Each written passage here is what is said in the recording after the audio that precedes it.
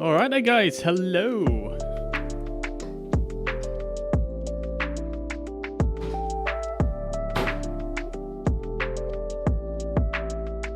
Good afternoon, or good evening, good morning, even wherever you are in the world. I hope you're doing well. Welcome to the stream. Should be a pretty cool one today. We're giving away a copy of Microsoft Flight Simulator Premium Deluxe. And I don't know if any of you guys have just watched the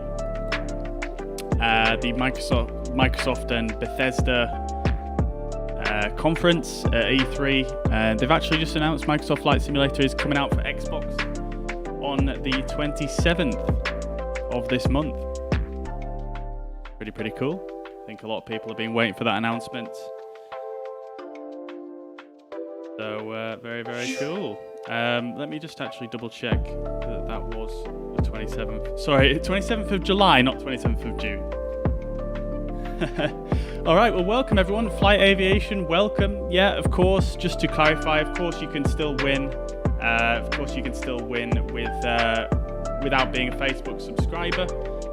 It just means my supporters who are obviously paying a monthly fee on Facebook, they have a few extra opportunities to win.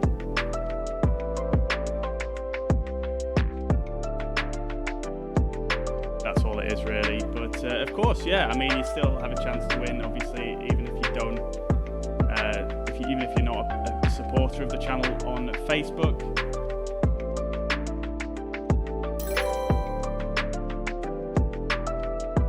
Hey Ian, thank you very much for your 5 months on Facebook on the supporters. Thank you very much, dude. And apologies, guys. I'm just trying to sort out a few teething issues with the frame rate. It seems like my stream's lagging a little bit here, so I'm just trying to get that resolved real quick.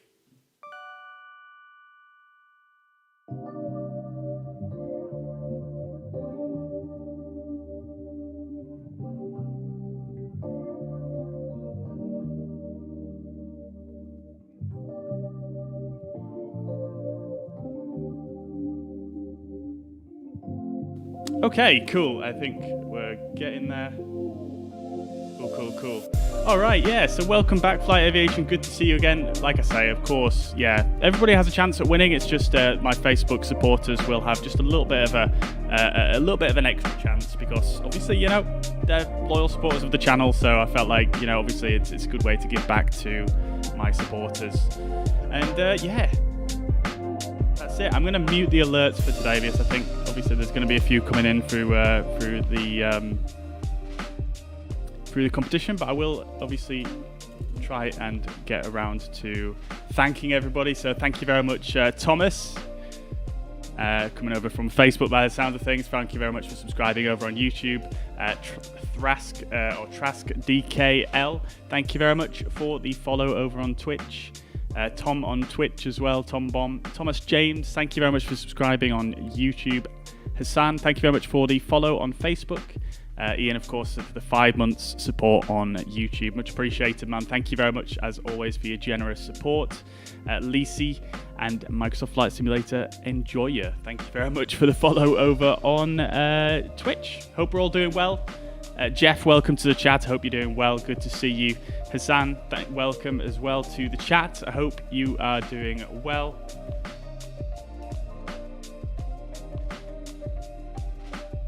I don't want this Thomas guy to use his alt because he has 2 same names. I'm not sure what you mean. I mean, people are allowed to get multiple entries if they join, you know, if they fill out the competition from, you know, the different platforms. So I don't think it's an alternate. It's just an account on a different website, so I won't worry about that. And the Gleam platform, it does have some built-in protections for people trying to basically scam the way to win. So yeah, don't worry too much about that. Ian, good afternoon. Hope you're doing well, brother. Good to see you. Peter, welcome to the chat. If I win, does that mean I don't have to do my real simulator check next weekend? I mean, I can't guarantee that. But I mean, I don't know. But best of luck anyway, dude. When will we roll? We're gonna roll at the end of the stream, dude.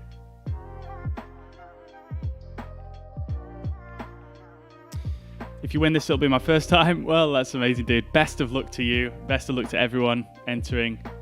And yeah, it's a really, really cool giveaway, I think, because, I mean, I actually won the code myself. I don't know if some of you guys may remember, but I actually won the Microsoft Flight Simulator Nvidia competition. So I won the 3080 along with the Simulator Premium Deluxe.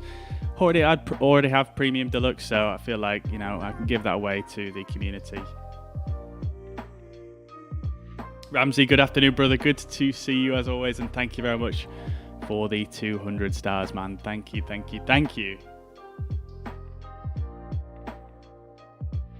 Just following the Gleam instructions. Yeah, exactly, Thomas. Yeah, don't worry about it at all. Yeah, exactly. Everybody has different accounts on different websites, and yeah, I wouldn't worry too much about people duping. Well, best of luck to you anyway, Flight Aviation. Let's get underway without any further ado here.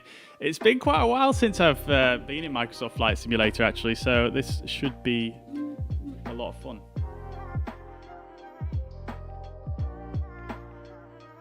All right, so we're going to do actually 3 flights today, and I've kind of handpicked these out of streams that we've previously done as being sort of some of my favorite approaches, really. And they are really, really stunning approaches, and I thought since we're giving away Microsoft Flight Simulator, we might as well show what it's capable of in terms of scenery and things like that. So yeah, I chose sort of 3 approaches that I think are really, really beautiful and a lot of fun. And as you can see here, we're loaded in currently at Tokyo Haneda. This is one of the handcrafted airports that was added in the Japan update. And yeah, it's very, very nice. We're going to be flying over to Hichichojima. I've probably butchered the pronunciation on that, as I probably did last time. And it's only a very short flight, less than an hour, just hopping over to a nearby island. And it has an absolutely stunning approach. If the weather is looking pretty crappy when we get there, I am probably just going to switch the weather over to something a bit better, because it is a really nice approach, and that's the reason why I picked it. In fact, I'll just check the weather right now, in fact. So, I'll have a look in a minute. And then we're going to be doing a second flight. Second flight is going to be from Vienna. Going to be doing an internal Austrian flight between Vienna and Innsbruck. That should be very, very fun. It's quite a tough approach there, so yeah, it should be a lot of fun. Very, very stunning scenery over the Alps as well, and into the Alps even. And it should be very cool, really. It should be very cool.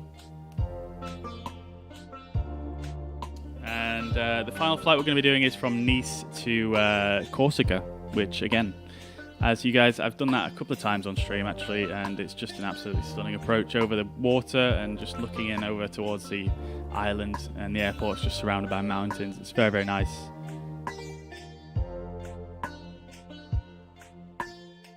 Stream's stalling on your end. Yeah, I think I've managed to fix that, so it should start. It should go away after a short amount of time, but I think it's just a network issue on my end.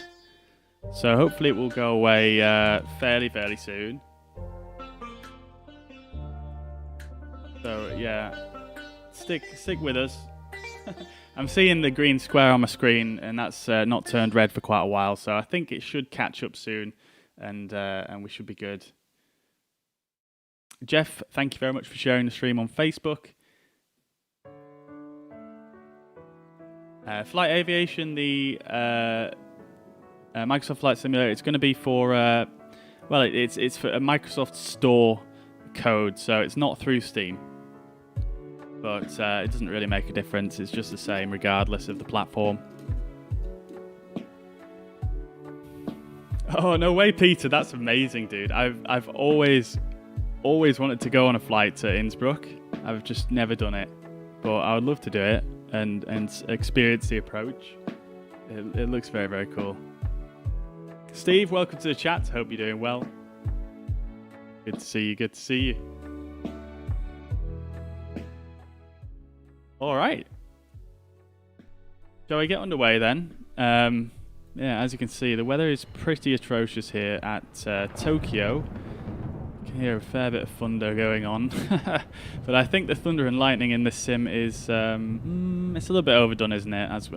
As we've seen in the past, especially in Japan. So yeah, let's get things rocking anyway. So let's get a jetway connected, and let's get the power on the way, as well as the baggage and the catering. And just whilst that all occurs, I'm going to open up self-loading cargo, and we're going to get that rocking as well. Oh no, I didn't mean to click that.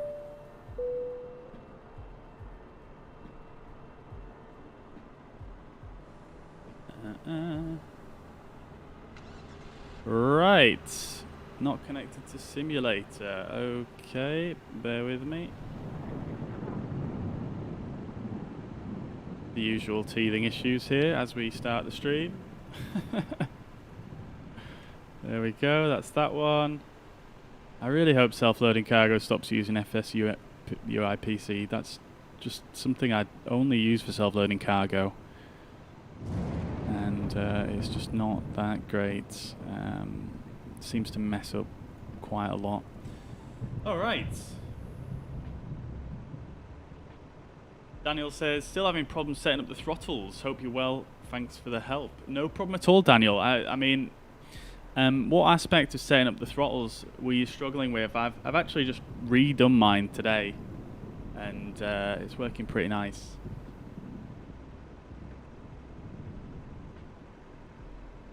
If I win, can I get Microsoft Flight Simulator tomorrow because it's 2 AM?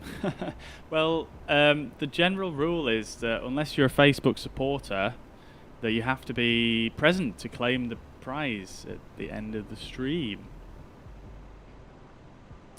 I think that's just one good way to do it. It's how I've done it in the past. So it all depends whether you can make it back at the end of the stream. But obviously, I can send you it whenever's convenient.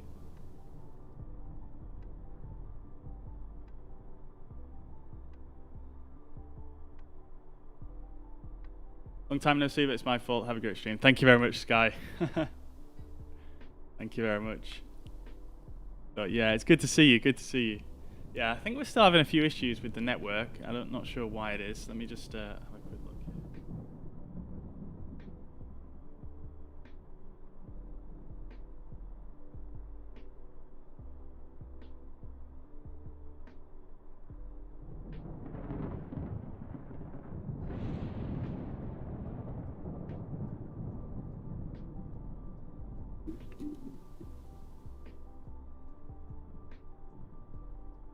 I'm just going to roll back on the bitrate for a little bit, guys. So hopefully the stream is a bit smoother.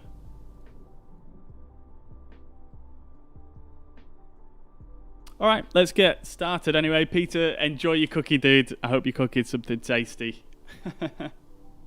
All right, so we are going to be all Nippon flight number 1892. We're going to be flying from Tokyo to Ichijochima.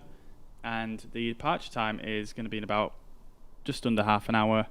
And let's click start flight. As you can see, flight time is under an hour, so it should be fairly rapid. Let's just leave the passengers there for now. So I'm going to stick that over there, and let's get started up. So battery master on for both batteries, external power on as well, and we'll get the nav lights on and turn the integral lights on above. No smoking to auto.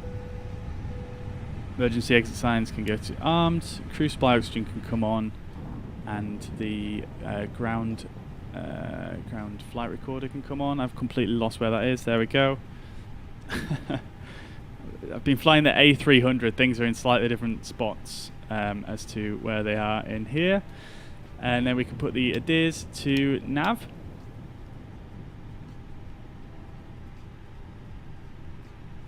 The other day saw a stream was having lots of issues too. What with the stream stuttering?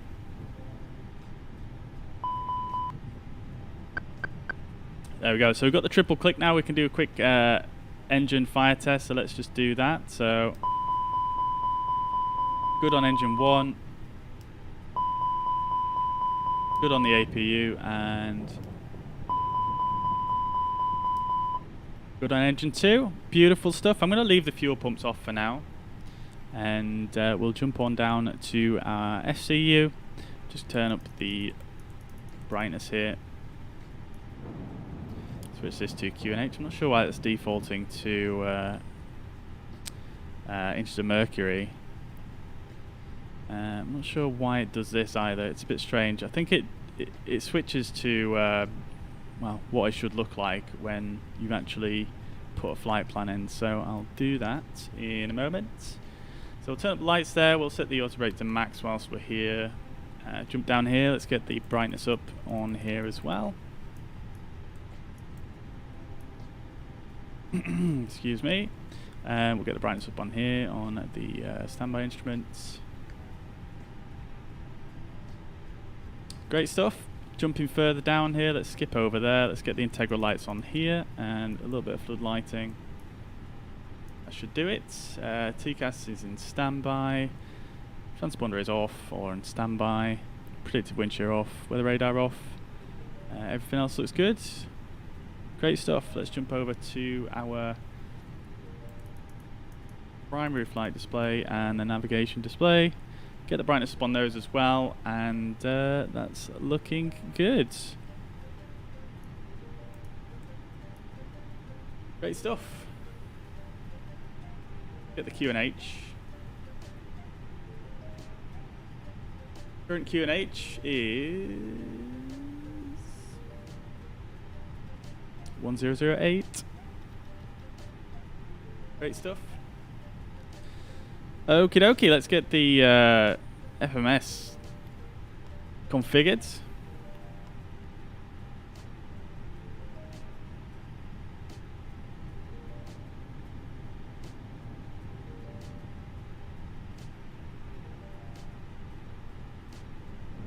Feel free to add us in Discord, Flight Aviation, but I'm not going to bend the rules for one person. The rules are obviously going to be what it is, as stated on the competition, unfortunately. There's always going to be somebody who's, you know, in the wrong time zone, and I've tried to schedule this so that, you know, as many people can take part as possible.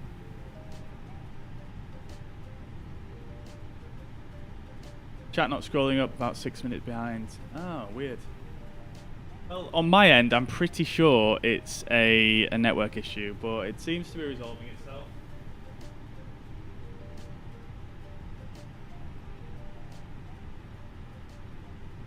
Yeah, my dropped frames doesn't seem to be going up anymore. I think it's just when I initially load in Microsoft Flight Simulator, it's because it's using a lot of network bandwidth. I think it's just messing things up a bit.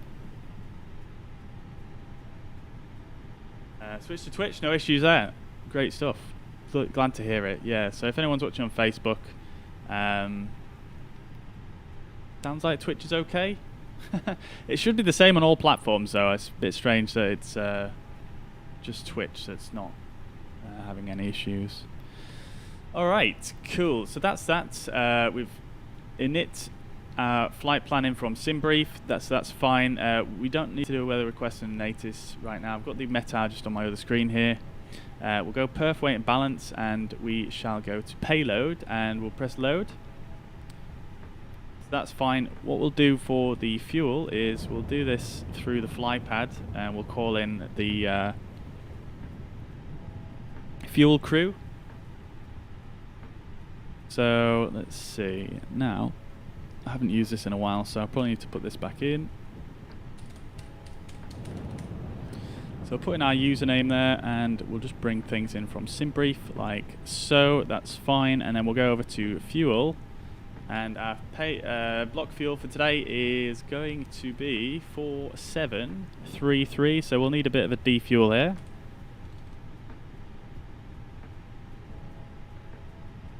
There we go, and we'll press reel and defuel. There we go. Okie dokie. So let's jump back down to the MCDU here. You can see refueling is ongoing. That's fine. What we'll do is, as well, on self-loading cargo, we'll say ready for boarding. I come crew, we're and we'll get people coming on board. You can open the doors and start letting the passengers on board. Thank you. There we go. Okie dokie. So back to MCDU menu. FMGC nav data is just about in date. What was that sound? What's that sound there? That was weird. Anyway, let's go then to our init page and init request.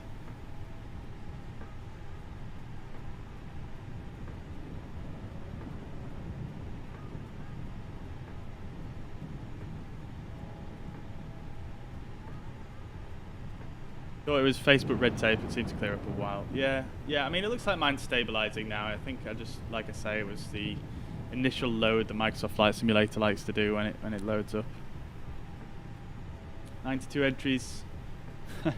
Well, I mean, if you entered all of the different entries that you can get flight aviation, then you know, you can earn yourself 10 entries by just doing the free ones. So that's 10 out of 90. Let me just have a look, see what's going on.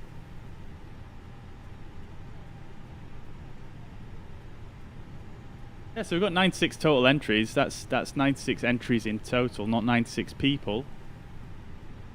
So, you know, one person can have multiple entries. So if you enter all the different things that you can do, then yeah, you get yourself a good chance. Sam, welcome to the chat, brother. Hope you're doing well. Good to see you. Okie dokie. So, yeah. Going from Haneda to Chichojima, probably butchering that. ANA 18982, cost index of 33, and the cruising flight level is 240, tropical pause 42990. All looking good. So let's go to our flight plan, and we're going to set a departure from Tokyo Haneda. We're going to be going for 16 left, which is here. Just double check the winds. So the winds are currently 180 at 5 knots, so that's fine. Good. Cloud ceiling looks to be at excuse me, 12,000 feet, so we should be able to break through the clouds. I really hope the weather is better where we're going.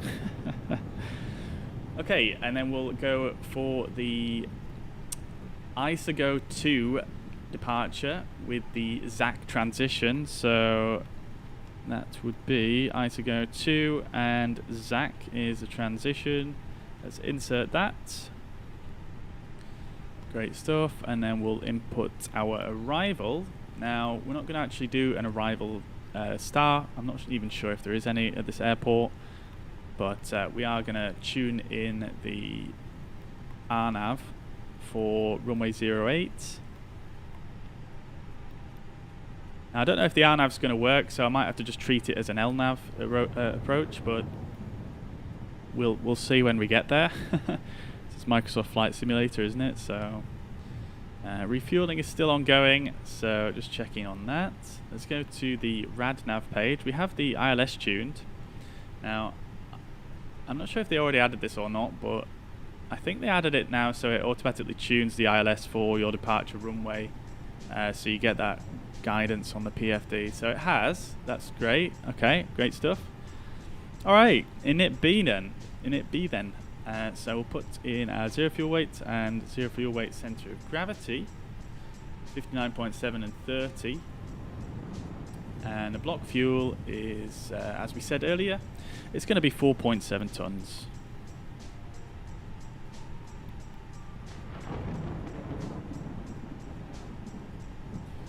Farid, welcome to the chat from Malaysia. I hope you're doing well. Good to see you.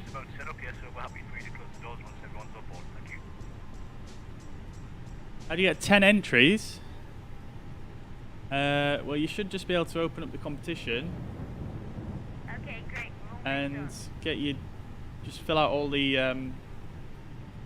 whatchamacallit, the different entries, and you should be good. I'll show you real quick. But I do want to get underway here, so if I bring the giveaway up like so, obviously enter in your username. So Bobby, it doesn't count my vote, so don't worry about this because I created it.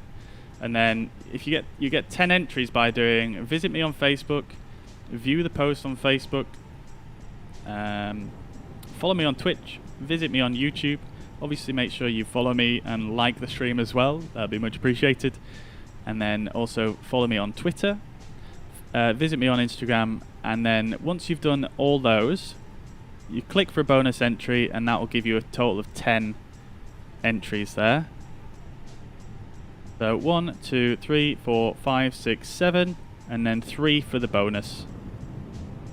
And then if you keep watching the stream as well, I'm going to reveal a secret code a little bit later on in the stream, and that'll get you another 5 entries as long as you've done 6 other. So so yeah, that's it. Alright, our average wind component is 3 knot headwind, so let's put that in. Tax fuel 0.2, that's good. Final reserve 0.9. I'm not sure if it actually brings in the fuel information from SimBrief or not. I can't remember.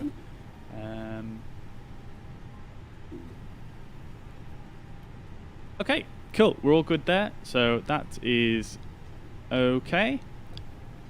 Let's go to our fuel prediction. Just get our CG 30.2. I'm just going to set that on the trim here. And then let's go to our perf page, fill out. So we're going to go flaps 1 for takeoff. That's the flex temperature. Let's not do that. Flaps 1 there. And then we're going to go 55 degrees of flex. And the transition altitude in Japan here is 14,000 feet. Stick that in there, and then we'll get our V speeds 3.1, 3.2, and 3.6. Okie dokie, 74 passengers still boarding, and we're looking good.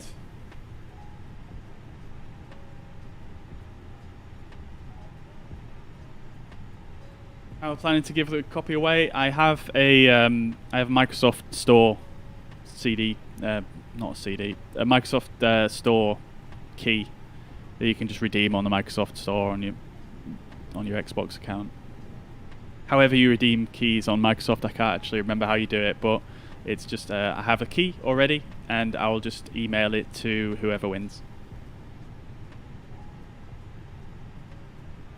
Melvin, welcome to the chat. Hope you're doing well. Good to see you. It's been a while. How do you get the cameras to move freely around the cockpit?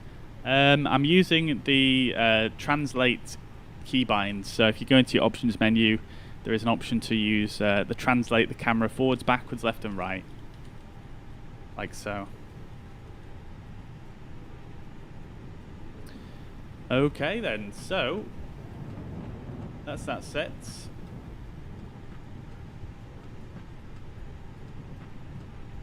Keeping an eye on the stream, making sure it's not lagging. It looks like it's okay. Alright, I'm going to move this off the screen for now. Farid, thank you very much for the follow over on Facebook. Hope you're doing well. Good to see you. So we've got the heading and speed now in managed. Our initial altitude is going to be...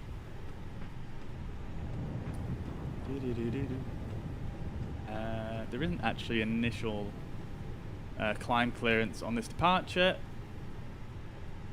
Oh. Interesting. I've just noticed. That's weird. Yeah, SimBrief is given a prop only departure for me. That's a bit weird. Alright, let me just see if I can fix that then.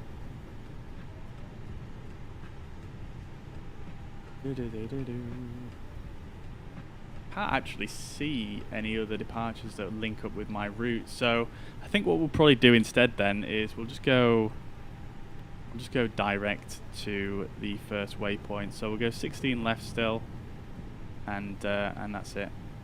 We'll just insert it like that, and then should go direct to Zach. There we go, and that should work out quite nice because that point is we're going to be taking off 16 left and going to the south, so that should work out quite nice. Let's have a quick look on the plan view then and see if that's all panned out.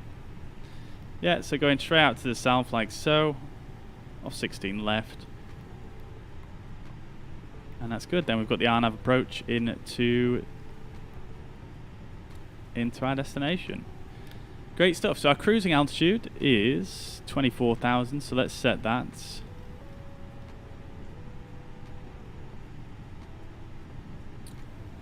Flight level 240. Refueling is done, so let's stick seatbelts back on. Alright. 38 more passengers remaining. I'm going to turn the fuel pumps on now and we'll get the APU warmed up.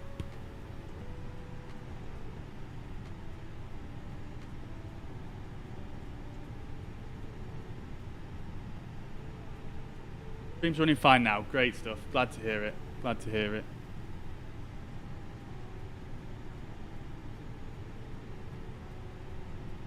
Your graphics card looks great. Yeah, I'm really impressed with it.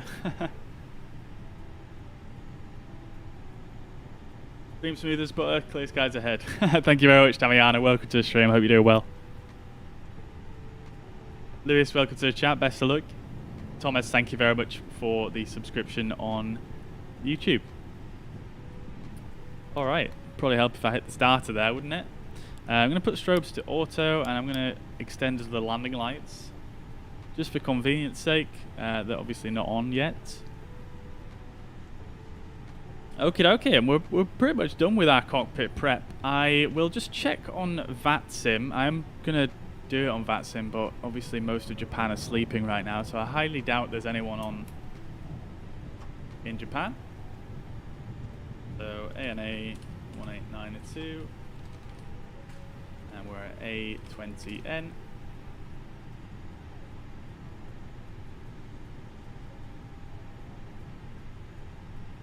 And apparently we're on mode Charlie already. Oh, that moved over on its own. Huh. Thought I heard a little click there. Alright, cool. So yeah, we're on VATSIM, and as expected, there's no one online, so that's fine. No issues. Alright, so whilst we wait for the final few passengers to board here, let's do a bit of a departure briefing. So we're not actually going to do this departure because it, if I show you it here, it says here for prop aircraft only. So yeah, we're not going to do that one. That's not applicable to us. So I'm actually going to go and just clear that off. So our actual routing is basically that. So we've got no start and no SID, which is fine. It's only a very short flight, and we're basically just going to be departing out to the south, direct to ZAC, this Oshima VOR, and then, or is this a? It's a TACAN or a Vortex. That's it. And then we're going to be going to the south, and then into Hachijojima. We're going to be doing the RNAV 08, which is going to take us out on this side and in, which should be pretty cool. We've got no SID to brief, but we'll just brief the taxi very quickly. Pretty straightforward. We're not too far away. 16 lefts here. We'll push back and taxi on up Charlie 14, and onto the runway, and take off to the south. So pretty cool. We're going to be overflying this runway down here, which is quite cool. And then we are going to be, as we said, departing en route, and I'm going to just very quickly brief the approach because this is a very short flight. And yeah, we're going to be starting the approach at Sango, which is our initial fix, and we're going to come in through Ajari, Tango Hotel 851, Tango Hotel 852, which is our final approach fix, and then we're going to be descending on the 3-degree glide path. I'm not sure if the glide path's actually going to work for the RNAV, but we will see. And that is going to be from, it doesn't actually say the altitude, does it? That's a new one. So the final approach point is actually, sorry, it's Ojari is the final approach point. So we need to be a platform altitude of 4,400 by then. So we'll see if the final lap mode works at that point. That'd be quite interesting to see if it'll do this turn as well. So we'll give that a try, but if it doesn't, no worries. Sorry, it does say the altitude here, doesn't it?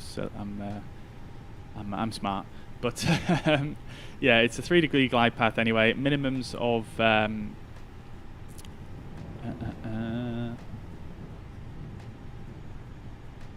well, minimums of 806. We are gonna have yeah, probably the best required navigational performance as possible. So we'll go with 806, and that's it really. It's pretty straightforward, fairly standard RNAV approach, and then there's not really a taxi to brief our arriving airport because it's extremely small airport. I just hope the weather clears up on the way.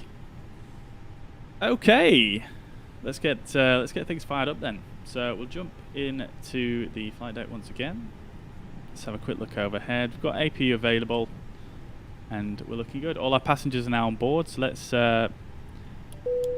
not do that. Let's let's get the jetway out of the way. So we'll get the jetway. That's going to close the doors for us. We can also just check on the electric page, just make sure the APU is all fired up, and we can go ahead and turn the external power off. That's going to switch over to the APU, supplying both AC buses there, so that's great. And we can actually send the power car on his way, and we can start getting the tug on the way, I think. Parking brake is engaged. Let's get the tug on his way. Nose wheel steering disconnect. We can start the APU bleed. We'll turn the beacon light on. Ladies and gentlemen, good afternoon. Welcome on board the aircraft.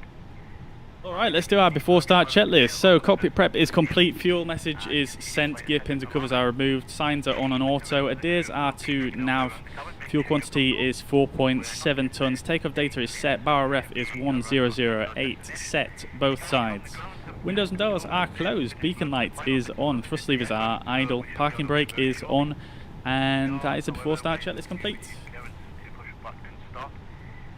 Nige, good afternoon, mate. Good to see you. Hope you're doing well. Welcome to the channel and the chat. Thank you very much for the subscription, dude. Lewis says, will the random code for the extra entry only appear in the Twitch chat? The extra code will appear in all chats at the same time. So, yeah. Don't need to worry about looking anywhere specific. It will go into all chats at the same time. I'll post it personally myself, so you'll see it. Alright. Great stuff. So, we should have the tug connected now. Looking good. Alright. Release that parking brake. And I feel like I'm forgetting something here. I feel like I've forgotten something, but I don't think I actually have. Alright. Let's go.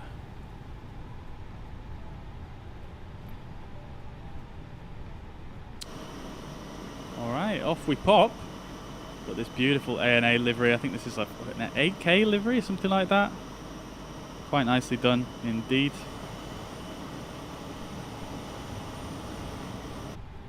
Alright. Let's get the mode selector to... What the heck is going on over there? Okay. He's just acting like nothing happened. Alright, so engine mode selector is to start. Engine 2 start. Start the chrono.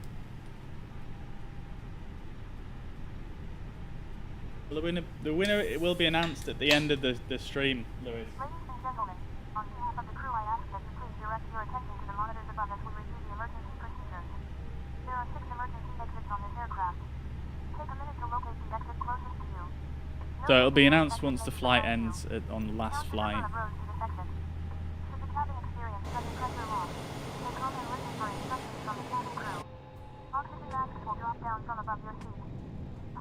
Got left engine spooling up there.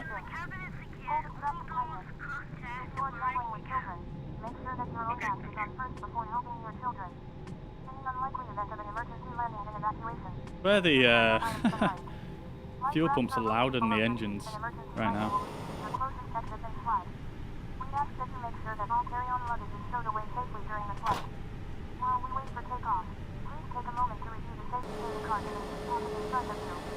Thank you for your attention. We hope you enjoy the flight. Alright, let's make a bit of a left turn here. Completely forgot about that. I have to steer the tug in this sim. I'm so used to doing X-Plane. Alright, so we've got 19.9 on the N1 and looking stable on the right engine. Let's just make sure we are paying attention to what the tug's doing here. And we'll start engine 1.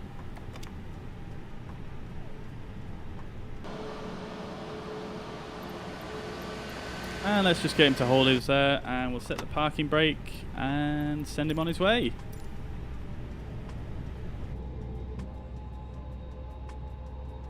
I've realised I forgot to put the ANA sound pack on.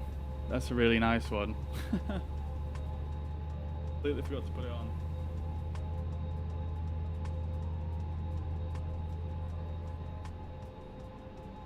Mohammed, thank you very much for the follow over on Facebook. Much appreciated.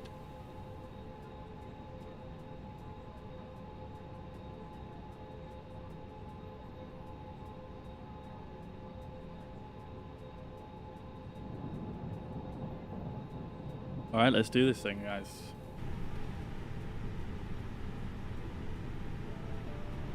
Got the chrono for that second engine. Bit late now.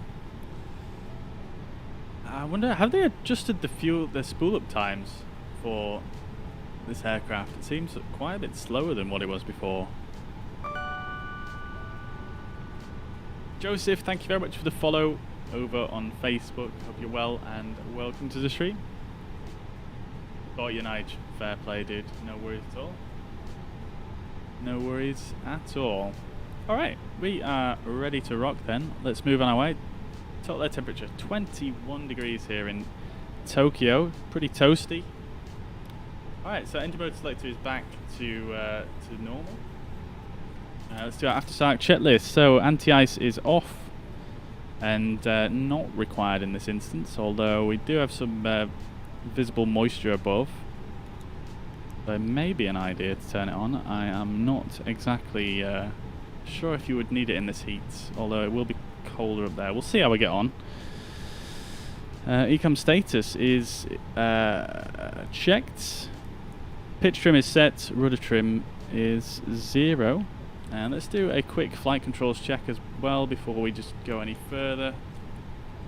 So full left on the ailerons, full right and neutral, full up on the elevator, full down and neutral, full right on the rudder, full left and back to neutral. Okie dokie. Off we pop. Parking brake released.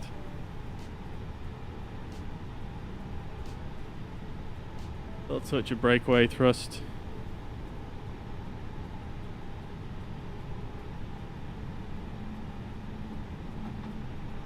And we're going to go straight forwards here and take the second left onto Charlie.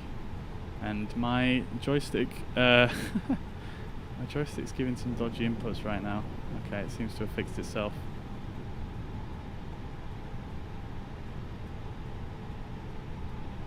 There we go. I do one of those 30-minute or 60-minute and a few touch and go real flights locally near Yeovil. Yeah, it sounds good, dude. Sounds good. Why not? Why not?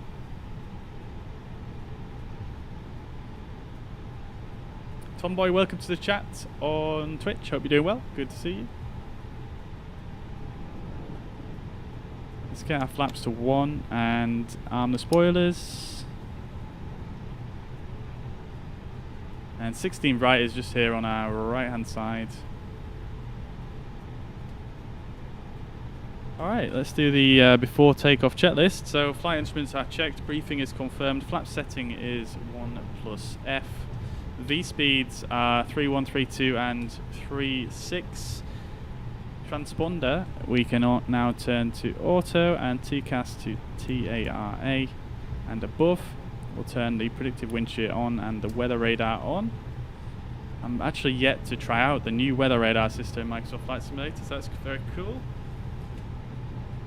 Let's just get the ECAM memo cleared here, so ground control can come off, we'll ping the cabin, and we could definitely too with turning our nose lights on.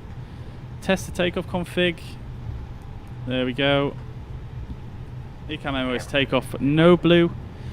Takeoff runway is 16 left, cabin crew is advised. TCAS is TARA, engine mode selector is in normal and packs are on.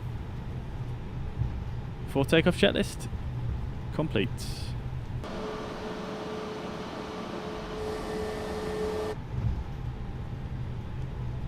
Jet, welcome to the chat over on YouTube. I hope you're doing well. Good to see you. Alright then, let's get lined up on the runway. This thing picks up speed rapid. I forget how quickly it accelerates on idle thrust on this aircraft. I could really do with fixing that camera as well. That's so jarring. Alright, I think we're second right here if I remember correctly. Yeah, we are. A little bit of braking here to slow down for this turn.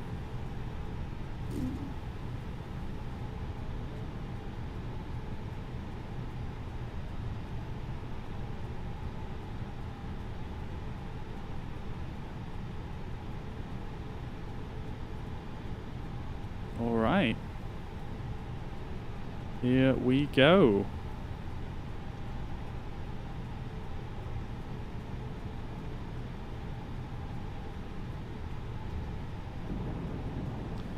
Lazy turnaround here,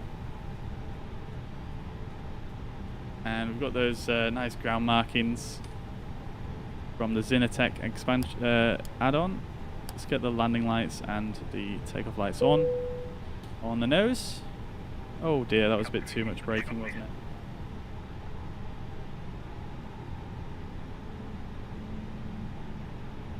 Tokyo traffic, all Nippon 18902, runway 16 left, lining up and taking off. Still on VATSIM. I do need to remember that even though there's nobody here.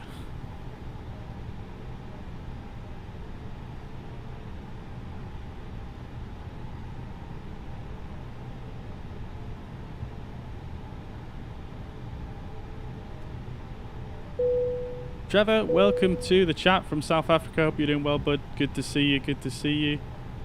Alright, nose wheel steering is so sensitive on this, I forget.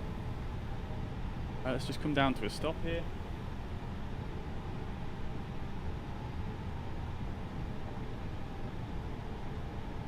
Alright, just going to turn the music down for the takeoff.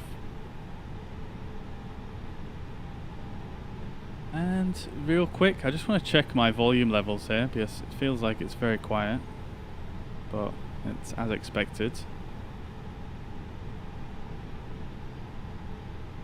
Okay, let's go. So, side stick a little bit half forwards. Let's spool those engines up to 50%.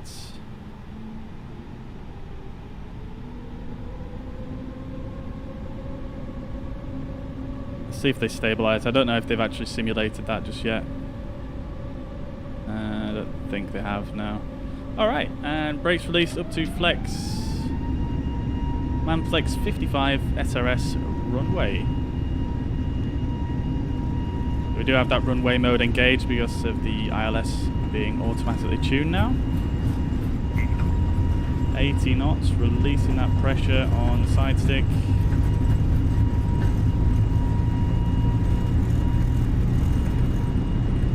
V1 and rotate.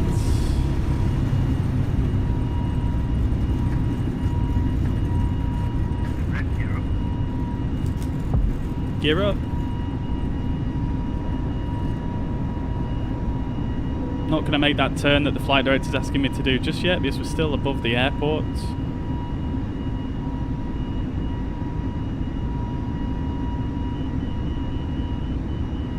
The outer marker now, so let's start the right turn. Lever climb, thrust levers back to the climb detent, and we're going to lower that nose and just follow the flight directors on this right turn here.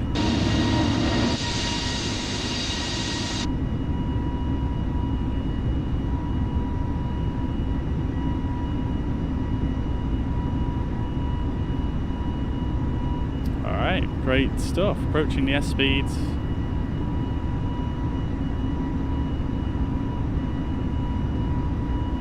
Alright, S speed, positive trend of speeds. Flaps up. There's Tokyo shrouded in cloud.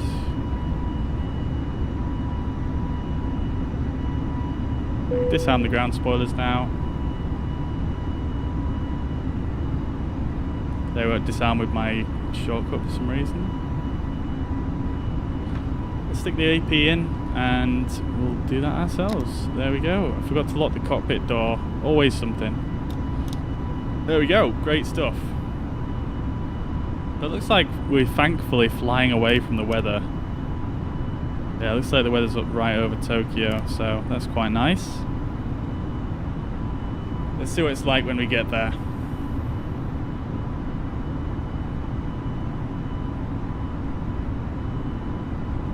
Yeah, oh, we've got a nice little bridge right down there. Beautiful. Now I've got downtown Tokyo. Look at that. Wow. Very nice.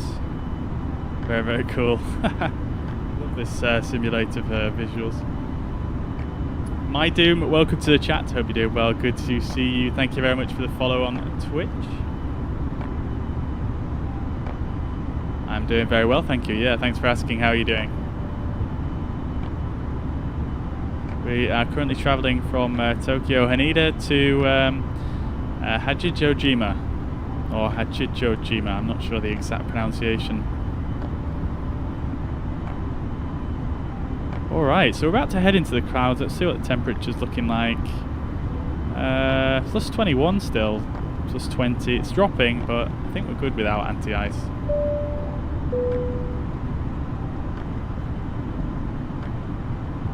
Okay.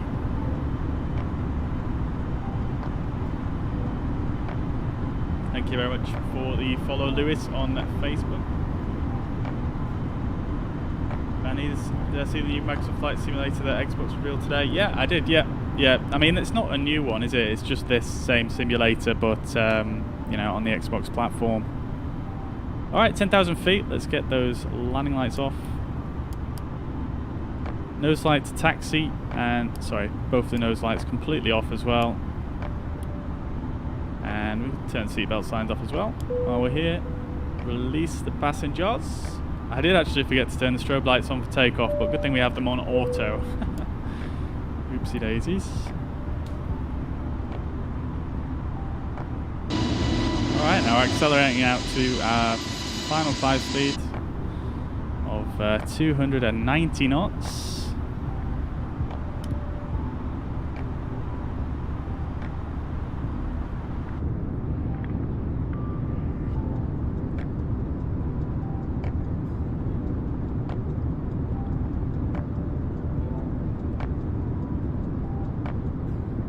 Played Microsoft Flight Sim, so I'm just watching. Well, I hope you enjoy, dude. I hope you enjoy. Trevor, best of luck as well in the giveaway. Best of luck.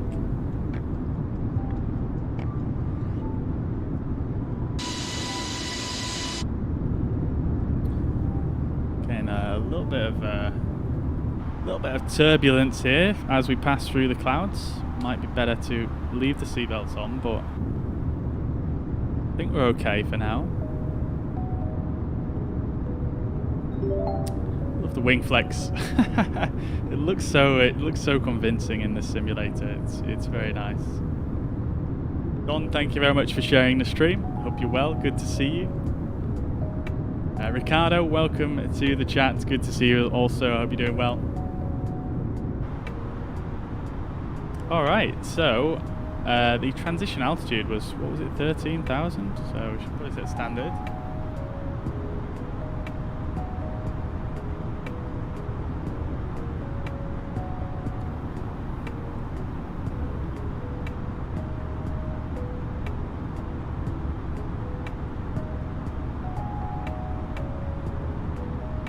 Oh, it's 14,000, wasn't it? But either way, we are above that now, so we'll set standard. And it's getting a little bit bumpy in these clouds. Let's just put the seatbelt signs back on preemptively.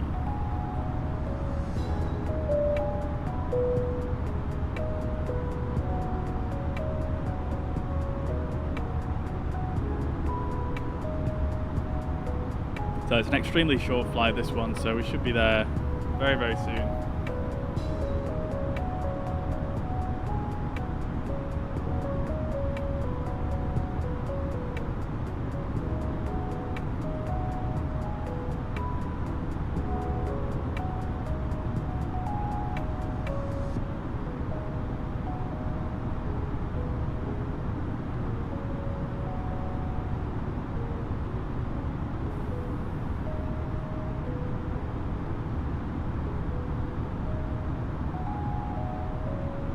Alright, well, it looks like we've got a bit of weather on our sort of departure, our destination approach path.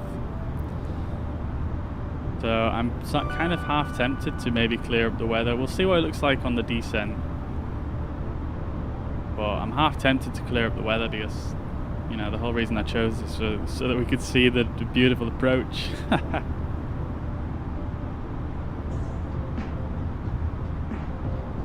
Heading to 35,000? No, we're not. We're going up to flight level 240, 24,000 feet for this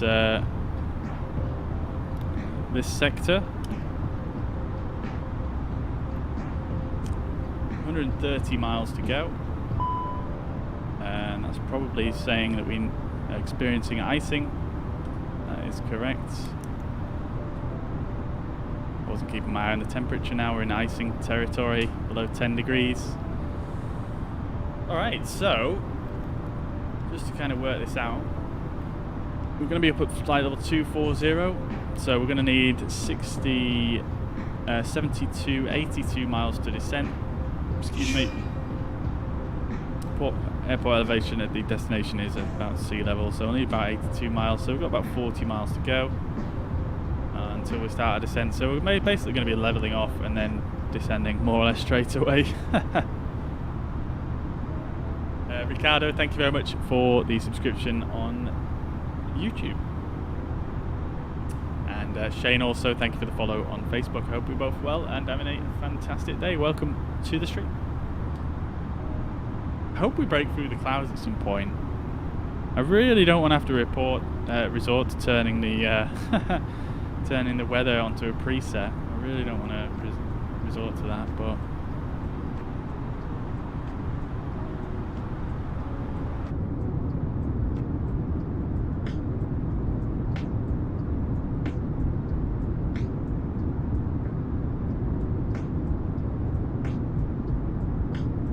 might have to.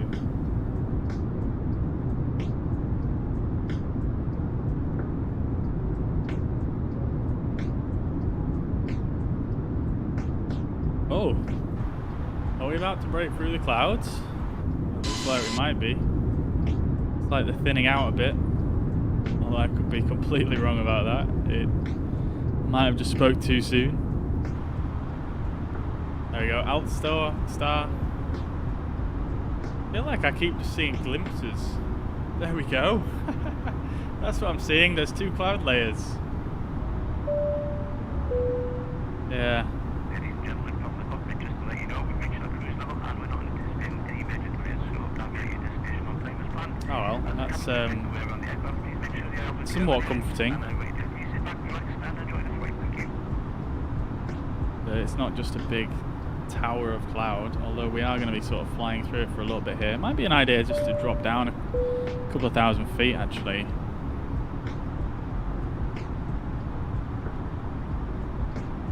Let's drop down to 22 and see if we can kind of fly between these two layers here. Even though that's probably still not the best. Probably better to climb really, but I think we don't really have enough time. It's such a short flight. Let's go TCAS to below now. And we'll turn the seatbelts off. I'm going to keep the anti-ice on, I think, because of all the clouds. Oh dear. That was some lightning right there. I feel like we're right in the middle of a storm, potentially. Winds are pretty light though, 20 knots from the right. From the west even.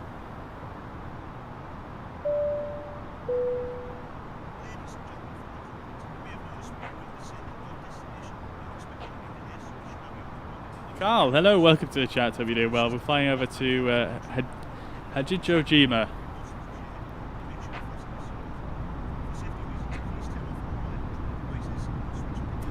Okay, so we could do with sticking in Perth. Now, unfortunately, we don't really have any way of getting that weather information because there's no METAR at our destination here. So I'm just going to check online. I suppose we could maybe try the in-game ATIS, see if that actually works. That might actually help us out for the first time ever.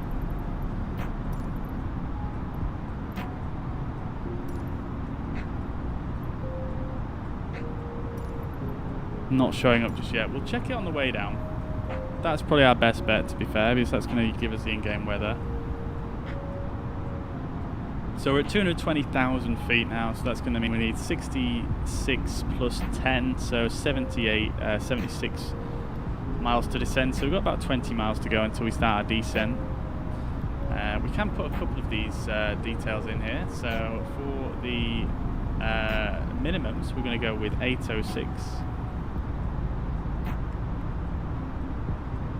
Transition again is going to be 14,000, and the rest we shall leave until we get a bit closer. And we've set up our arrival already, so that's all good and well.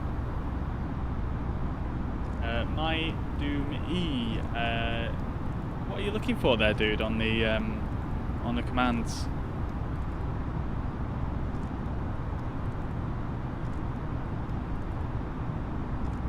I think we do have some old commands that I haven't done anything with in a while, so.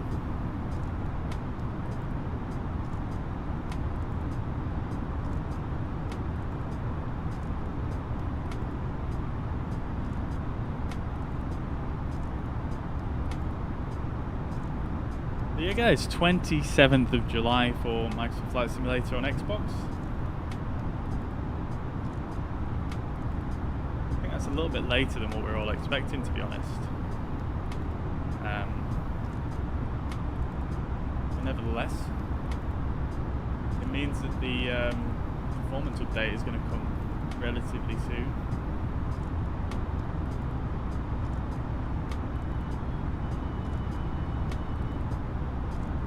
Although I suppose knowing Asobo, you know, it could still come in July, couldn't it? So who knows?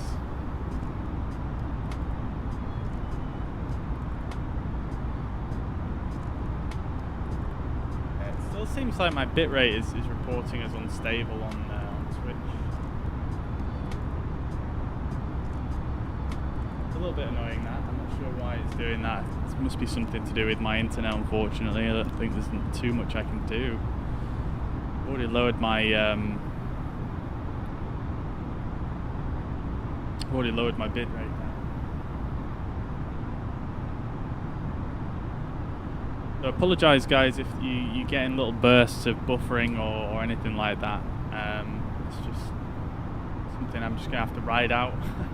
Hopefully it will improve over time.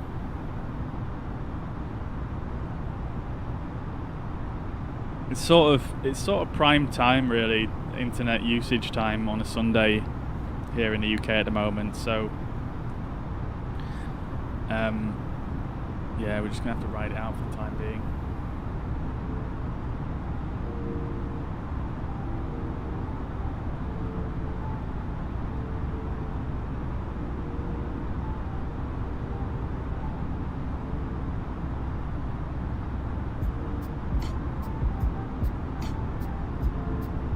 Okay, so we're going to start our descent now.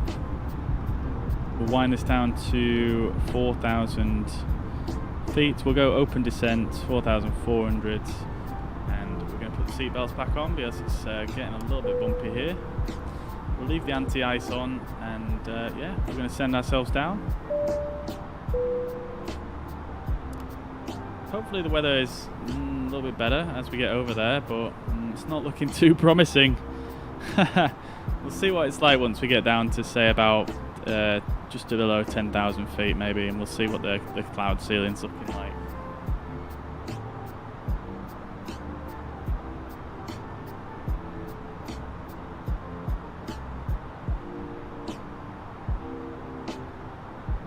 So, looking at the weather.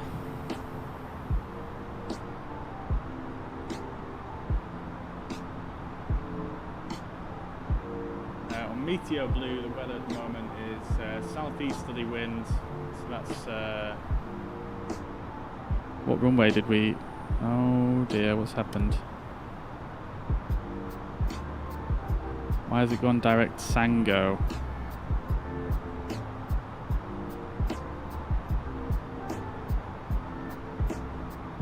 That's a bit strange. It's just skipped a waypoint. We'll go direct Gyogen.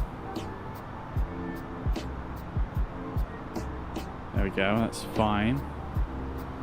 Gyogen Sango, that's fine. Okay. Yeah, so the winds are southeasterly at 6 to 8 miles per hour. This is not a METAR I'm looking at. I'm just looking at the actual just normal weather forecast because there's no METAR at where we're going. So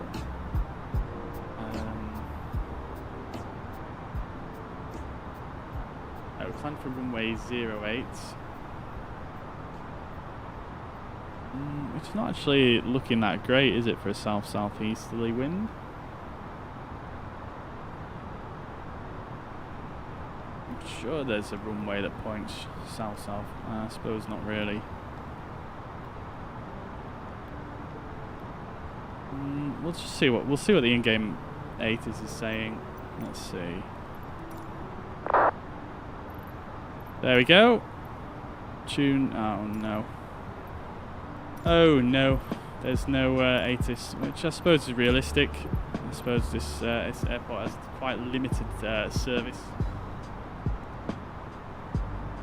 Temperature's nice, 23 degrees, nice toasty. Precipitation probability is 25%, so we would definitely expect some clouds. Yeah, there's just a lot of cloud over Japan at the moment, so. Yeah, we get on anyway. If the cloud base is really low, then we'll clear it up. But I want to try and stay on live weather if possible, because live weather is, you know, just better in this sim. Now is it in the UK? It is 20 past 8 in the evening.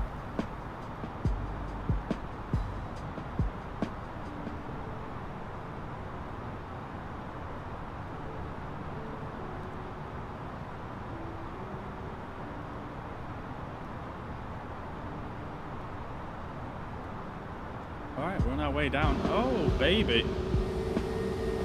Little break in the cloud there. So you can see this lower cloud base is it's a bit more scattered, so that's good. We can see the sea there below us.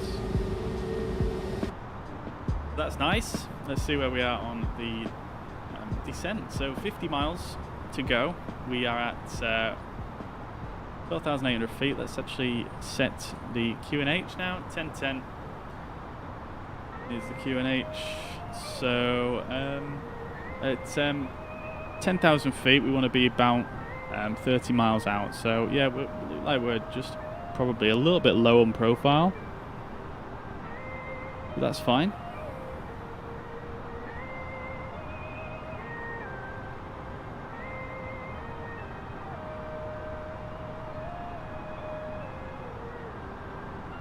Also have to remember we're going to slow down when we hit 10,000 feet as well. So. Oh, nice. It's clearing up, actually. It's not too bad. Look at that. There's our destination in front of us. So we're going to come in and go around the backside and in from the other side.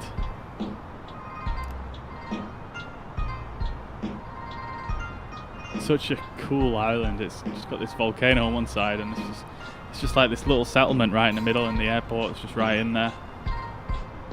Alright, so we're about to hit 10,000 feet anyway, so let's get those landing lights and the nose lights on. What temperature are we on? We're on 17 degrees, so let's get the anti-ice off now. And looking good. Yeah, great stuff.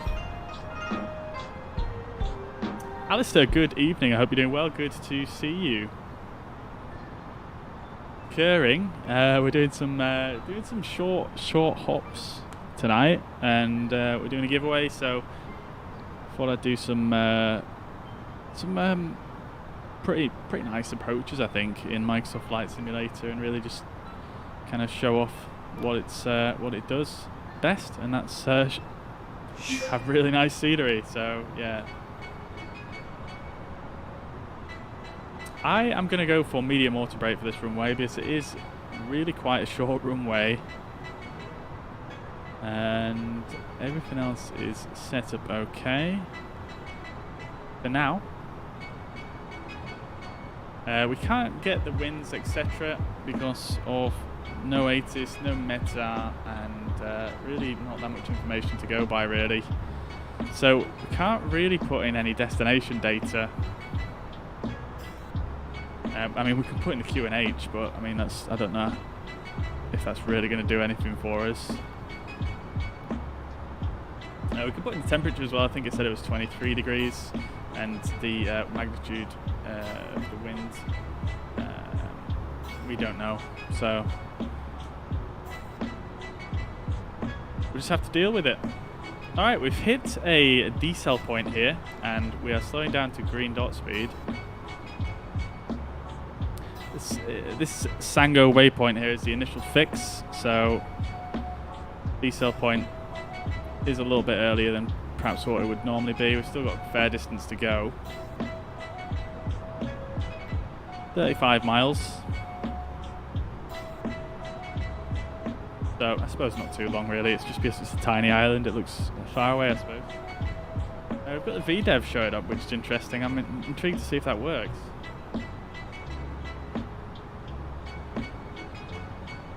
Jay, thank you very much for the subscription on YouTube. Hope you're doing well.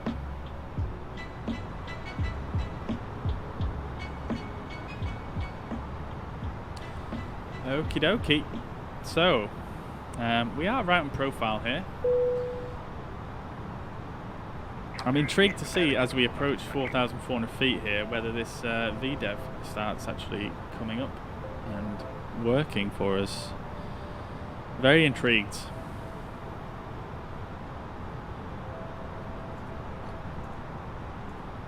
Almost looks like we're not moving out the window.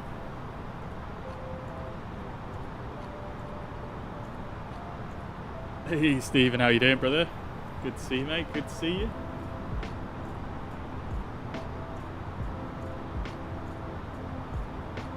Alright, I'm going to keep a close eye on this to see what it does.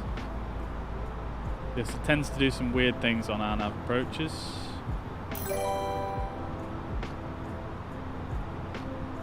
Hey, Stephen, thank you very much, dude, for the 5-month support over on Facebook. Much appreciated. Thank you. All right, so just trying to determine what waypoint it's going to next. It's going to TH851, which is actually the second. It's like it skipped another waypoint. It's so strange. I'm not sure why it's doing this. But I mean, it's more or less the same track as what we wanted anyway. So I'm going to let it do that.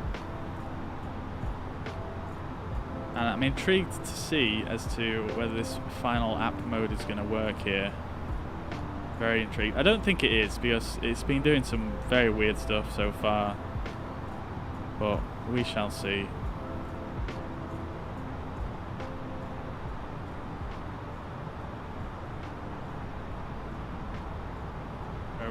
We are currently on the approach to, and people keep asking me this, and I'm absolutely terrible at pronouncing the place we're going. We're going to Hachijojima. This island right here. Just off the coast of Tokyo, or Japan, should I say.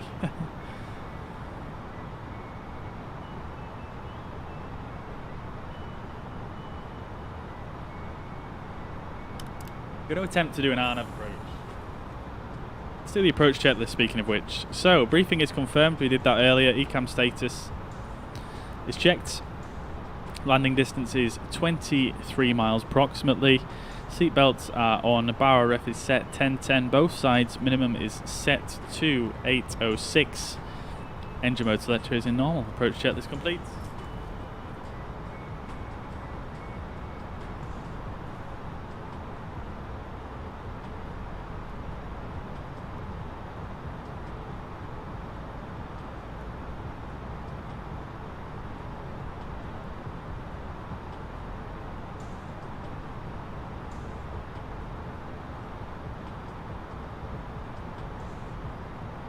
Okay, here we go. Leveling off at 4,400. So that VDEV should actually be above us right now. So it doesn't look like it's going to work properly. So yeah, we'll see what happens here. But that's a good level off. I think we are right on profile, more or less. 20 miles from the destination.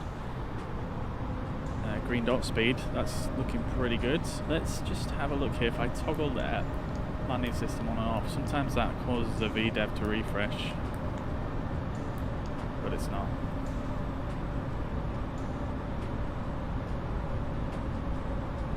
Okay. Nevertheless, let's get let's just chill for a minute.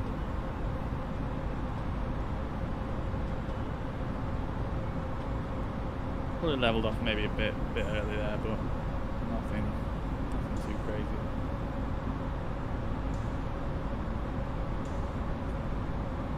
Love to do a few days in Japan on 6.2, mostly be able to see other people. Possibly, yeah. Yeah, I think I'd be the same. I'm 5'11", so yeah, I think it'd be quite a similar story. But nevertheless, Japan, it looks like an absolutely stunning country. I'd love to go there.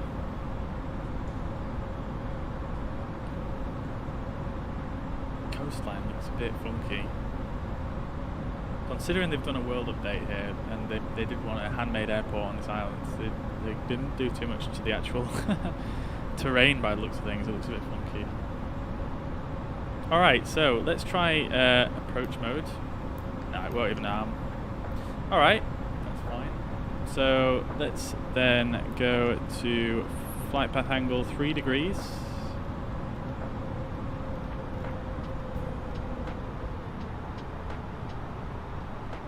And we'll get flaps 1 out.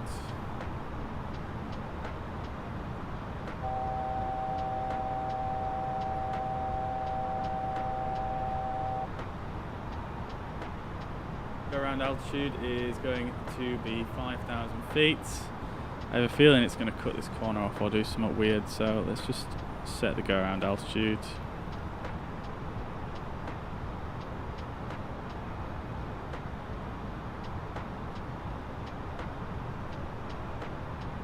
I'm not slowing down too quickly here, so I'm going to use a little bit of speed brake here. Once we get flaps 2 out, I think we should be good. I probably should have configured a bit earlier there. I kind of put a bit too much faith in the final lap mode working. Alright, 9 miles to go, 3,000 feet, 3,200 feet even.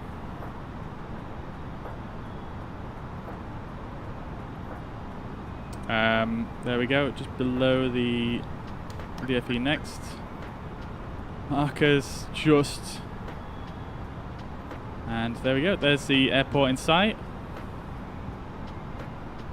So as we approach this final approach fix here, we should be at about 2,200 feet, 2,175 even. So we're looking a little bit high. It's going to just miss that waypoint off completely, isn't it? Yeah, it is. Okay, fair enough. What is it like?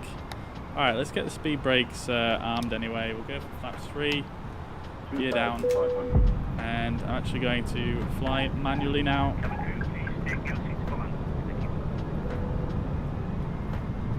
And we're going to go for flight directors off, and I'm going to use the bird to bring us in here. So we've got gear down, flaps 3, we are slowing down to our final approach speed. And I'm just going to fly this visually. So we've got 3 whites at the moment.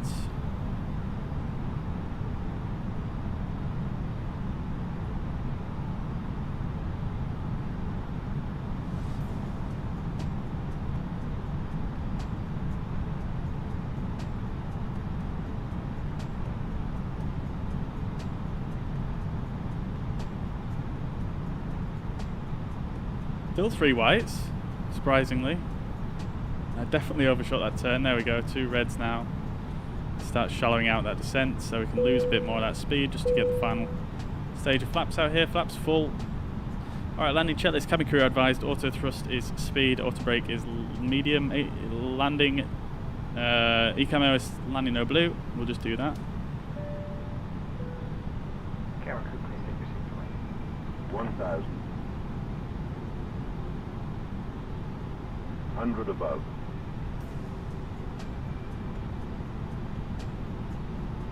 Minimum. Turn. Minimum's landing. Alright, let's shallow out that descent rates. Definitely probably going to go 3 reds now, I reckon. Maybe not. 500. Get on that centre line. 400. 300. 3 reds. 200. Looking good.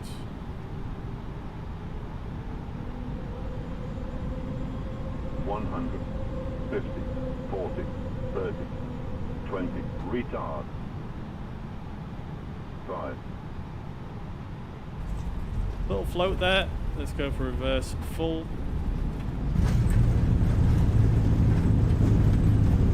But nevertheless, that was a very safe landing, I think. Still within the touchdown zone, slightly off centre, but nothing too major.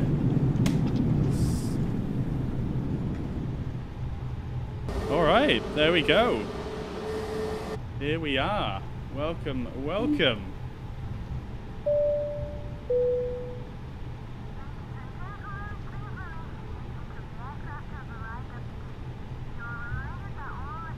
Woo!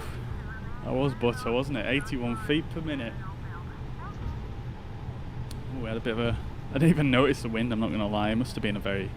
I mean, it's saying here about 6 knots. What? 6 knots crosswind? Just under?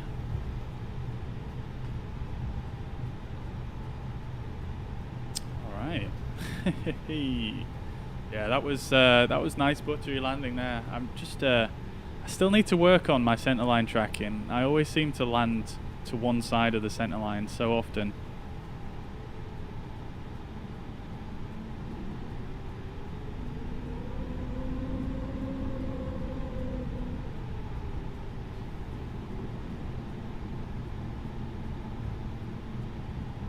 Alright, let's get those spoilers disarmed, flaps retracted.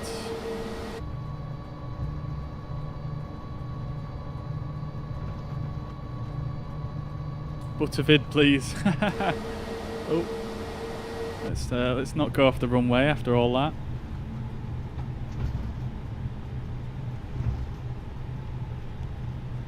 Lewis, yeah, well done. You were the only person who guessed it, weren't you? So, what do you get? Unfortunately, nothing for guessing the landing rate. As much as I would like to give something away for every person that guessed the landing rate correctly. Sorry to disappoint.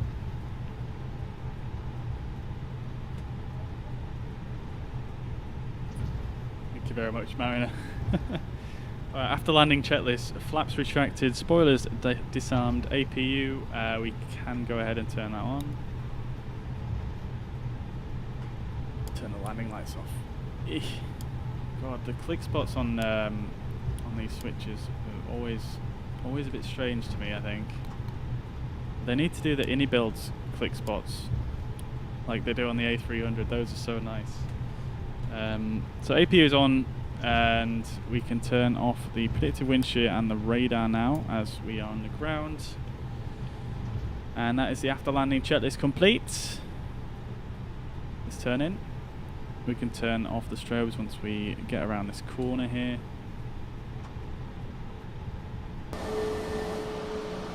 Yeah, I feel like my centerline tracking's all over the place today. I'm just, yeah, I don't know why. Alright, here we are. I'm not going to follow that line all the way around because I need to turn the lights off. Let's get those nose lights off as well. and too much braking.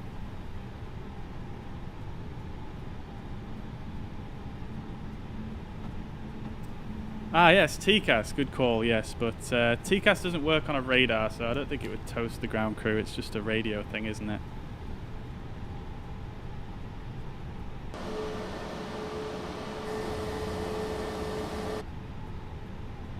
Oh, we've got a marshal it.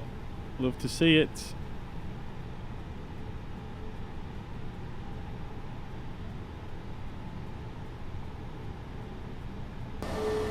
We're actually on the line here. We are actually. Oh, listen to those engines.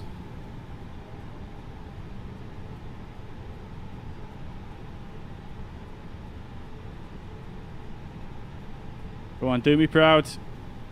There we go. Okay, parking brake is set. Start the APU bleed, and don't really need it, do we? Back external power, but let's get those engines off. And we're going to be interrupted by that. Let's see. N1's below 10%. Let's turn the beacon lights off. Everything else can stay as it is. We shall turn on the external power as well. Fuel pumps all off. And we shall get the jetway connected. And we'll get a full complement of ground services. Let's turn off the seatbelt signs.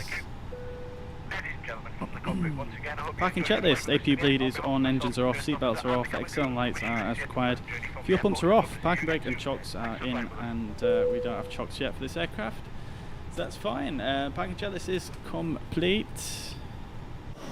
Alright, there we go. Welcome guys, welcome to this beautiful island. I love this scenery as well, it's so well done. See what the passengers have to say. Oh, there we go. A bit too smooth apparently. A bit too smooth. Can't win, can you? You just can't. While we wait for the passengers to disembark, let's have a quick look at the landing report on the Sim Toolkit here. 81 feet per minute, 1.43 Gs, 128 knots, and yeah, a little bit of a float there, but I mean, I think we're still within the touchdown zone roughly. We're just maybe a little bit long for this short length of runway, but other than that, pretty good. Centerline deviation 31 feet, so I mean, not brilliant, but not the end of the world, I suppose. We were still on the runway. 0.18 roll, so that's pretty good, and the heading was 1.5 degrees off to the left, so yeah, I mean, that wasn't too bad, but nevertheless, I'll take it considering I've not flown this sim in a little while, or this aircraft. I'm going to take that. Is it rudder control for centerline tracking?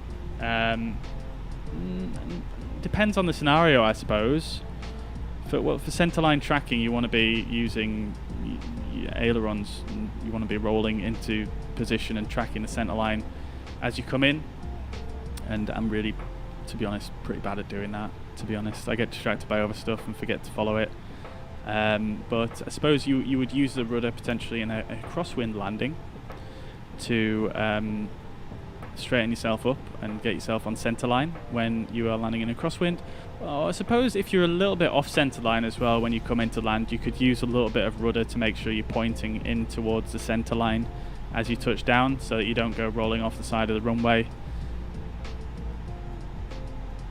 Dave, good evening. Good to see you. Hope you're doing well. Good to see you, dude. Ian, welcome to the chat. Hope you're doing well. Good to see you. Good to see you. When is the draw? Not for a while yet, so I know you haven't missed it. Ninja, welcome to the chat. Hope you're doing well. Good to see you. Hope you're good. It has been a while since you've been here, yeah. But yeah, good to see you nevertheless.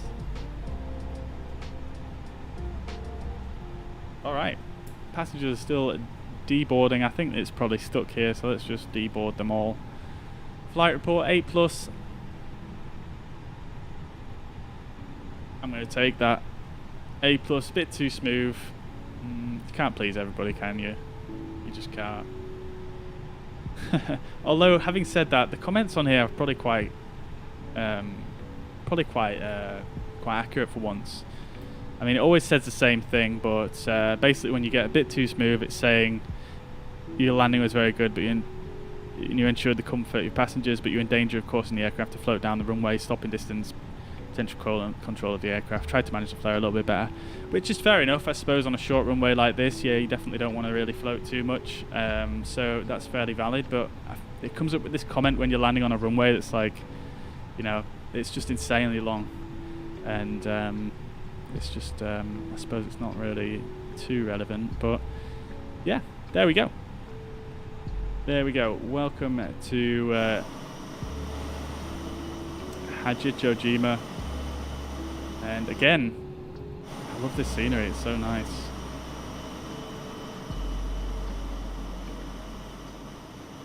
Love the texturing on it, it's just so believable, I think. So good. And it's just little small airports, so I suppose they've got a lot more time to spend on little details. They've even got a bit of lighting on this. A little monument outside. Yeah, it's just really good. I think this is one of the good free Asobo ones, even though I believe it was actually Gaia Simulations who did this.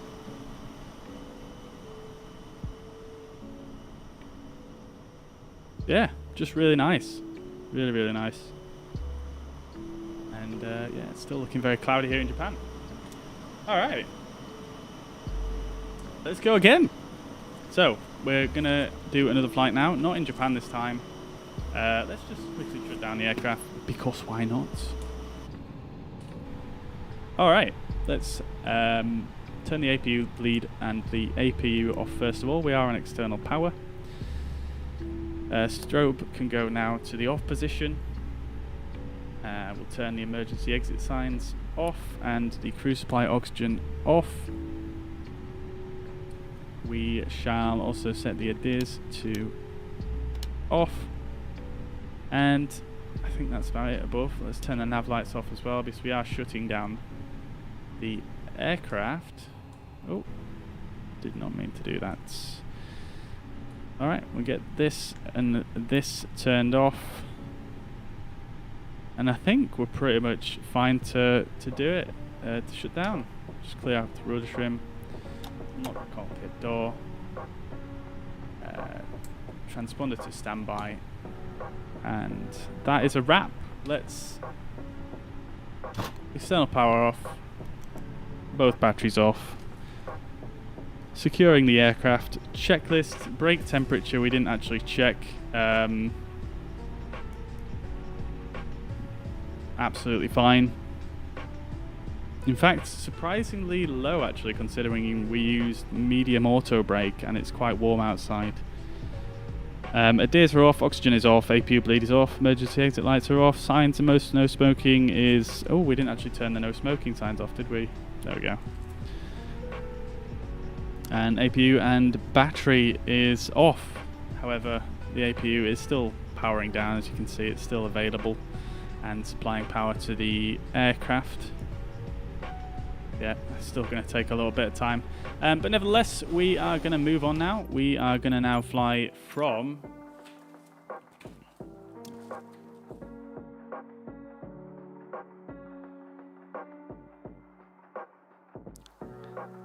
drum roll, please. We're going to fly from Vienna to Innsbruck. So that should be a fun one. I should be able to use live weather at live time as well in Europe. We've got the Austrian DEM as well, so that's nice. I'm going to go for this parking spot. I like this one at at Vienna. We're going to choose the Austrian livery. I'm just going to drop this fuel down.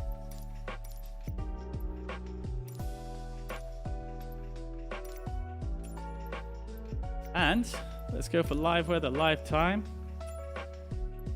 I mean, it's still, I suppose they're ahead of us, aren't they? All right, let's just wind the time back a bit because we want to fly in daylight. Hello? Yeah, so we'll set this to about, 7 o'clock in the evening. Let's go in.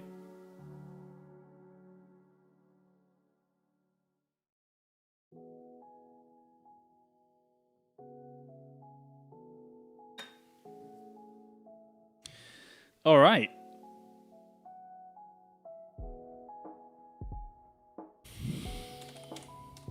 Just going to do a flight plan and sim brief whilst we wait for this to load.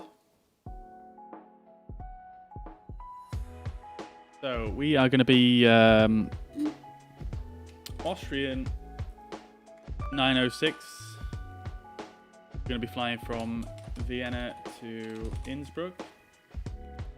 Alternate is Munich, and we're going to be flying in the A32NX. Slightly longer flight than the last one, this one, but it's not much. Cyber Dammy, thank you very much for the follow. Hope you're well and having a fantastic week. Welcome to the stream. Welcome, welcome. All right, here we are. Beautiful. The weather looks much better in Austria than it did in Japan. Oh god, stutters. Stuttering. Yeah, I love this airport scenery as well. This one's just probably my favourite out of any scenery. Get the jetway connected. Right, so let me just finish this sim brief flight plan. We're going to pre-file that on VATSIM. I think there should be a controller on this time at least. Or, well, maybe we'll see.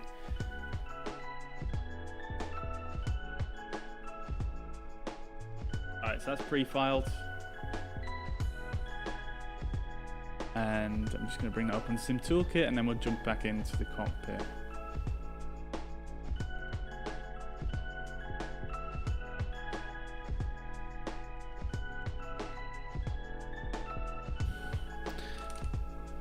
Austrian 906 is our call sign.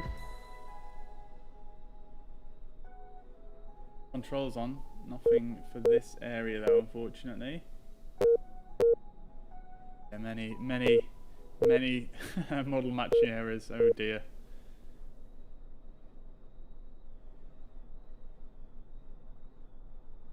Okay. Give me one moment.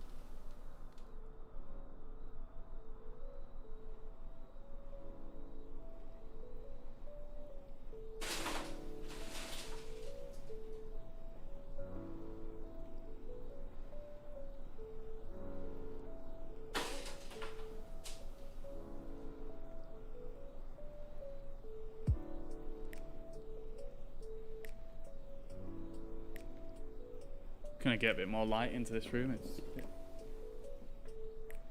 bit dim.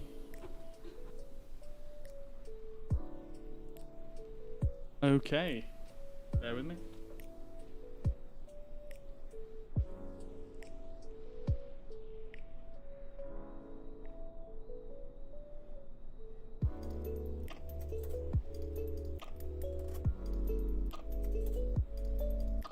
All right.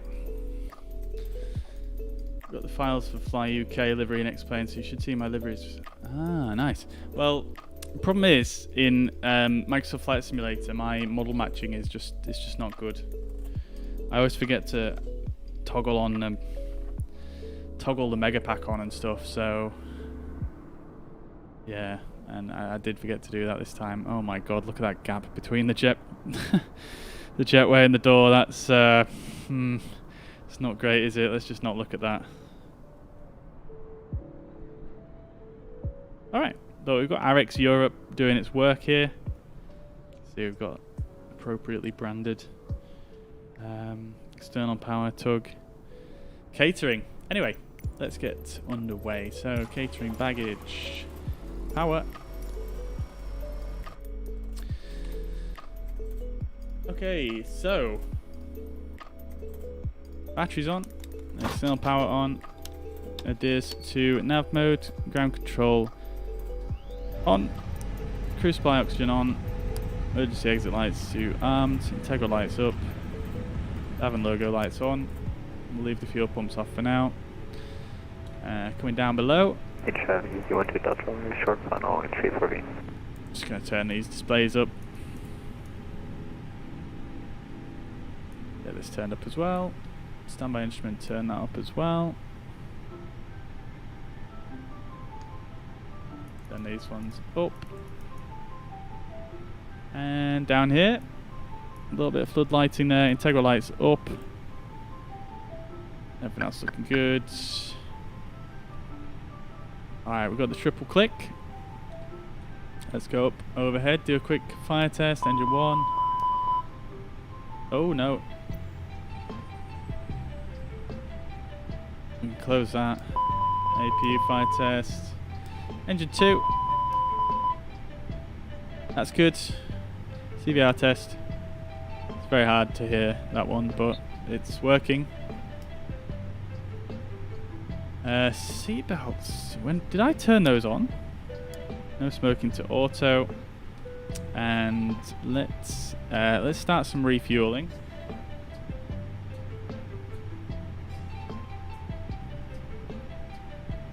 Oh my god, guys. Someone should have said. Oh, I'm so sorry. I'm so sorry. Alright, there we go. You guys can see what's going on now. Sorry about that. You... Dear, oh dear. At least you could have sort of seen what was happening, just a bit blurry. And besides, this whole startup process you've probably seen a million times before anyway. Alright, so block fuel is 4818 today.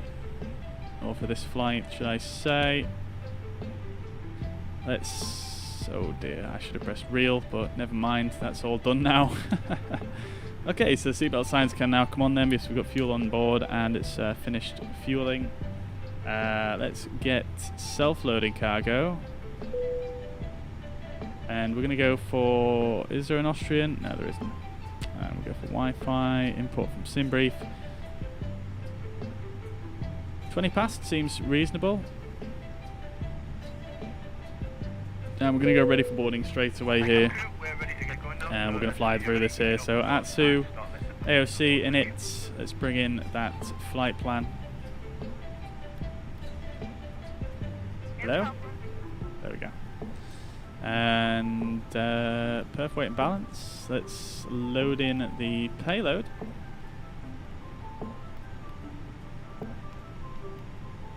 Nav data is correct. Flight plan. Sorry, init. Init request.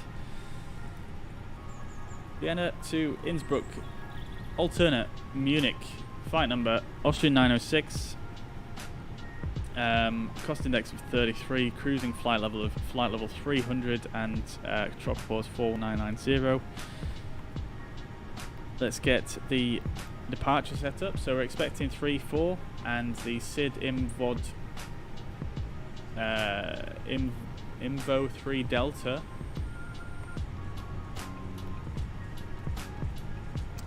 And that's that. Arrival into Innsbruck is expected on runway 08.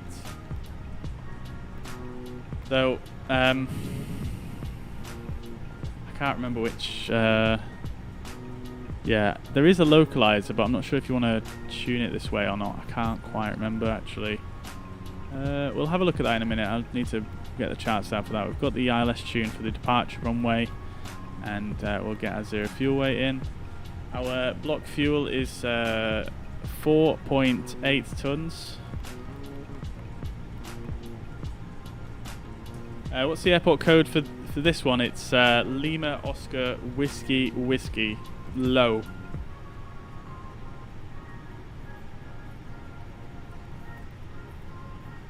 Like this.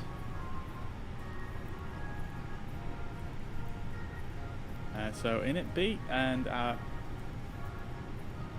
average wind is going to be +9, so a little tailwind.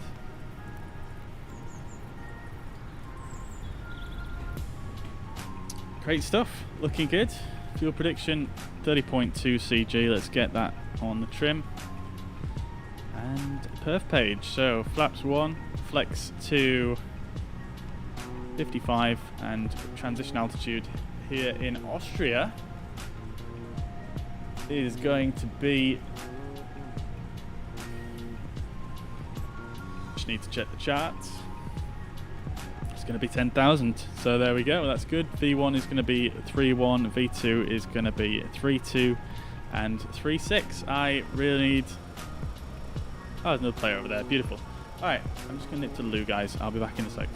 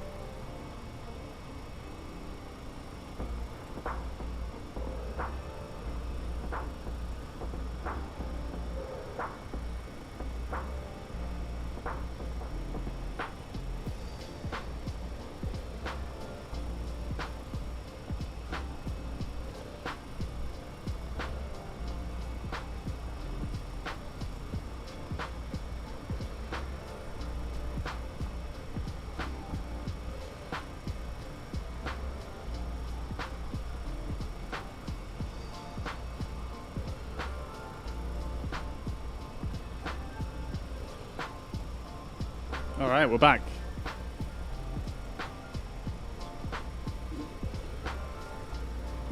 Yo, Wicky, welcome to the chat, brother. Hope you're doing well. Did I send giveaway results? We haven't drawn the giveaway yet, no.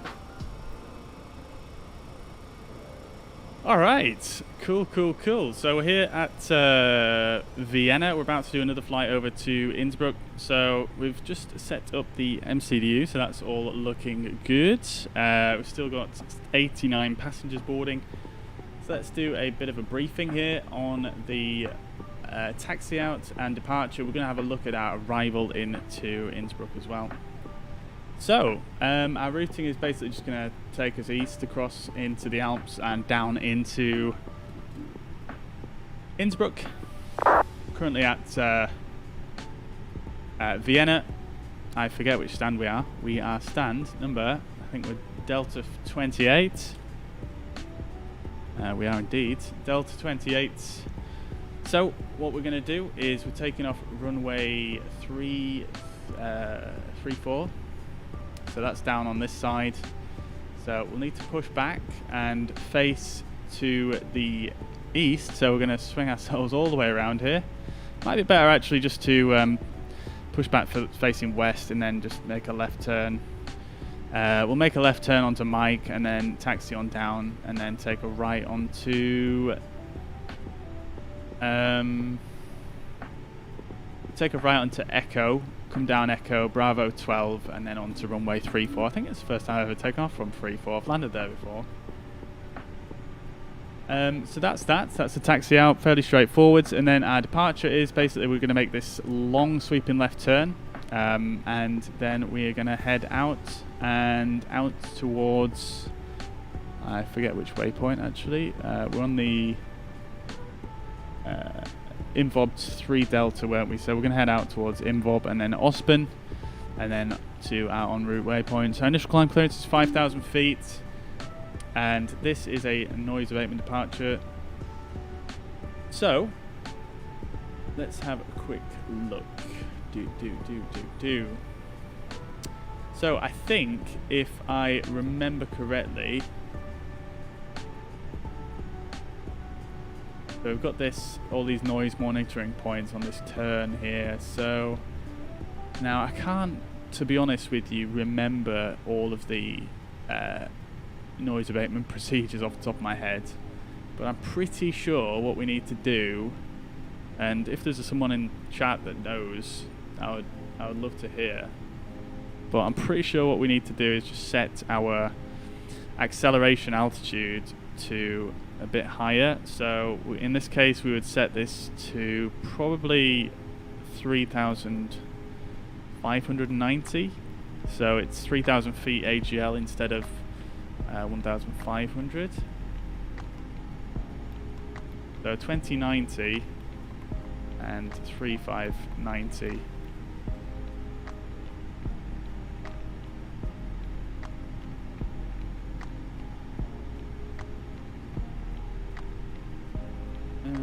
Sorry, I'll answer your question on Twitch in a sec. Let me just ban this person for spamming in Facebook chat. Un momento, por favor. Please excuse my terrible Spanish accent.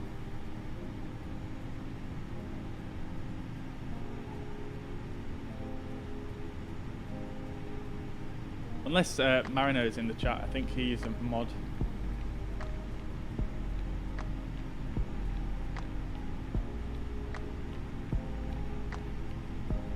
God damn it, man, they've changed all the everything on Facebook. They've changed it all again.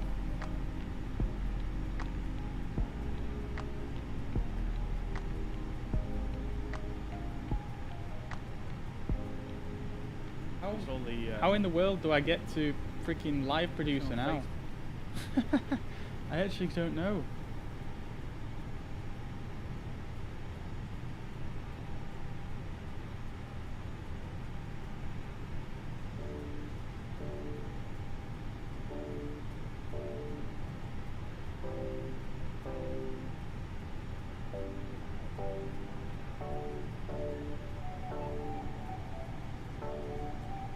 Sorry guys, you have to forgive my ineptitude for a moment.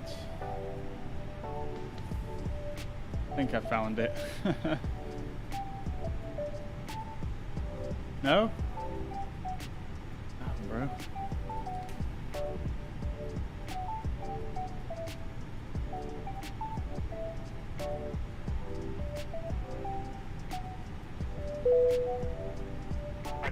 We're ready to go, Pierre. So once everyone's on board, please feel free to Oh, I legitimately can't find the mod tools on Facebook. That's actually quite annoying.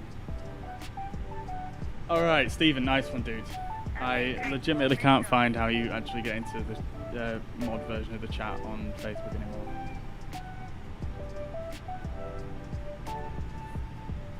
Wecky, yes, I'll send them a gift code. Well, not a gift code. I will send them a code for Microsoft Flight Simulator, and I will send it on an email because you have to put in an email address, I believe, to enter. So that's how it will go down. Okie dokie, so let's get this noise abatement procedure set up then. So, like I say, I can't remember exactly the procedure, but I think this is something, this is pretty much the gist of it. So if we set the acceleration altitude to 3,000 foot AGL, and then the reduction altitude at the normal height of 1,500, I believe that is the correct procedure.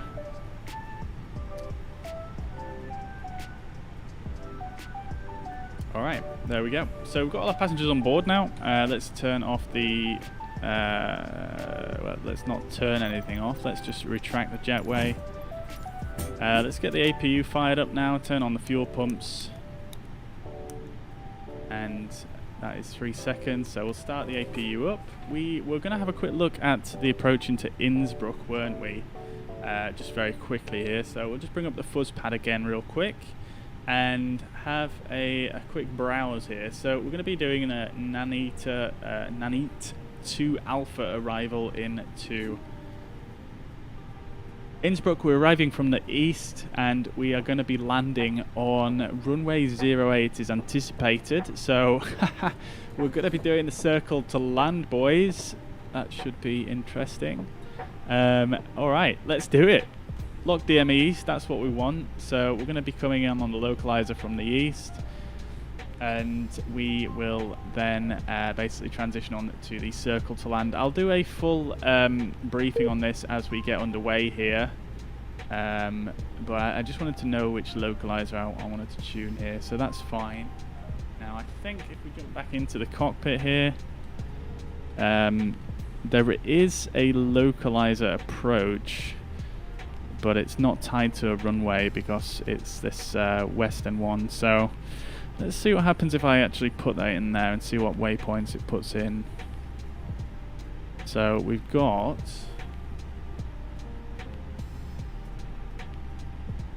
ML26 should be the final waypoint. FF26. This is not looking too familiar. Let's just quickly have a look here on plan mode. Yeah, so Ospen is on the okay, I'm getting a little bit muddled up here. Yeah, no, that's not what we want. Alright, let's erase that and then back to Lowy. Why is it not letting me choose a star, sorry. That's a bit... Oh dear, there's no stars showing up. That's slightly worrying. Oh dear. So we've got Nanit in. Alright, well, I mean, it's only one waypoint in the star, so we can probably just put that in manually. And then, yeah, there's nothing else. Oh, sorry, I'm being silly, aren't I? We need the localizer from way 26, don't we? Because we're going to just... And now the stars are showing up. I'm just being dim. There we go. Nanny to Alpha via Rattenberg. That's fine. So that should be all good to go now. Alright. So let's scroll down. Yep. Okay, that looks good. That looks a lot better. Beautiful stuff. Okay. Cool, let's go back to art mode. Constraints and the airports on that side. Initial altitude is going to be 5,000 feet, as we said. That's fine. We've got everything else set up in here. APU should be fired up now. That's looking good. We'll turn the beacon light on and external power off now. Let's jump over to the EFB and do nothing here because that's not what I wanted. I wanted the checklist here. So before I start checklist, cockpit prep is complete. Gear pins and covers removed. Signs are on and auto. Adheres are nav. Fuel quantity is 4.8 tons. Takeoff data is set. Bar ref is not set. That's one thing I have forgotten. So the QNH at Vienna is going to be 1024. So we'll set that in there. There we go. Beautiful stuff. So bar ref set both sides 1024. Windows and doors are closed. Beacon light is on. Thrust levers are idle. Parking brake is on. And that is before start checklist complete. Beautiful stuff, beautiful stuff. Okay, let's get the APU bleed on. Let's just double check the electric page here. Everything is looking fine and dandy right there. Let's go up top and get the tug on the way.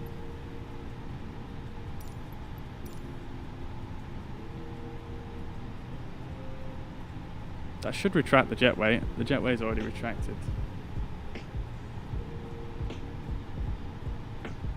Oh, what's going on with self-loading cargo? Apparently we've still got 15 passengers at the gates. That's nice. Let's get the jetway connected. We've got some people who are late. Oh no.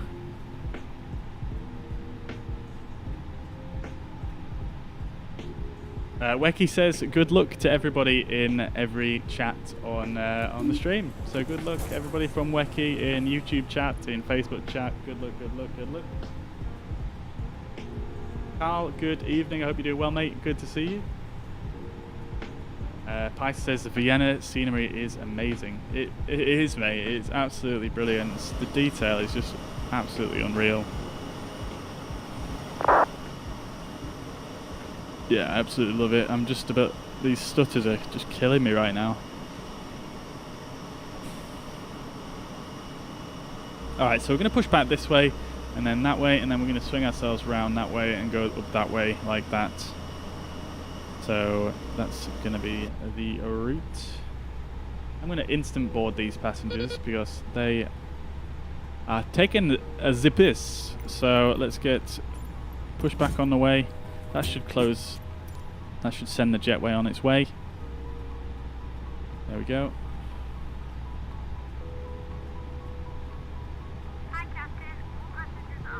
Alright. Vienna traffic. Austrian 906 stand Delta 28 pushing back facing west. Vienna traffic. Okay, let's go. Parking brake is off.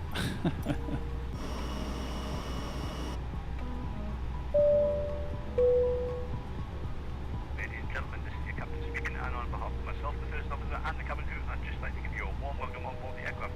As you may have noticed, Jaff, thank you very much for the follow over on Twitch. Hope you're well. Welcome, welcome, welcome. It's beautiful Emirates 777 there. Look forward to the day an actual, proper, decent 777 comes to the sim. Alright, let's get engine mode selected back, into ignition, and we'll start engine 2. Vienna traffic, Canadian Express 107 is on final, runway 34. Alright, we've got someone on final for runway 34, so we've got to bear that in mind. This guy's got a death wish. There are 6 emergency exits on this aircraft. Take a minute to locate the exit closest to you. Note that the nearest exit may be behind you. Count the number of rows to this exit. Should the cabin experience sudden pressure loss, Captain Sim 777. Is there Emirates 777 via VATSIM or in the scenery? It's in the scenery, that one. Yeah, these three are all part of the scenery, and in fact, so are all of these Austrian aircraft as well. Yeah, this scenery's got a lot of statics.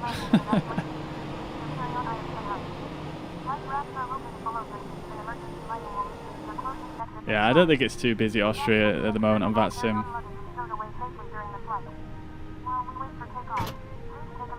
Alright, there we go. There's a little power transfer that happened there. I think we're stabilised on engine 2 now, or nearly.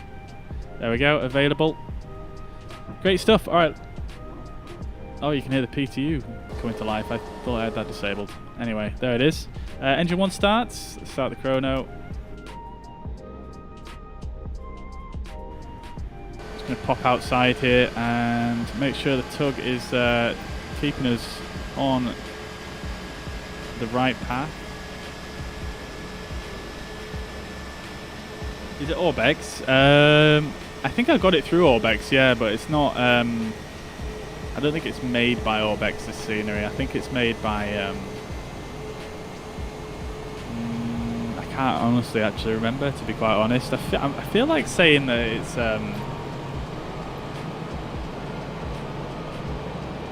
it's. God, I just can't remember right now. Yeah, I feel like saying it's Gaia Simulations, but I might be wrong about that. It might be Gaia Simulations, this. My call sign is Austrian 906, AUA 906. Right, I think that's probably going to do it on the pushback. Yeah, we're definitely gone too far there. Let's get him to pull us forward a bit and get back on this centre line here.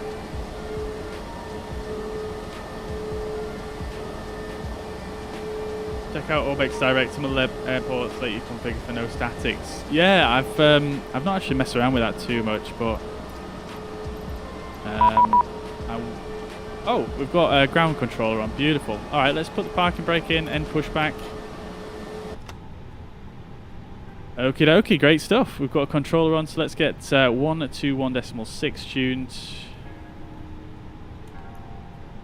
121.6.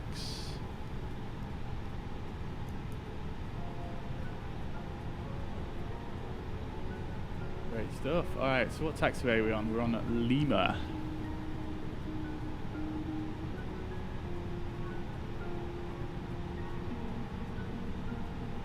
Is there an ATIS that we can get real quick? There isn't an ATIS just yet now. Got the chrono, we've got both good engine starts. And we're going to Innsbruck.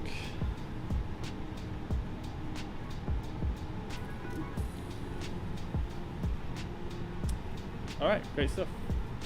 Let's have a word. The end ground, Austrian 906. We are on Lima, facing east. We've just pushed back. Type is A20N, requesting IFR clearance to Innsbruck.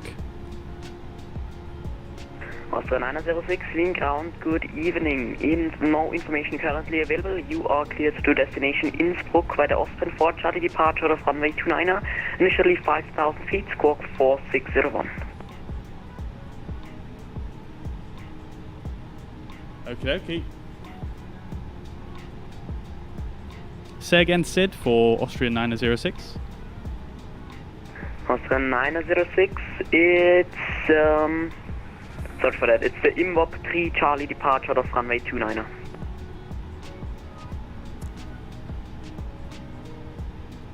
Okay, so he said it wrong first time. Okay, thank you, great stuff. Clear to Innsbruck, IMWOP 3 Charlie, runway 29er, initial climb 5,000 feet, squawk 4601, Austrian 906. Austrian 906, feedback is correct, QNH 1024. QNH 1024, Austrian 906. Okay, great stuff. Let's get our squawk in, 4601, and standby, transponder to auto now. We'll get our TAR, we'll get this we'll leave it on standby for now, in fact. And we just need to change our runway. We've got a runway change here. So departure is going to be runway 29er, and we're going to be the IMVOB 3 Charlie. He originally said Ospen 4 Charlie, which is what threw me there. So I just wanted to ask him again on that one. So just double checking takeoff data. Let's go flex 55, flaps 1 still, and we are going to just stick those in there, and that is good stuff. Alright, so runway 29er is going to be a slightly different taxi, and that is going to take us, we're basically just going to taxi to the, we need to request taxi, don't we? Forgetting there's a ground controller on. Okay. Austrian 906, ready for taxi. Austrian 906, taxi holding point, runway 29er via Mike. Just take the next exit on the left and then left again. Taxi to holding point, runway 29er via Mike, Austrian 906. Okay, great stuff. Very helpful giving us directions there. So left and left. You see it.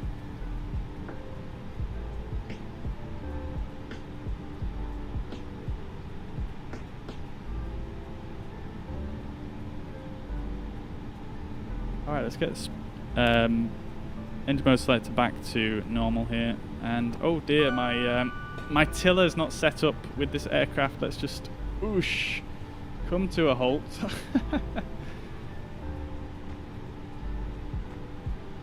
Right, there we go. All set up. Rod, thank you very much for the follow, as well as Pavel and Brad. Thank you very much. Hope you're all well and having a fantastic week. Welcome to the stream. Let's get the APU off now. Taxi lights on. Oh my god. There we go.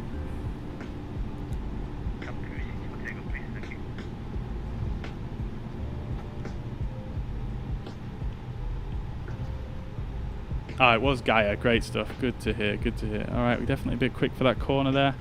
Let's arm the spoilers. And let's do a before takeoff checklist. So, sorry, we didn't do after start, did we? I'm getting all flustered here. Yes, we've got a controller and surprised me. Alright, so after start checklist, anti-ice is off. It's not needed in this instance. ECAM status is checked. Pitch trim is set and rudder trim is 0. We're going to just say flight controls are checked. Flight instruments are checked. Briefing is confirmed. Flap setting is 1 plus F. V speeds are 3.1, 3.2 and 3.6. Transponder is set. ECAM memo is takeoff no blue. We're just going to ping that and do a bit of that, and that should give us takeoff no blue.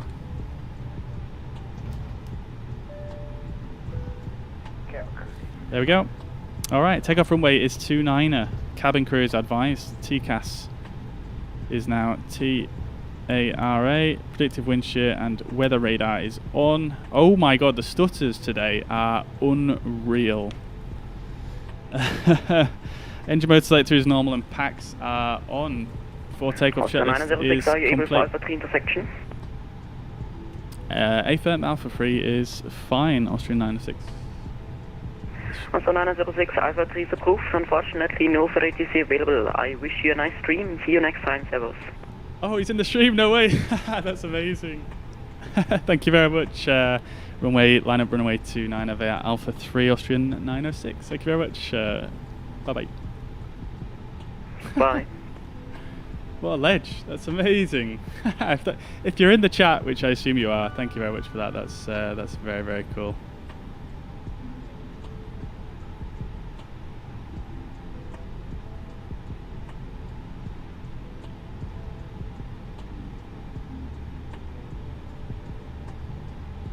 Okay, right, we're going to take off, guys, and I will catch up with the chat. Let's get the landing lights on. Takeoff lights on. Strobe lights are on. And we are all set there. Just wait for the cabin crew to get seated. Oh, they already are seated, so that's good. Bit of power here, and we'll just get lined up.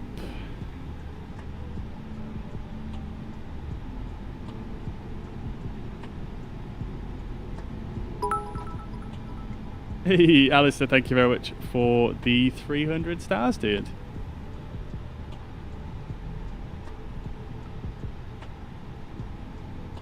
Okay, so coming down to a holding us on the toe brakes there. Let's get the side stick half forwards. Throttles up to 50%. I'm just going to turn the music down whilst they are stabilizing. That's looking good. Releasing those toe brakes. Up to flex. Man flex, SRS runway. Auto thrust is armed at blue. Side stick is half forwards.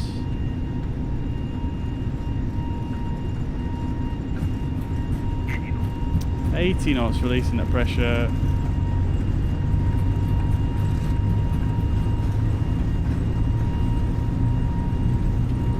V1 and rotates.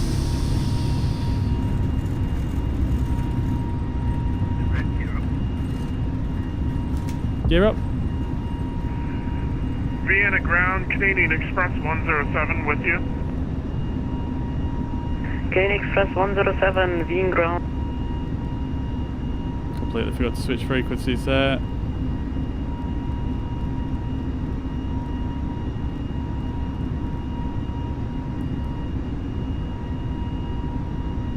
Alright, let's take that left turn. Just making sure we are over the...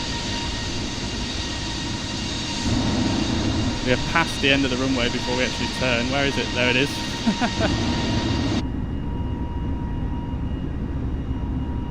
Alrighty. Lever climb. Bit late on the lever climb there. 500 feet. It's fine.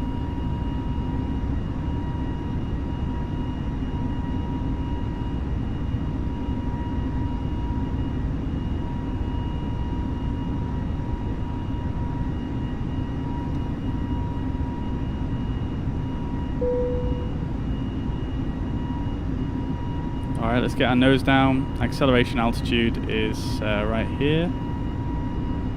We're getting that positive speed trend. Let's get the flaps. So let's get the slats up now.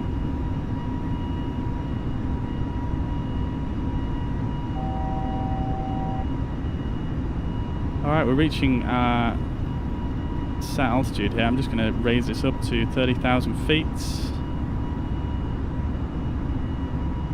And flight director should be coming over.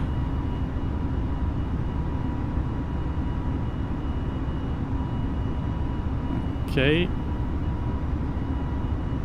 Disarm the ground spoilers.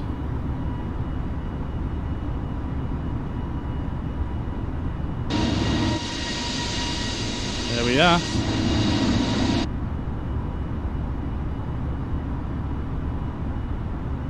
Still manually flying this. Why not?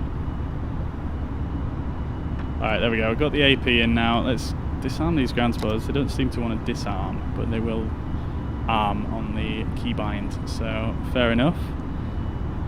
Great stuff. We're accelerating out to 250 knots.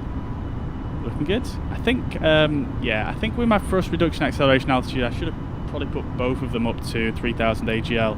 I think that's probably a procedure. Let's set standard, seems though we've cleared ourselves up to a flight level.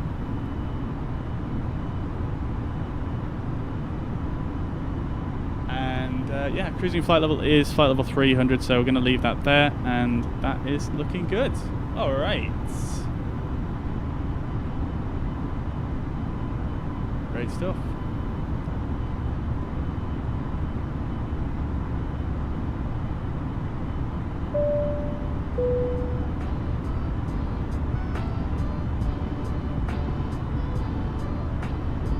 Alright. Great stuff, great stuff. Shouldn't there be a headline with flight information? Oh, yeah, it there we go. I think it's there now. I think you're talking about that up there, aren't you? There.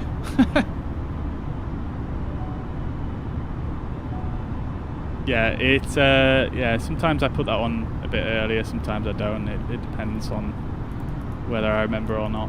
But it usually just comes on just before we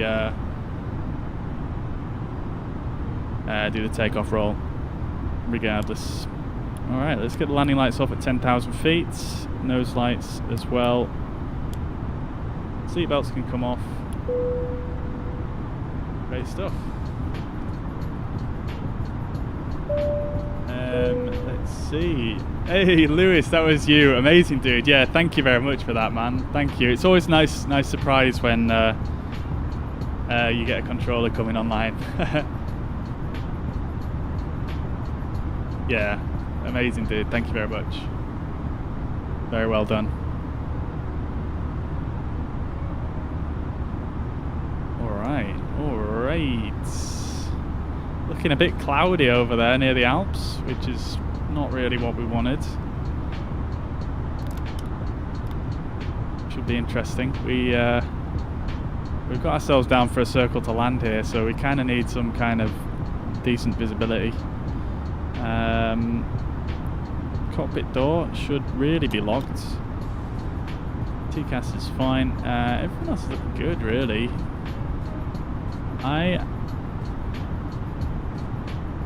Yeah, we're looking good. We're looking good. Beautiful. Beautiful Austria. Absolutely love flying over this country.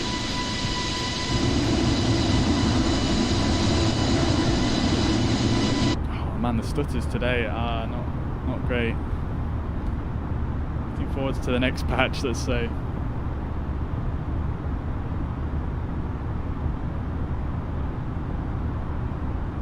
Definitely getting some bumps here as we pass over these little hills.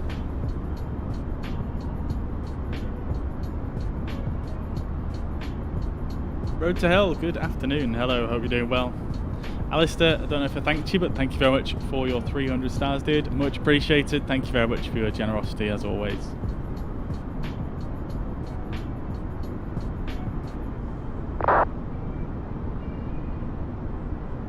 Road to Hell, welcome to the chats.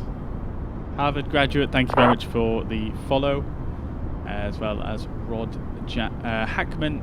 Thank you very much for the follow on Facebook, and of course Pavel, thank you very much for the subscription on YouTube. And Prad as well, thank you very much for the follow on Twitch. I'm probably thanking the same people multiple times here because they're different usernames, but nevertheless, Unknown, thank you very much for the follow on Twitch. I hope you're doing well, good to see you. Okie dokie. So, again, fairly short flight this one. So, let's see, we've got 199 miles. Need to bear in mind we need about 100 miles to descend. So we've got about 100 miles. Let's do a bit of an approach briefing because this is a bit of a tricky one. This. So just looking at the METAR for Innsbruck now, and in fact, I always forget once I've been away from this for a while, you can actually go in here and just get the. You can get the thing through here. So let's click send and get the METAR through the in-game. And whilst I'm at it, I should probably just check whether there's any controllers on. Oh no, the passengers are being unhappy. Let's turn the seatbelts on. They're getting a bit unhappy with the turbulence. Oh my god, the stutters today. Unbelievable, Jeff.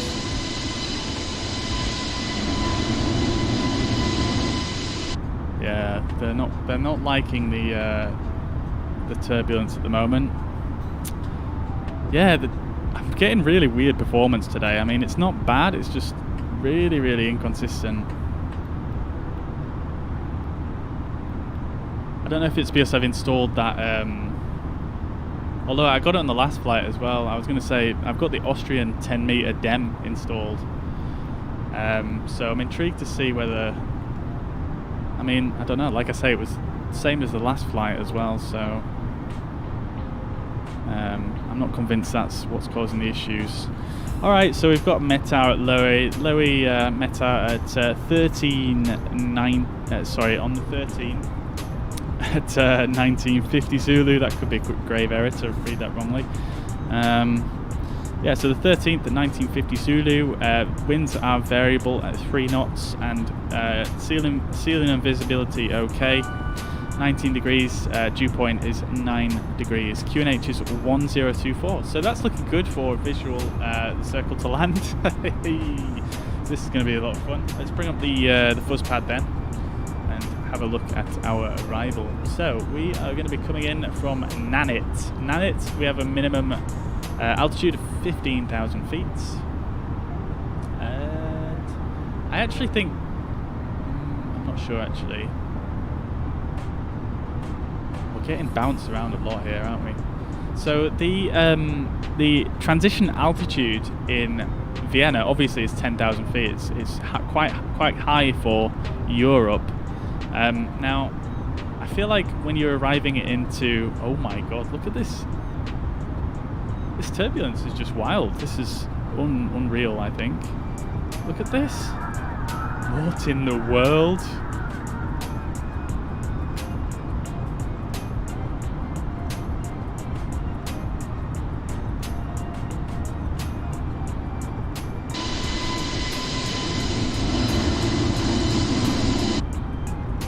Never had turbulence like that before in Microsoft Flight Sim.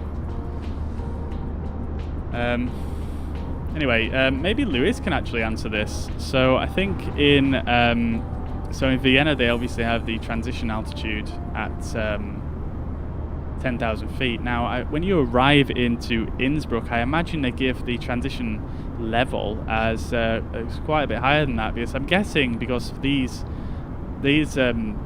altitudes are written as altitudes and not flight levels, that we have the transition altitude much higher in Innsbruck, which makes sense, I suppose, because of all the high terrain. But I don't know if Lewis can give us a heads up on that, if he's doing some controlling.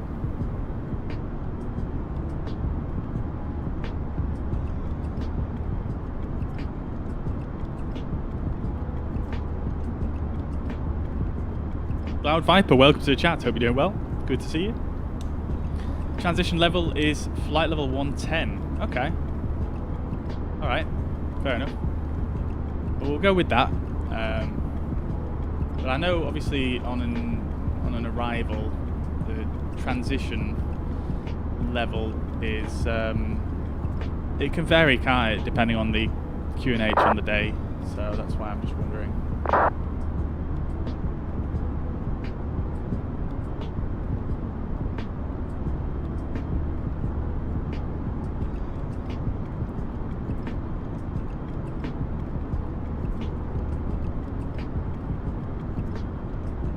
Alright, not 10, 11.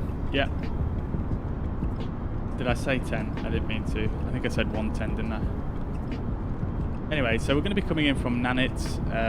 It's minimum 15,000 on flight level 150, and then down to Rattenberg at 9,500 feet. Then we are going to transition onto a lock DME east approach, and we want to fly level from Rattenberg. At 9,500 feet, we want to get fully configured before reaching DME 19 OEV, which is the localizer in this instance. And we're going to follow this approach profile down, which is 3.77, so it's quite steep, but it's, you know, it's not the worst we've ever come across on stream. Cloud Viper, sorry, by the way, I'm using Navigraph. Yeah, so we're going to use track FPA to, well, we're going to use the localizer for our lateral navigation, and we'll use FPA to set in the descent angle of 3.7, or 3.8 we'll set in. And yeah, we basically just want to make sure we're fully configured by 19 miles, and then go down at 3.7 degrees, or descend would probably be the correct word, wouldn't it?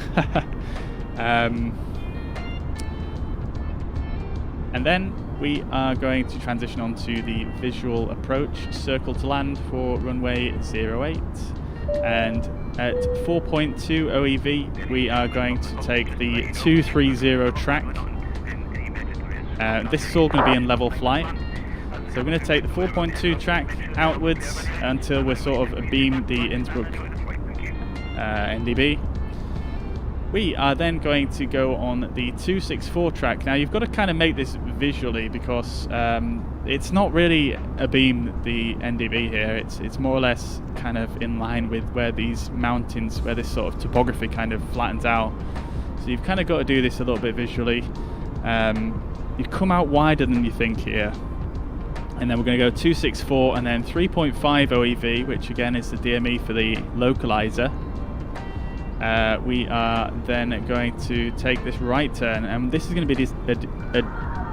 Oh my god, guys! What is actually going on in the sim at the moment? We just got the most ridiculous amount of turbulence. I've never seen anything like it. Anyway, so it's going to be a right descending turn, 3.5 OEV. And yeah, basically just going to line ourselves up onto the runway at that point and come in. So that's it really. Minimum's 3,700 feet for the visual approach. And Church Axums is the visual clue for the start of the right base. However, we don't have that scenery installed, so we can't really use that. So we're just going to use the DME for that. And yeah, like I don't think I mentioned, but this whole procedure is going to be flown at 3,700 feet the whole way round until we start descending at this point here. And that's it. Pretty simple taxi-in, so I don't need to really brief that, but that is the procedure.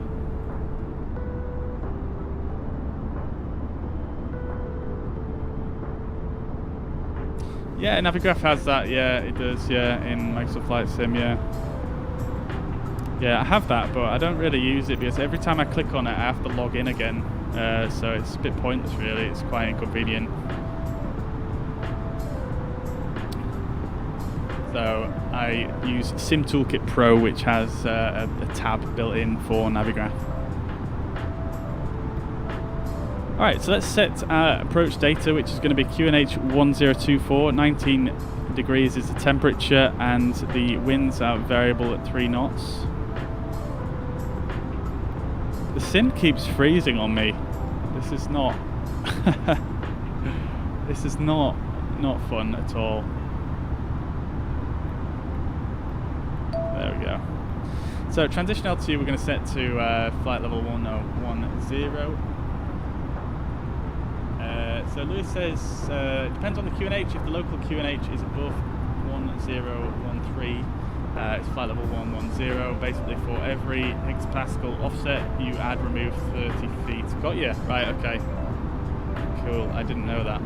That is, yeah, good to know. Alright, so we'll go with flight level 110 for this anyway, and our minimums are going to be 3,700 feet.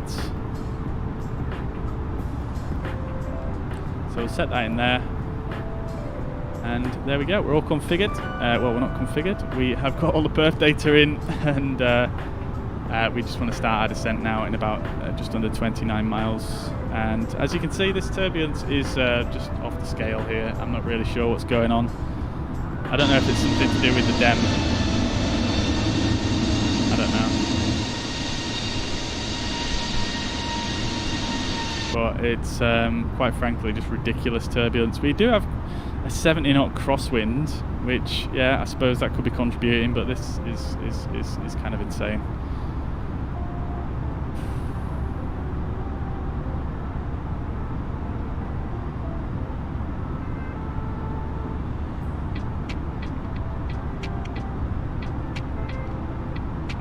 Alright, who's ready for a circle to land then? Don't know if I am, I'm not gonna lie.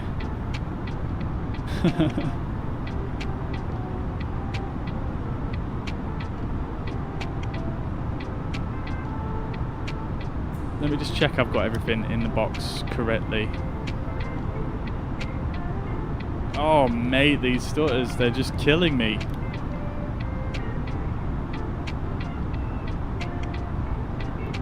Right, yeah, it all looks good. Yeah, it's like a stutter like every bloody 10 seconds here, this is wild.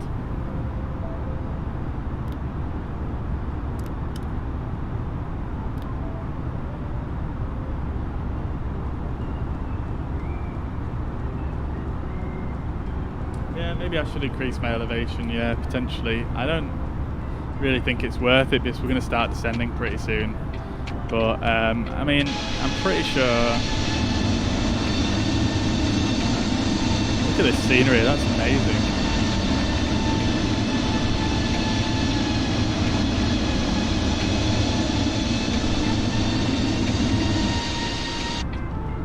Very nice. But yeah, I think Microsoft Flight Simulator, to be honest, it has a little bit of I mean, I don't fly airliners in real life, so I'm not really that qualified to say this, but what I would say is I think the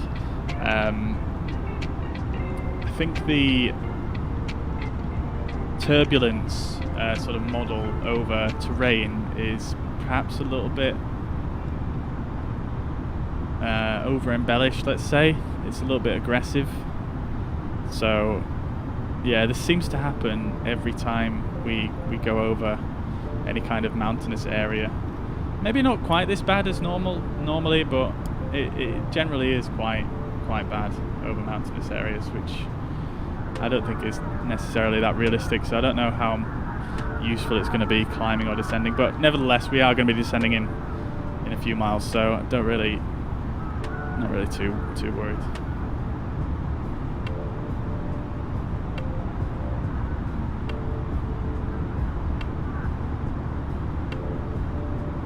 Look at that, that looks insane.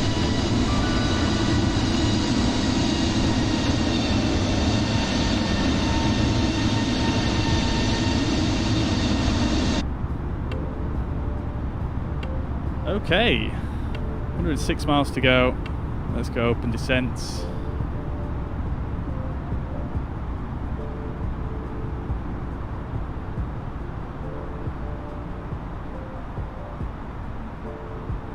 I keep that door closed if I were you. That's a good call. Good call, Patrick. Thank you, dude. I hope you're well. Good to see you in the chat. Shakur, thank you very much for the follow, as well as Mansa. Thank you very much. Hope you're all well. Welcome to the stream. May I ask what is the mod that makes passengers scream in turbulence? It's this one, self-loading cargo. I'm in two minds to just exit at the moment because all this crazy turbulence is just. I'm 2% satisfaction now, so it's almost pointless having it open. But yeah, it's self-loading cargo, and yeah, that's what's making the sound with the passengers. So we'll see if we can recover it, but I don't think it's going to be. Why are we not? Oh, I was going to say why are we not descending them, but the stream just the sim just froze. This is not that great, is it? Am I running on ultra settings? Not entirely, no. No, I've got a bit of a mixture between sort of high and ultra and medium. So yeah, a bit of a mixture.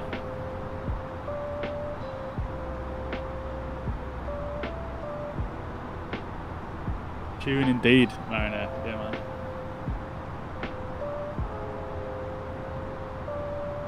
Alright, so we're on our descent now. Let's. What in the world? See, that can't be realistic. That's just not going to happen, is it?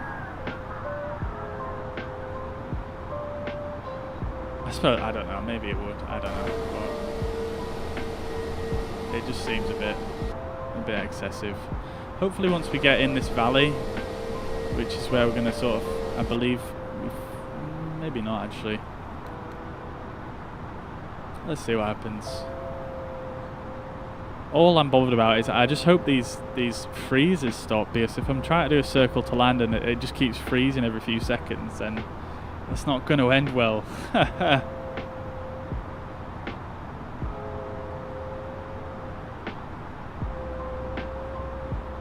a bit unrealistic with the passengers screaming. Yeah, it's not great, is it? Yeah, I'll turn the passenger sounds off because it's, like I say, it's all just gone a bit irrelevant, hasn't it? Passenger's dead. Yeah, I mean, I hope not, but by the sounds of how they're going on. Will this flight be the last one? No, this is the second out of 3, so we're going to do one more after this one, I think. The last one is going to be probably about the same length as the first one, I think. So we're going to do Nice to Calvi, which again is pretty short. So yeah, nice and short, and then we'll do the draw.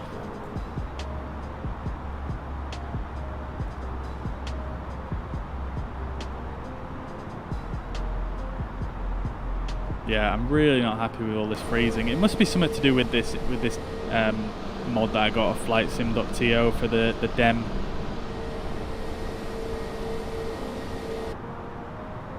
Let's have a look actually, maybe see if Task Manager can reveal some secrets.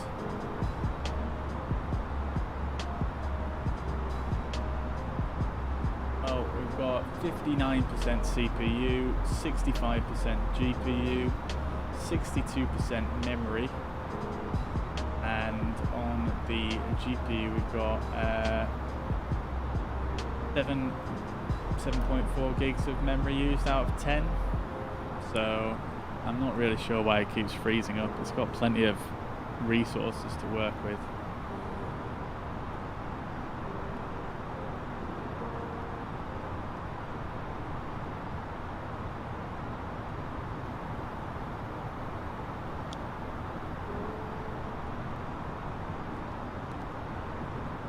Third flight, yeah, like I say, Lewis, is from Nice to Calvi, St. Catherine in Corsica.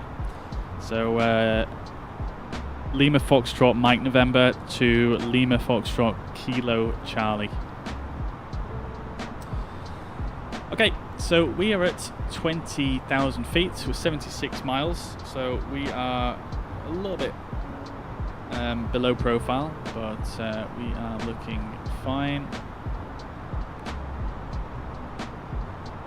In fact, what am I on about? I think we're a bit above profile, aren't we? I'm going to get some VORs tuned actually, so let's go for the Rattenberg VOR. is not in the database apparently. That's because it's not a VOR, it's an NDB. So let's get that in there, and we'll get the Innsbruck NDB as well. There we go. And let's flick them both on. Not picking up any data just yet. Oh, yes, the sim's frozen again. Maybe it'll appear in just a second.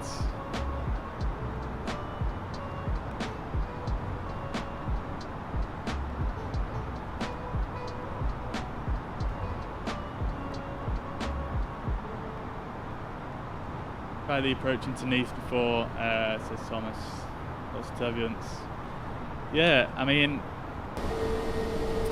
I usually approach, from the approach I've done it over Nice, I've always approached over the water, so I've never really experienced that, but yeah, this one coming into Innsbruck here is always a bit bumpy, but I've never had it this bad before, and these freezers are just absolutely killing me right now.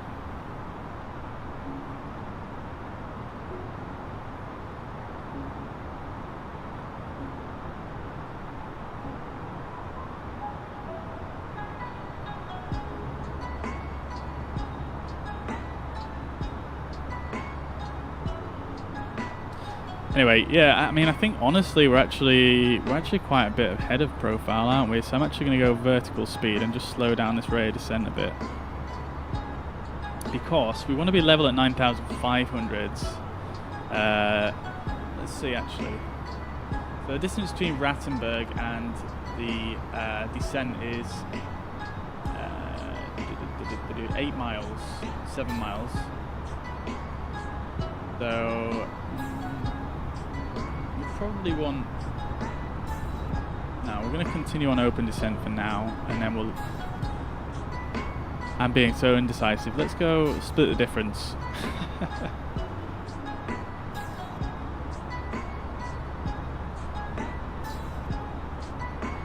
I'm getting quite distracted honestly by these freezers.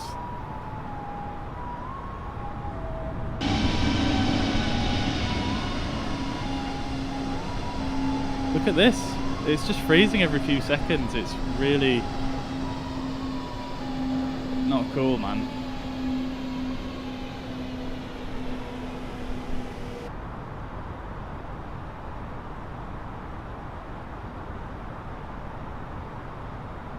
Okay, so we're going to approach the transition level soon. We're clearing ourselves down to an altitude anyway, so let's set the QNH 1024. We could probably do with making an announcement on VATSIM. Innsbruck traffic, Austrian 906, passing flight level 143 for 9,500. We're on the Log DME East approach, and we'll be going for the circle to land for runway 08. Innsbruck traffic, Austrian 906.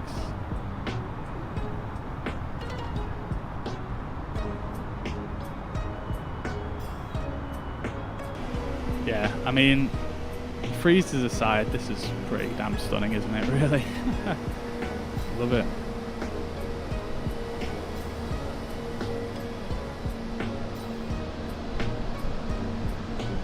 Those glitches like that when you're on multiplayer, interesting. I'm not on multiplayer, I wonder if it's something to do with VATSIM even.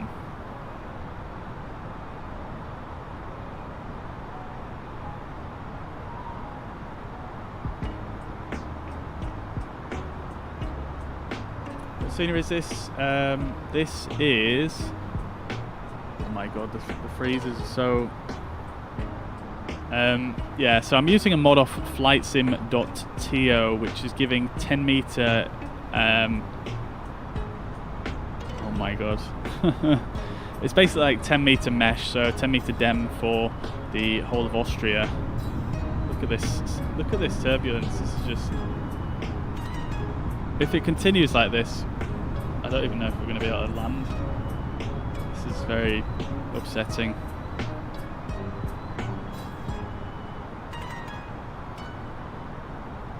But yeah, this is, I mean, the textures are default, obviously. You know, they're just default Bing textures, but the mountains are based on data from modernflightsim.to. It's free. Yes, that's the one. Yeah, exactly. Road to Hell. Yeah, nice one. That is the one. However, I mean, personally, based on this experience we're having right now, I wouldn't really recommend it because it's freezing my sim every few seconds, and I have a pretty powerful PC, and you know, it's not. It should be able to cope with it, but.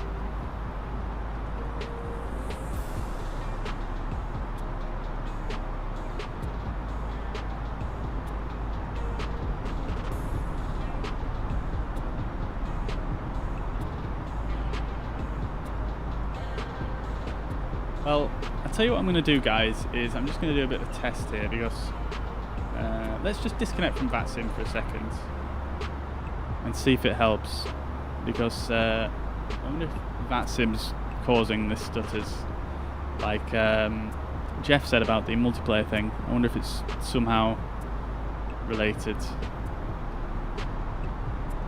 Let's see what happens.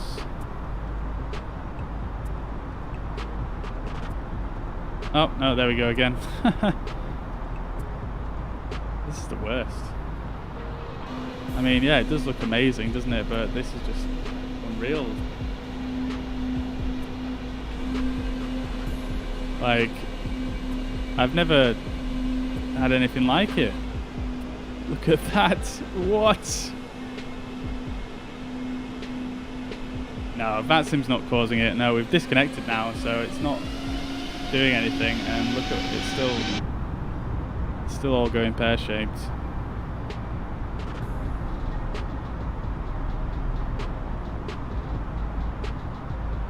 I'm not impressed by this at all. This mucks up my approach. I'm really going to be upset.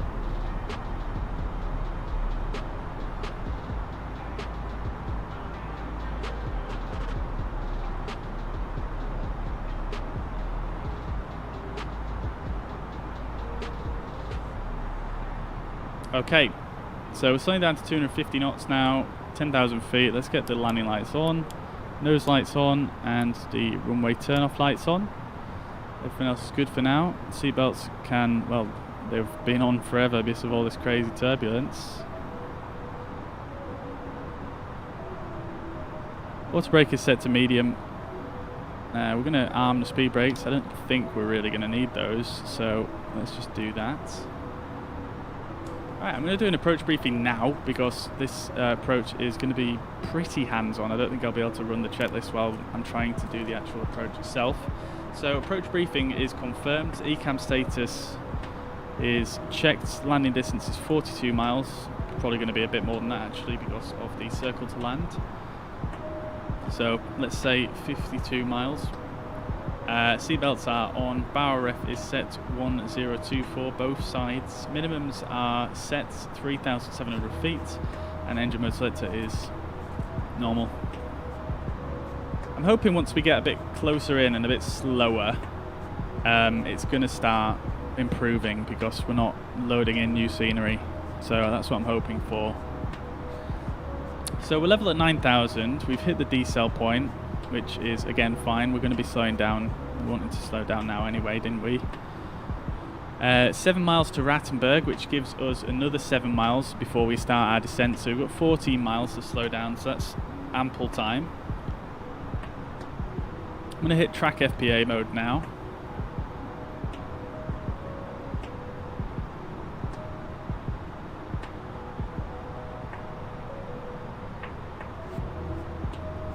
Bring some graphics settings down. I don't think. I mean, it's the. I suppose I could try it. I mean, which one is it going to be? It's going to be maybe this terrain level of detail, terrain vector. Ah, yeah, that's probably going to be it. Let's just turn that off, and we'll put level of detail on. We'll leave that on 100 and see what happens. I didn't know you could actually turn that one off. Oh, let's not reset to defaults.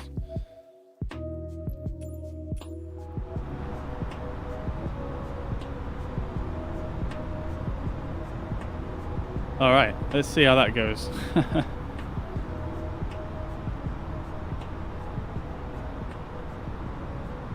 Yeah, sometimes you just overlook the simplest things, don't you?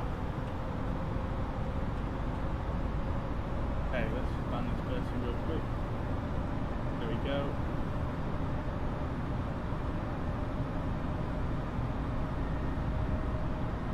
All right, I mean that's looking promising. It does feel a bit better. I love this part of this approach where you're just flying over these mountains super close. Looking very nice. All right, let's pay attention now. So we're turning left and we're at the Rattenberg VOR. So we want to start down at 19 DME on the low. Oh no, there we go again. Those freezes are causing the turbulence as well.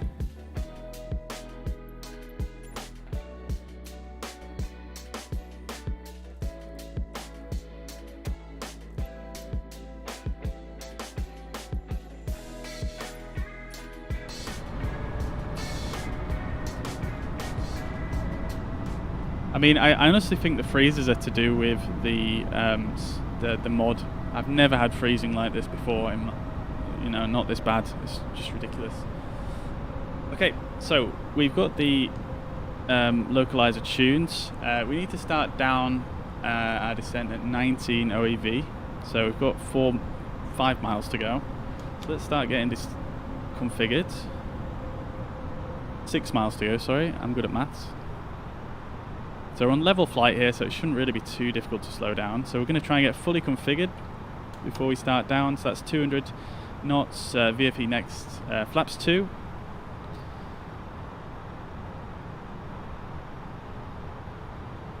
These mountains are looking just trash now.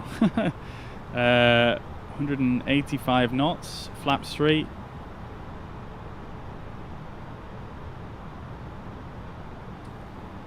And flaps full.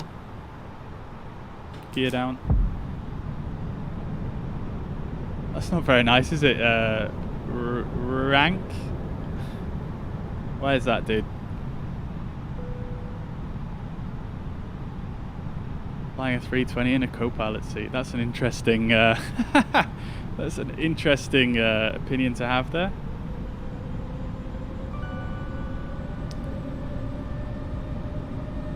Okay, and I didn't answer that question actually earlier, and it's basically just because of my setup here. So I generally prefer flying with the side stick in the right hand. So that's why I have myself sat in the captain seat. Sorry, the FO seat. Oh my god, these freezers are killing me.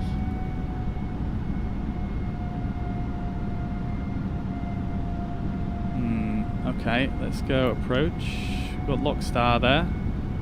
21 miles, and at 19 we want to start down at 3.8 degrees.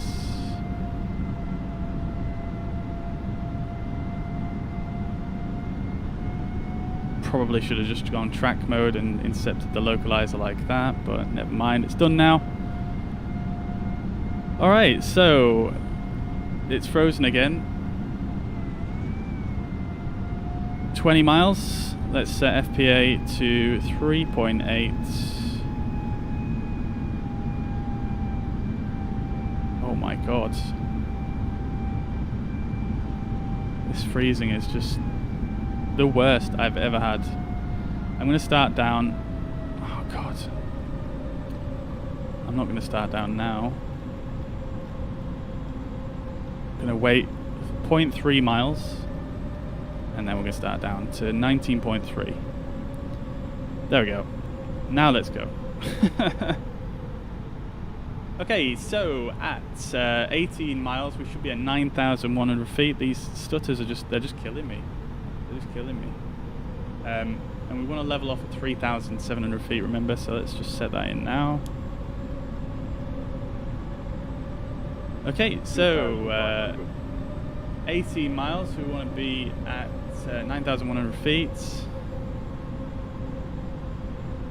They're a bit high. 2,500. We do actually have glide slope. Let's go lock mode so it doesn't accidentally capture the glide slope. But we do actually have a glide slope indication here, which is, I don't think that's actually realistic, but let's go with it. 17 nautical miles, we need to be at 8,700 feet. So again, we're still a bit low, so I'm actually going to lower this out even further.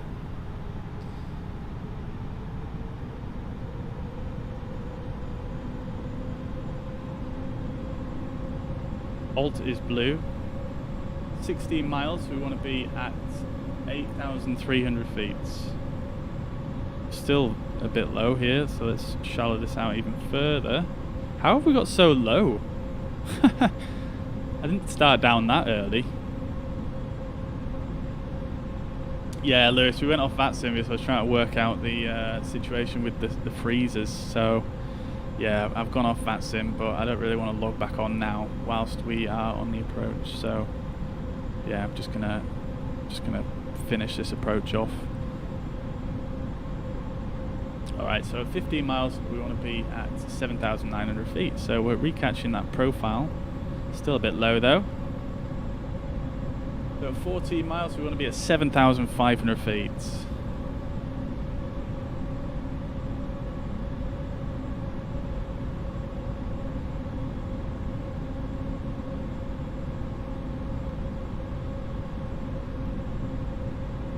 Miles, 7,500, that's good. We can go back now to the 3.8 degrees. And we want to make sure that at 4.2 miles we make our turn to the left. Let's keep going down. So at 13 miles we want to be at 7,100 feet, which is bang on. So we're perfectly on the glide path now.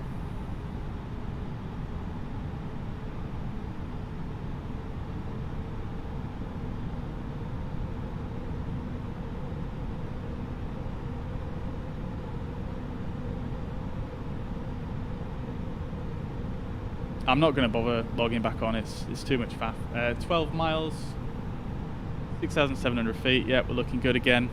Yeah, I mean this is going to take a lot of concentration, so I'm not going to bother with logging back on.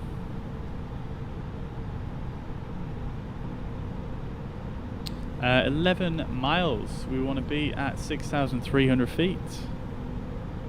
Might as well just zoom this in so you guys can see. 11.3 miles here. 11.2. 11.1. 11 miles, 6,300 feet. Perfect.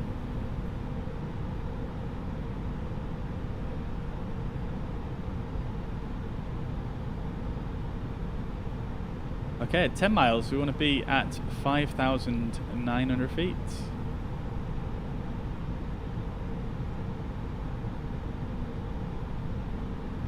Ten miles, 5,900, perfect. Can see the airport is in sight down there, and this scenery just looks terrible with the settings turned down, but it is freezing a bit less, which is nice. But 9 miles we want to be at 5,500 feet.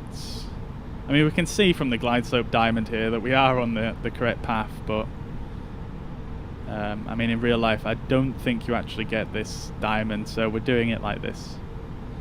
5,500 feet and 9 miles was, I didn't actually catch that, but it looks like we're about there. So 5,100 feet at 8 miles is the next check.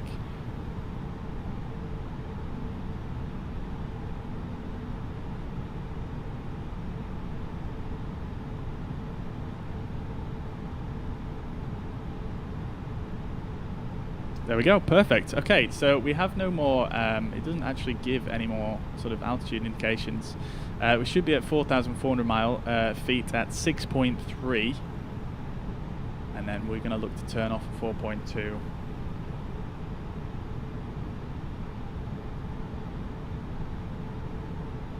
So we're looking out for 6.3, 4,400 miles.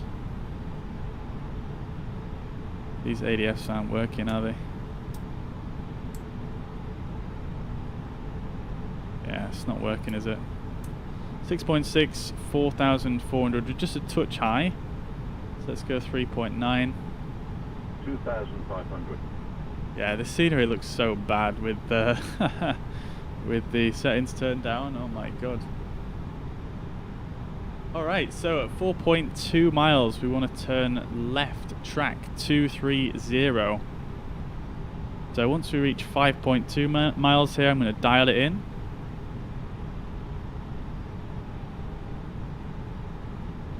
That's 5.2 miles, we want to be 230. And then at 4.5 miles, I'm going to pull this.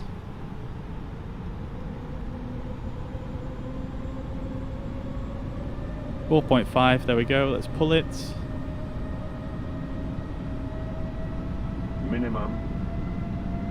Minimums continue. So landing checklist, cabin crew is advised. Auto thrust is in speed. Auto brake is medium. Ecam memo is it's not actually appeared yet. Oh no, it's right there. Ecam memo is landing no blue. Landing checklist complete. Alright, so we're going to follow this visual track out this way until we sort of get kind of in line with the bottom of this mountain here. And then we're going to go 264 track.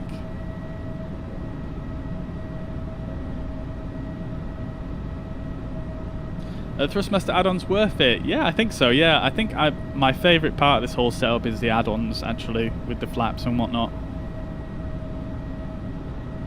I think they're the only part of the whole setup that I haven't really been disappointed with in some way or another, if that makes sense. I think the side stick and the throttle quadrant itself, they have this sort of cheap drawback.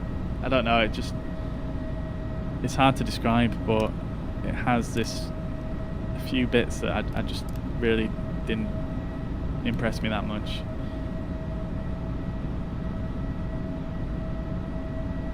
Okay, so I'm still getting those freezes, but not as much, thankfully. So yeah, we want to be kind of turning right. I believe on the real maneuver you would kind of look out and look for some power lines going across here, but you can't actually see them at the moment. Oh, there are some power lines right here actually, and you would fly above those. So I am going to do that turn now, 264 track. Maybe a little bit late on the turn there, but I think we should survive. And then the next check we're looking for is 3.5 miles on this. So we're now flying away from the localizer, and what? Every time it freezes like that, it's just absolutely destroying my stability. It's, oh my god, can't deal with it. Yeah, I'm going to just turn us in a little bit. I think we're cutting it a little bit fine here.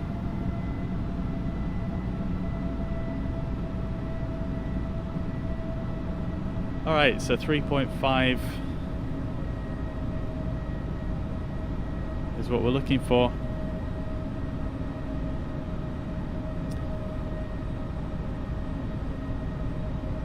.2, 2.2, we are going up. So we'd now, on the actual procedure, we'd be looking out for the Axiom's Church, I believe it's called, which is somewhere around here. But I don't have that scenery installed, so. Alright, so we want about a 3-degree descent, I think, and we're just going to kind of have to judge it visually once we start the turn to the right. I'm going to just turn us out a little bit to give us a little bit more room. And then at 3.5 is what we're looking for. 3.2. 3.4. Alright, let's do it. This flight director's off. Got the bird. Let's start our descent. Let's start with 30 degrees of bank. 25, let's go for.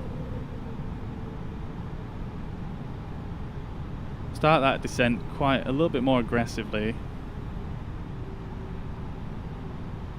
I'm going to try and look out the window here and see if I can see. Yeah, we've got 4 whites at the moment. 1000. Oh, we got 2 reds, 2 whites now. Let's shallow that out a bit. 3 reds. Probably maybe a little bit aggressive there.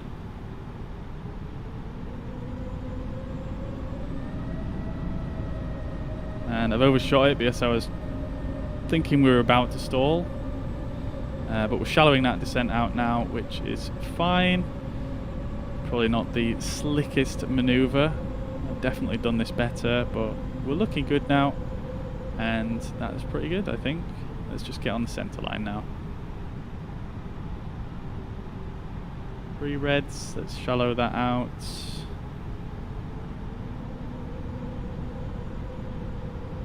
And let's see if we can get on center line here. 500.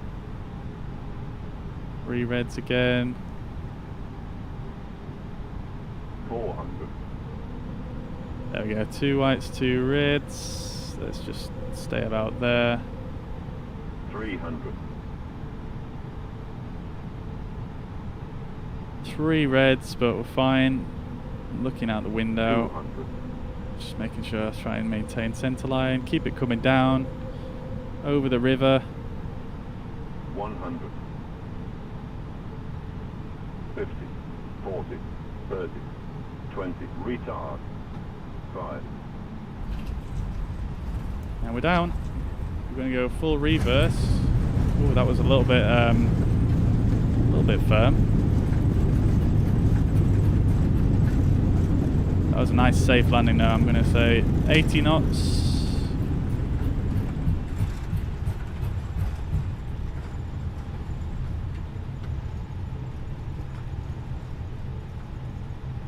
There we go. Here we are. Welcome to Innsbruck.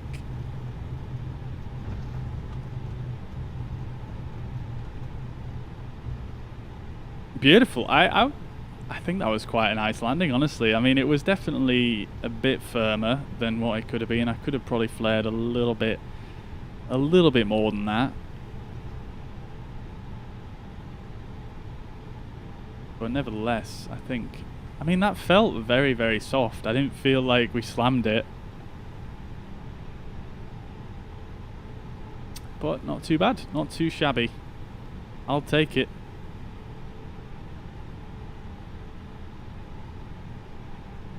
Okay, let's get the flaps retracted, spoilers disarmed, and we'll get the transponder turned off. We'll get TCAS to standby. Predictive wind shear off, radar is going to come off as well, and let's exit from the runway at this next exit.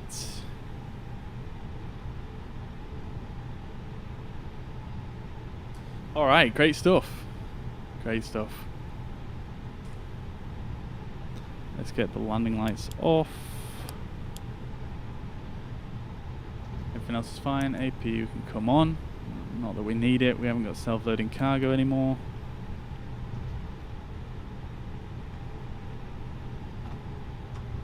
Alright.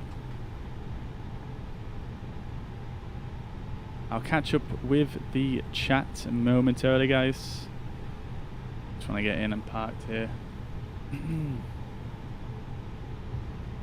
Hey Ricardo, welcome back. Thank you very much for the 50 stars as well. Sorry I missed that. Yeah, that's always a really fun approach there into Innsbruck. Pretty challenging, requires quite a bit of concentration, but worth it, 100%. We can get the nose lights off now as well. I really hope they make these click spots a bit bigger. Oh my lord. Some fanny about with these bloody click spots. There we go. Give me X-Plane back, please.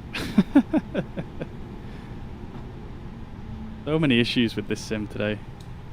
Alright, there's no actual parking stand lines on this scenery, even though this is a handcrafted Asobo airport. For some reason it doesn't have any lines to park on. So let's just go here.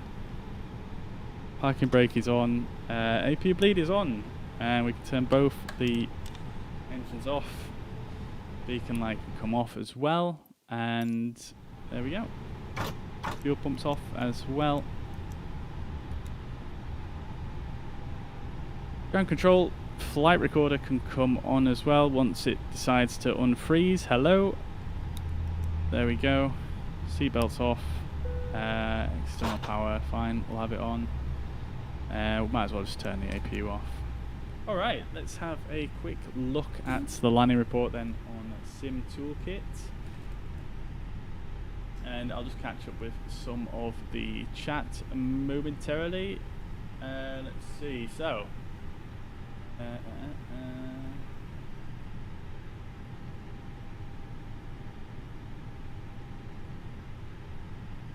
Motley Aces, yeah dude, definitely give it a try, man. 100%.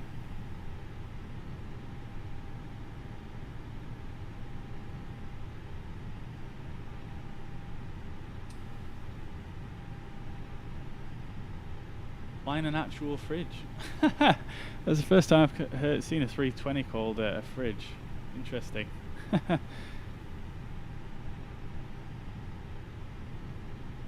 Every time I click on something different, it makes the game lag. That's strange, yeah. I mean, generally, I feel like I have a pretty smooth experience with Flight Sim. Nothing like I've just had now. Well, at least Microsoft Flight Sim. Nothing like we've just had in that approach there. I think that's probably the worst I've ever had it. The drive on the left side in the UK, driver's on the right in the car. Exactly, Jeff.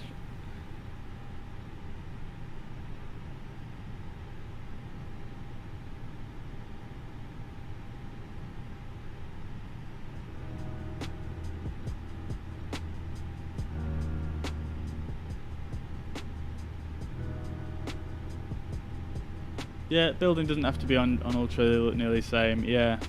I mean, I've got a pretty powerful system, so I mean, I have some of them that, because I quite like having really detailed buildings, so and it's only like 1 or 2 FPS hit, so yeah, I have basically I have stuff turned up that matters to me, really. But I think the performance issues we're having then is nothing really to do with my system, because last time I played Microsoft Flight Simulator, which admittedly was probably about just over a week ago now, because we've been using X-Plane, nothing like this at all, and I think it must be down to the Austrian dem that I've downloaded. So I'm blaming that. I'm going to retest without it installed, but I'm pretty sure it is to do with that. Because you probably noticed once we were on the approach there, every time you saw some more mountains loading in the background, that's when it was doing the stuttering. So, yeah, it's not great. Butter? Yeah, I don't know if I'd call that a butter landing, but it was definitely a safe landing for sure. And it was, yeah, I mean, landing G-force 1.14 G. Can't really complain about that. Look at that, slap bang in the center, right in the touchdown zone, and yeah, I mean, I think that's a good landing, to be honest with you. 262 feet per minute is not the end of the world. 1.14 G is extremely low for Gs, so that wouldn't have felt particularly hard, I don't think, in the cabin. And centerline deviation, half a foot, which is bang on, and heading was 1 degree, so yeah, and roll 0.39, so it wasn't side loaded, it wasn't, you know, skew whiff, it wasn't a long landing. I'm pretty happy with that, actually, looking at it here. This is the threshold, this is where we touch down. Can't really go wrong there. Pretty happy with that. That was nice. Alright, okay, I'm not going to bother with shutting down the aircraft because you guys saw that last time. What I'm going to do right now, actually, is I'm going to drop that code in the chat for the extra entries. So if you want to get some extra entries on the giveaway, then here is a secret code. I'm going to drop it in the chat right now on each of the streams. There isn't a limited amount of uses for it So everyone can use it, so you don't need to rush to use it, but this will get you 5 extra entries into the giveaway. And I'm only going to drop this in the chat once.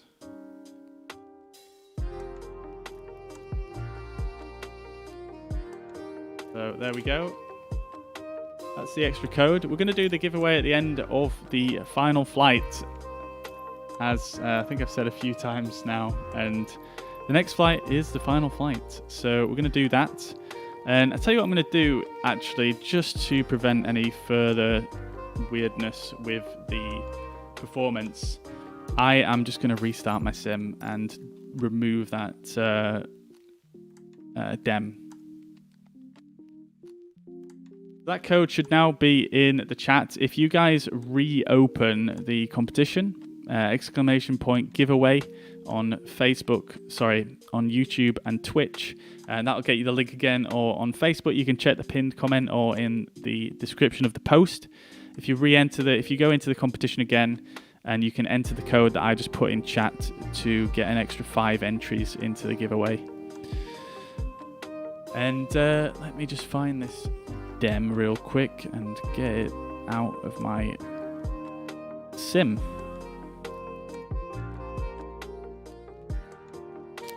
Goodbye. Because I mean, in honesty, I don't even think it looked that much better than the than the default. In places it looked better, but I don't know.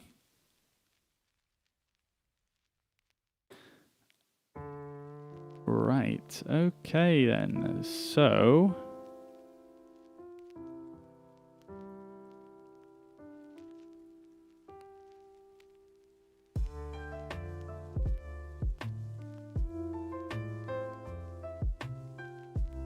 Alright, let me just go grab another drink while the sim reloads, and I'll be back in just a sec.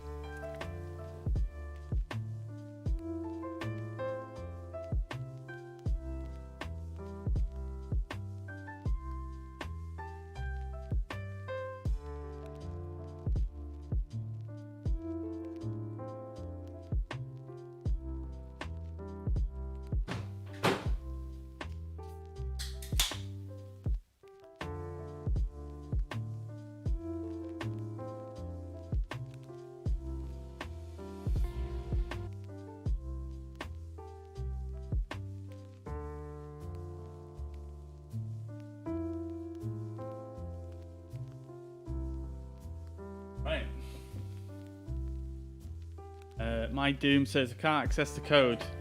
What is it that you're struggling with on the code? Let me just show you guys what you need to do.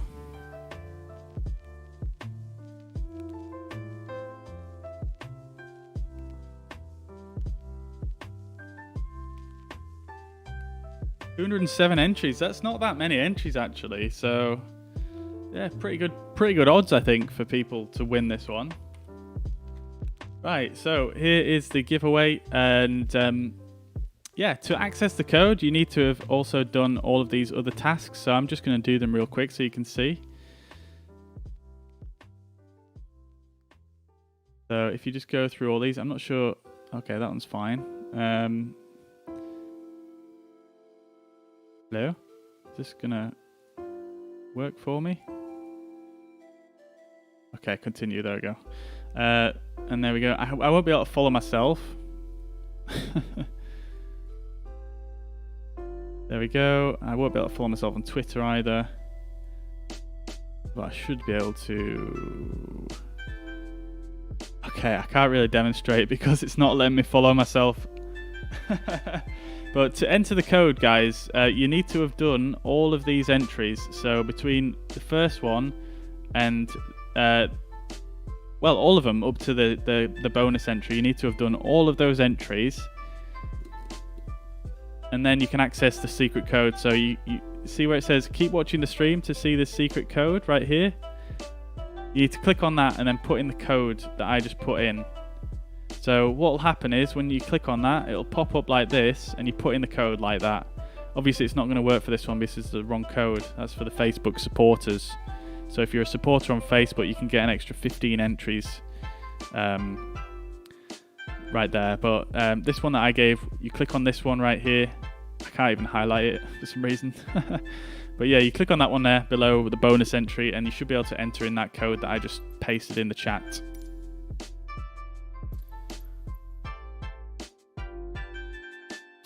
Will the person with the most points win, or will it be random? No. So you're not really getting points, you're getting entries. So if you think of it like a raffle, each entry you get is one ticket basically for the raffle. So that's how it works. And basically, obviously, the more tickets you have, the more higher probability you have at winning. But it will be just chosen at random, the winner.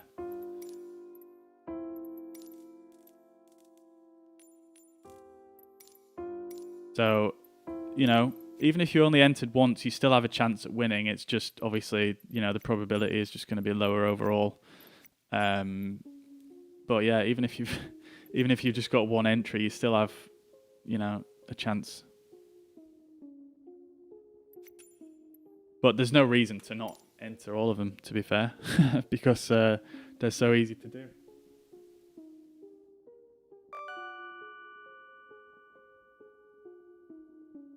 And also, guys, if you're watching on Facebook and you're watching on YouTube, do please hit the like button. Or even if you're not watching on either of those platforms, if you go over and check out the channels on there that I've got, you know, if you could hit the like button on the Facebook stream and on the YouTube stream, that does help the channel a lot. Obviously, it helps YouTube and Facebook send the stream out to more people, and yeah, I would very much appreciate that.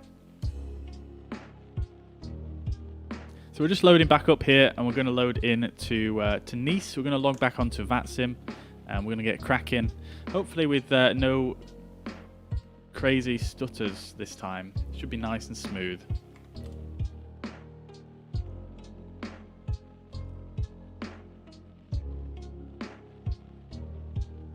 So we're going to have self-loading cargo on. Hopefully it should be a bit better this time and work okay. I could do with doing a flight plan, couldn't I?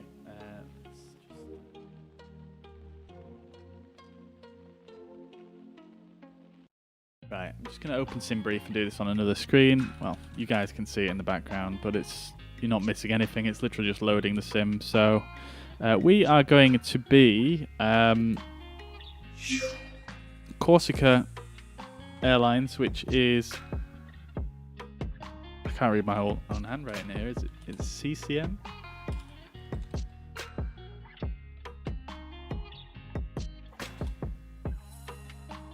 Yeah, so we're going to be Air Corsica, not Corsica Airlines. So it's CCM, and we're going to be flight number 310. This is a real flight that Air Corsica do. They don't actually fly the 320 on this route, although they do have some in the fleet. They don't actually fly it on this route.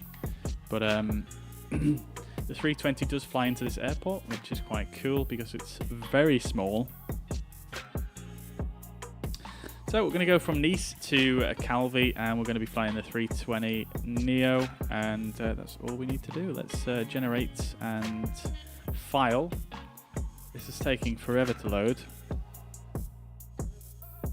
Pre-file flights.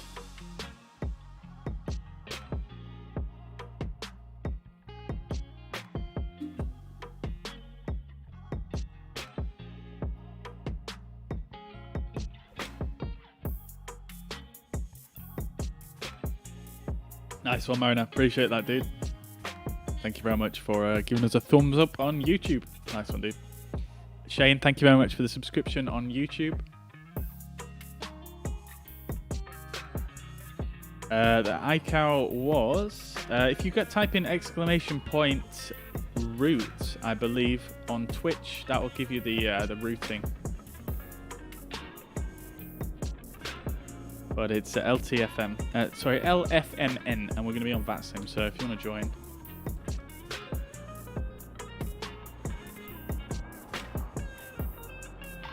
By all means. Alright, here we are. Beautiful. Weather's looking nice. Let's get self-loading cargo set up. I'm just going to fly through the setup on this one. Absolutely just fly through it. Half an hour. Let's do this thing.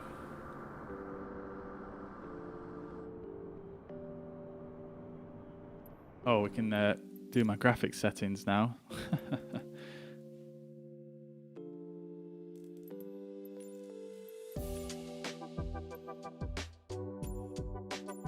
There we go, very nice. Okay. Where's my menu? There we go. Let's get the jetway connected. Catering, baggage, power. Stay ready for boarding. Even though the jetway is still extending, they can leap. Let's go for batteries on, external power on, nav lights, emergency exits, crew supply oxygen, no smoking to auto, and the ground control flight recorder on, integral lights on, adheres to nav. Great stuff. Okay, and then we are going to jump on straight to the EFB here. We're going to pop that out, go like that. Let's go like this. And then we are going to go to dispatch fuel. Our block fuel is going to be 4767. Let's make sure we set that to real and then press play. That's now going to refuel the aircraft. 5 minutes estimated time. Hey Zach, thank you very much for becoming a supporter over on Facebook, dude. Much appreciated. Thank you very much. That's very generous of you. If you go into the group that you should now have access to, it's called Fuzz Crew on Facebook. If you go into there, you'll be able to find a code that will get you 15 extra entries to the giveaway. And if any of the supporters are in the chat as well and they've not actually used that code yet, go ahead and do so. It's there for you. And okay, let's get going. So auto brake max. We turn up the screens. Refueling is ongoing, so we'll leave the seatbelts off for now. We'll go ATSU, AOC, init data request. GPS primary already. Okay, I wonder if I've got that on the wrong setting. Perf weight and balance. Let's go to payload and load that in. Let's then go to init request. All looks correct. Cruise flight level is 290, cost index of 12. Fairly short flight, so low cost index. That's fine. Flight plan and departure from Nice is going to be direct out to Colon, so we're going to actually leave that as it is, and we're going to set the runway to runway 36. Interesting. No SIDS. I wonder if that's actually correct. And then we are going to be using the Sodra 2L to Lima arrival into Calvi, and we're going to be using a localizer 18. So we're not doing the circle to land at Calvi for once. I know pretty much every time we fly there we do the circle to land, which is very difficult, actually much harder I think in my opinion than Innsbruck. But we're going to be coming on the localizer for 1.8 today, so that's fine. We'll go Sodra to Lima and no vias. And in fact, let me just see here. We've got an RNAV Zulu. Let's see if we can get the RNAV to work in the 320. I'm intrigued. So that's fine. That's in and set. We've got no ILS for departure. That's fine. Init B, we'll set the 0 fuel weight and 0 fuel weight CG. And we are going to have, again, 4.7 block fuel. So we'll put that in there, and our average wind component is going to be a slight headwind of 2 knots, fairly light winds at the moment. So that is all good. Fuel prediction is 30.5 CG, so we'll set that on the trim right here. So that's good, and we'll set the integral lights up as well. That's all looking good. TCAS is fine, and let's set the performance page finally. So we're going to go flaps 1. We're going to do a hefty flex of 66, and we are going to set the transition altitude to, let me just get the charts 1 second, Ah, okay, yeah, there isn't actually any charts. Wait. Wait. Wait, have I... What is going on here?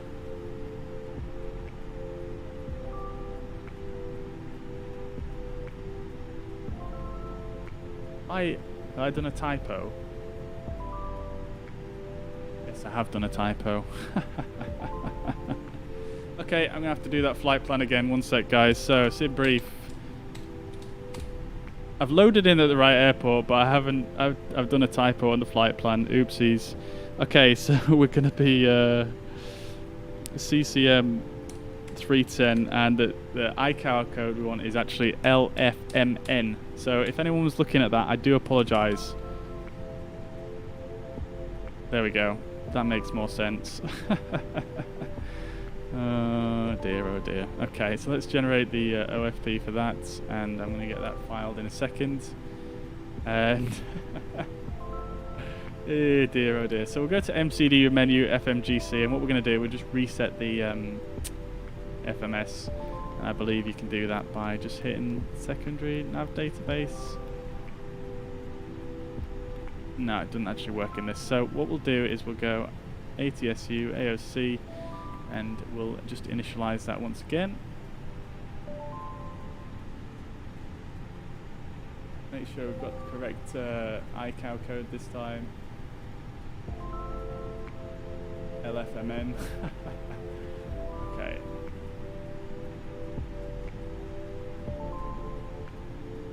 Yeah, there we go. That makes more sense. LFMN, and then we'll go payload. We'll do that again. We'll go to init request. Flight level 130 is our new cruise. I'm just going to write in Twitch chat for Road to Hell, who was asking about the routes. That's now changed, so we're going to go for this route instead.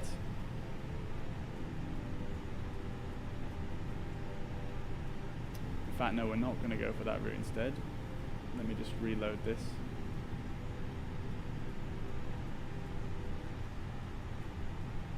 There we go. So, route. There we go. That's the flight plan we're going to be doing now. So, we're going to be using the Sodri 6 Bravo departure from runway 04 right. I think that's the first time I've ever done that.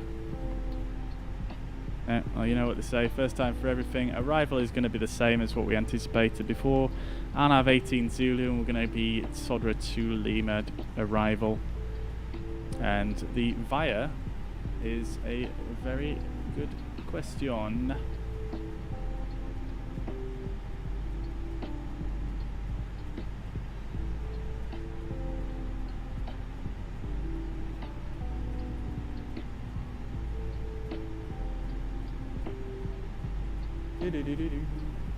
Okay, let's see this chart. I think Suka has got to be the it's got to be our transition. That looks good. We're going to go Suka, and then we're going to insert, check takeoff data, which we will do. We'll just redo this. And block fuel is going to change as well, so we are going to have oh, it's actually the same for this flight plan for some reason. Fair enough. Okay, we're going to keep the block fuel the same, and our average wing component is going to be the same as well, so that's all good to go. And then we'll check the perf page. We'll flex 66 still. Transition altitude, its Nice is going to be 5,000 feet, and we are going to set the V speeds at V1, VR, and V2. That's good to go. And the fuel is now all on board, so let's set the seatbelt signs to on, and we'll turn the fuel pumps on as well. We are then going to fire up the APU. 1, 2, 3. There we go. And let's just quickly just check everything else is set as I want it to be. Initial climb is 5. And everything else is good. QNH at Nice is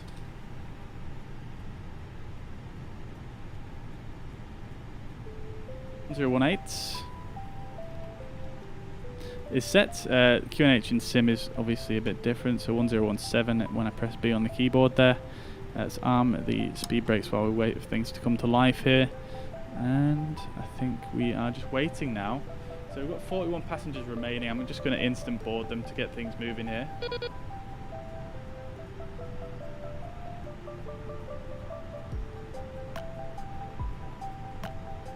Quality is so much better on Twitch. That's surprising. Yeah, sometimes it is, sometimes it isn't. Yeah, it's a bit weird like that, to be honest. I feel like it should be best on YouTube because YouTube has a much higher limit to the bitrate than other channels, but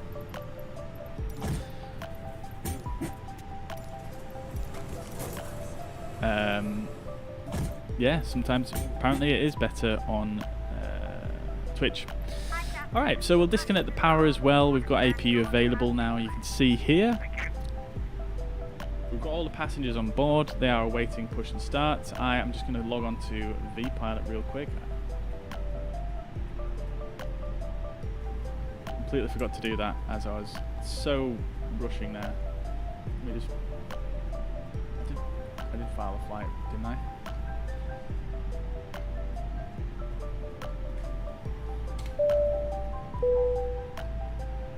Ladies and gentlemen, good evening. Welcome aboard the aircraft. My name's Steve. I'm your pilot this evening, along with first officer David. Alright, we've got no controllers on, so we'll just go to UDICOM on 122.8. We'll shortly be making our way around the cabin. Make sure you're comfortable and ready to get us on our way. We're not actually anticipating any delays, so we should be arriving on time at our destination. The guys on the ground have just finished loading the final bits of luggage into the aircraft, so we should be on our way very shortly. We are just waiting to receive pushback and taxi clearance before we... Alright, let's do this thing. So we are at... But if you could help the cabin crew by getting yourselves comfortably with seatbelts fastened, that would be fantastic. In the meantime... we haven't done a pilots briefing for this one. We'll be starting our in-flight services, but for now I'd like to thank you for tuning in. Might as well just do a quick one. I hope you enjoy the flight. Thank you.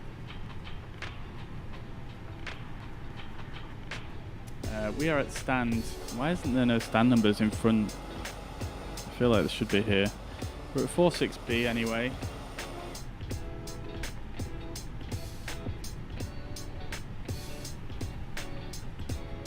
Anyway, so let's bring up the fuzz pad real quick. So, can you run the APU in 320 without fuel pumps on? Yes, you can, yeah.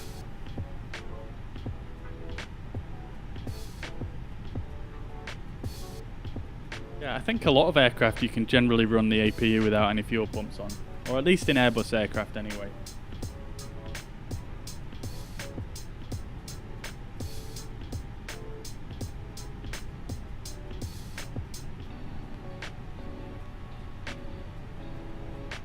Teddy, welcome to the chat. I see you there.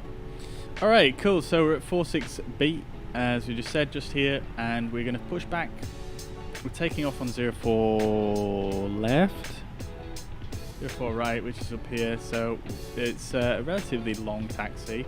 We're going to push back. We'll push back facing to the south, and we'll come down, and then we'll go Charlie uniform, and then up to Hotel 1, cross runway 22 right, and then I'm going the wrong way here, aren't I? Okay, so we're going to go Charlie, and then Charlie uniform, Alpha 1, Alpha 2, and then up on Whiskey and Whiskey 3, 04 right, and we're going to take off that way.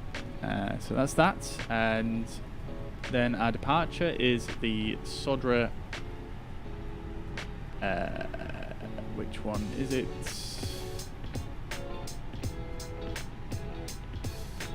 It was 6 Alpha, I believe. No, it wasn't, it was 6 Bravo, so we're going to take this right turn, max 210 knots, and then we're going to take our we're going to split off here and then come down this route here. Minimum altitude is 6,000, shouldn't be an issue. We're going to come down here, Mike November 244, and then out this way. Initial climb clearance is flight level 70. And we're going to come out to Sodbury. And then once we reach Sodbury, we're actually on an arrival to add a arrival destination. So we're going to brief that one as well. So we are going... I can't click on this. There we go. Then we're going to come in from Sodbury to Lima. We're going to come in. There's no restrictions on this, so we just need to do a descent when we're ready. We're going to come in, and then Suka is going to be our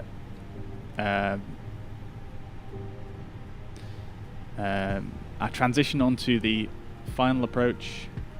So let's just pin that one, and then I'm going to bring up the approach. So we're going to do the Arnav Zulu. Interested to see if this works. So Suka, max 200 knots. Oh, sorry, that's on the missed approach, max 200 knots. So that's fine. So we're going to just come in as normal here, no restrictions, and then our initial... Oh, there's two initial approach fixes here. So Suka is going to be our initial approach fix, I believe. So we're going to come in Suka, and we're going to descend on down to 3,000 feet by Foxtrot, by Biscay even. So we're going to descend on down, and we're going to aim to be at 3,000 feet at Biscay. Biscay is 14 miles out from the...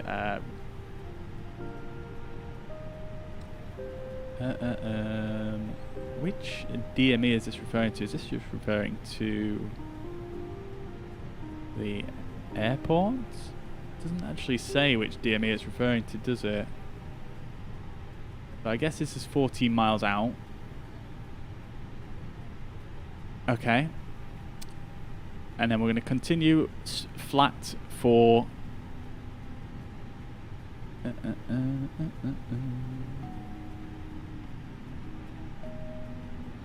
Doing quick maths. We're going to continue flat for 5 miles.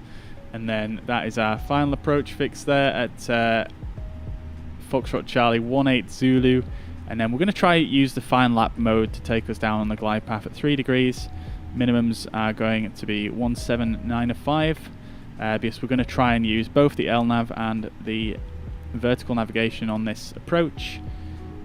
Even though I know we don't have vertical navigation, the fine lap mode for the RNAV approaches does sometimes work. So we're going to try that, and that should take us down then to minimums, and we're going to continue visually at that point and land from there. So the missed approach point is here at 4.3 miles, and like I said, minimum is 17905. Like I said, it's fairly straightforward. 3 degree descent angle, and final approach course of 177 degrees. That's it. So that is the approach. It's going to be a very, very swift flight, guys. So that's why I did the full briefing right now. And our passengers are probably getting a little bit antsy. So let's get that pushback. We'll get the pushback tug on the way. Let's start the APU bleed. Let's start the beacon light. And we are going to set that to auto. And let's do our... before start checklist. So cockpit prep is complete, gear pins and covers are removed, signs are on and auto. Gear pins adheres our nav. The fuel quantity is 4.7 tons. Takeoff data is set, bar ref is set 1017 both sides. Windows and doors are closed, beacon light is on, thrust levers are idle, parking brake is currently on, and that is a before start checklist complete. Alright, let's set our transponder to auto, release the parking brake, and we're going back. Fuel, engine mode selected to start. You can hear the packs power down there as it sends the bleed air to the engines. Start with engine 2, start the chrono, set this to 7,000 before I forget.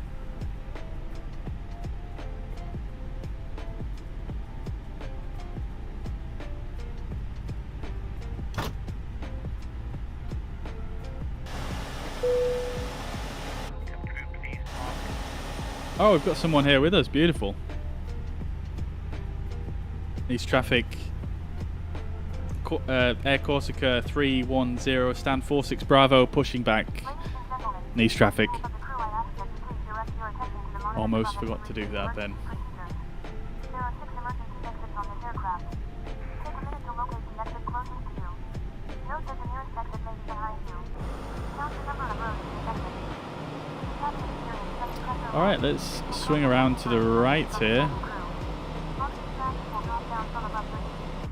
Place the mask over your mouth and nose, like this. Alright, there we go. We've got one good engine start. Make sure that your own mask is on first before helping your children. In the unlikely event of an emergency landing and evacuation, Oh, that was an aggressive turn. Holy crap, slow, stop. Please. Trafic, Fox Tango Mike Papa Charlie en courte finale pour la 04 gauche. That was in French, I think. I didn't quite catch that.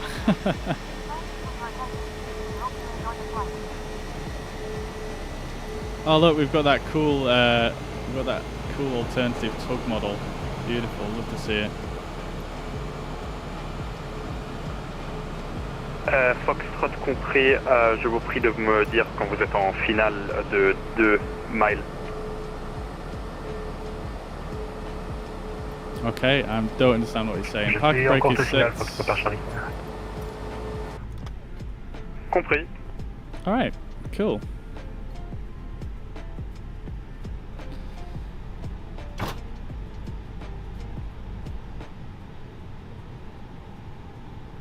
That engine's stabilizing. 23 degrees out. Anti-ice is not required. So after start checklist, anti-ice is off. Ecam status is checked. Pitch trim is set and rudder trim is 0. After start checklist complete, let's do a quick flight controls check as well while we're here. So we're going to go full left and full right. I'm going to try and speed through this. Full up, full down, and on the rudders.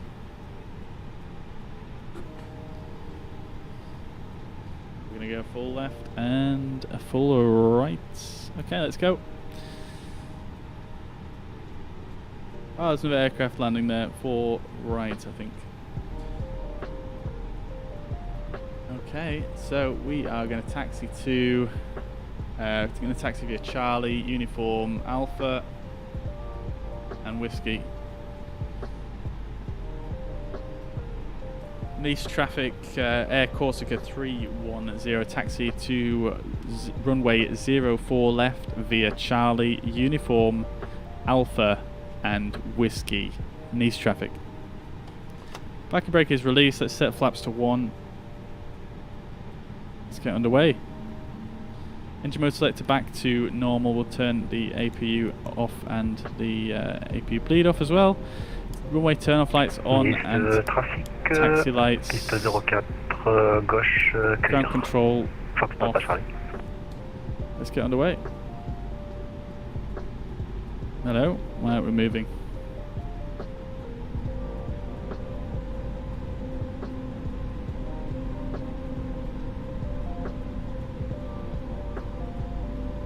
Hello? Oh my god, the tug's still there.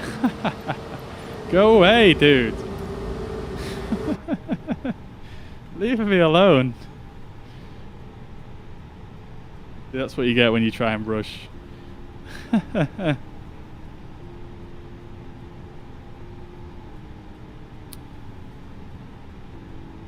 me just make sure I've got my tiller set here on X's and O's.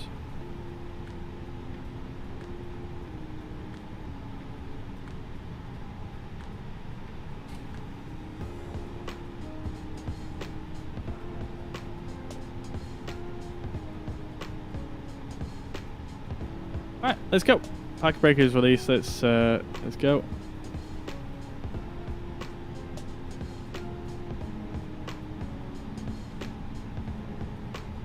What is that PS Tug? It's just an alternative model for the Tug. It's it comes from the Latin VFR Arex Europe pack.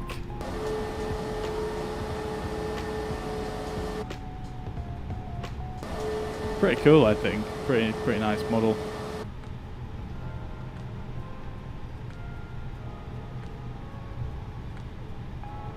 Do I have a video on how to set up the tiller? I do not yet, no. No. What I will say though is it requires axis and O's. It's quite simple to do. I mean, I could just export the scripts for you. And you need to import it.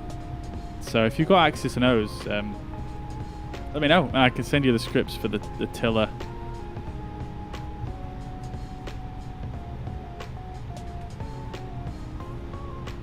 Yeah, definitely do. Uniform 479 passe la piste 22 gauche.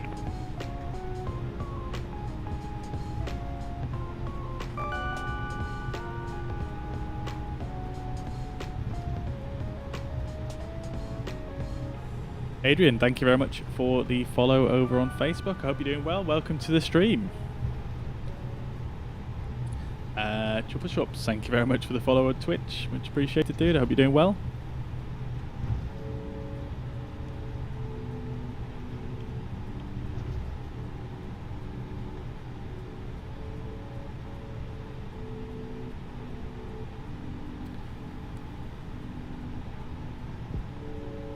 All right.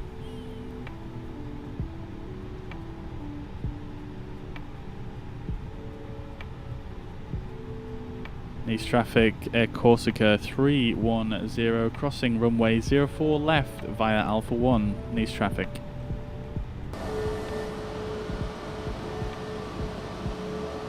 There's no one on approach. We're looking good. Oh, I think that's the guy who was talking on the radio. He just landed, so that's fine.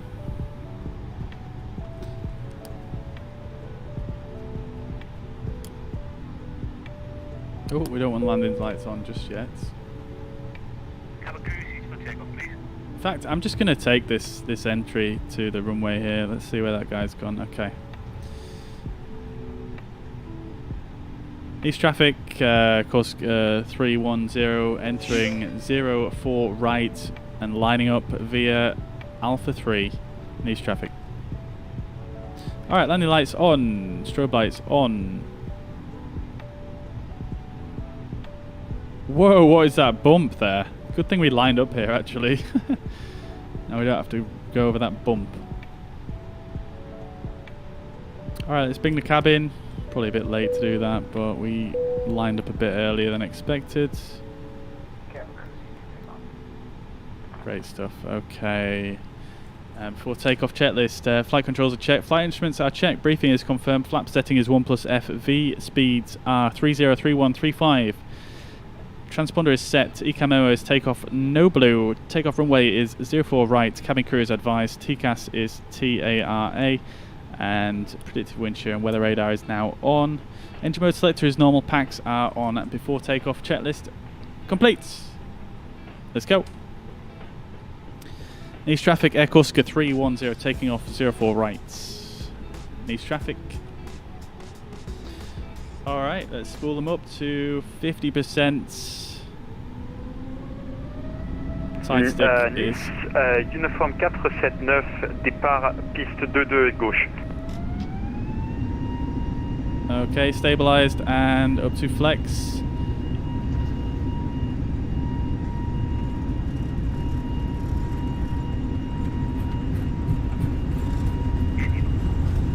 .80 knots, slowly releasing that pressure.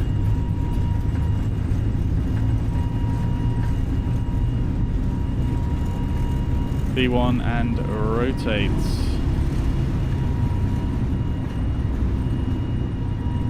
Nice smooth rotation. Gear up.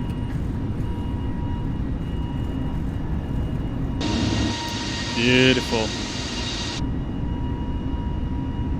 I wish there was a flyby cam in this sim. Unfortunately there is not. Alright, we can probably start that turn now. I'm going to start that turn to the right, following the flight directors.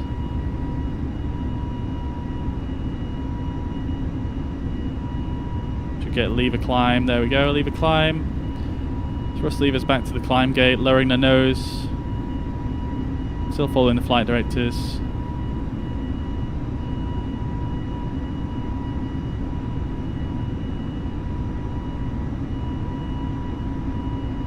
Oh, we actually have another aircraft showing on the TCAS. He's way above me though. S speed, positive speed trend. Slats retracted.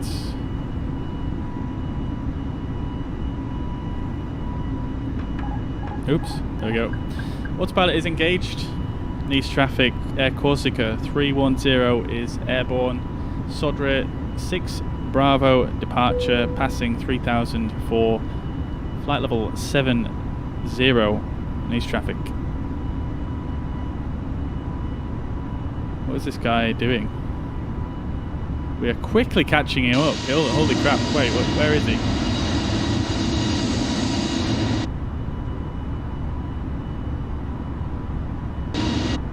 We should be able to see him out the window right now, apparently.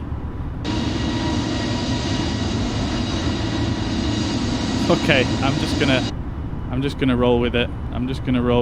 He's 700 feet below us now, so I think we're fine. Dear oh dear. Alright, let's just send this up. Cruising flight level is going to be... What was it actually? Because my flight plan mucked up, didn't it? Cancel.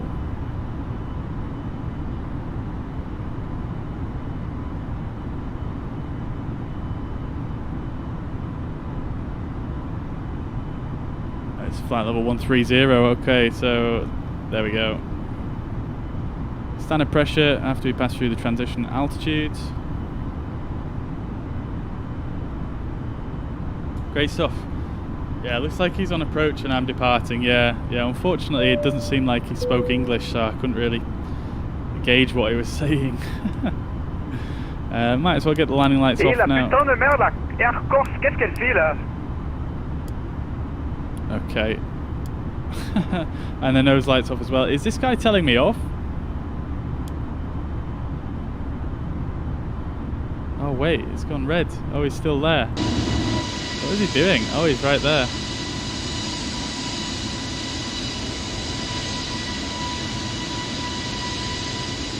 What is he doing? He was below me.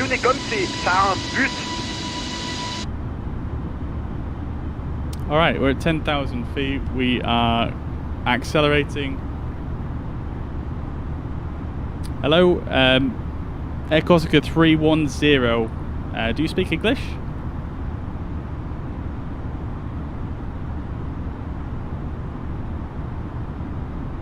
Yes, a little bit. Why? Were you talking to me then on the radio? Sorry, I'm just a bit confused because you're showing up on my my TCAS.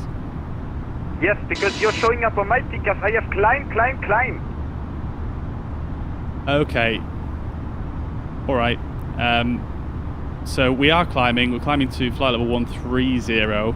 I did announce my departure. I didn't sort of hear you on the radios at all, so I assumed that it was okay to depart. Okay, next time just be careful, please. I don't see how I could have been less careful there. I announced my departure. You know, I announced my taxi. I don't really see how more careful I could have been. So we're just going to ignore this guy. I'm not sure what he's... And please listen to your resolution advisory. If you get descent or climb, do what it says.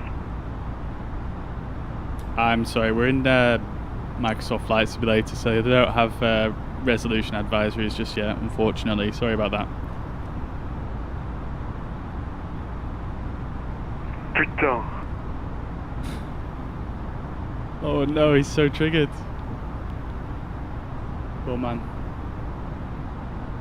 I mean, fair play, you know, obviously if there was traffic advisories, you know, I'm happy to comply to them. But bottom line is, you know, I announced my departure, I announced my taxi. He would have been able to hear that, and he said nothing the whole time. So what am I supposed to do? You can't just come on the radios and say I'm doing something wrong.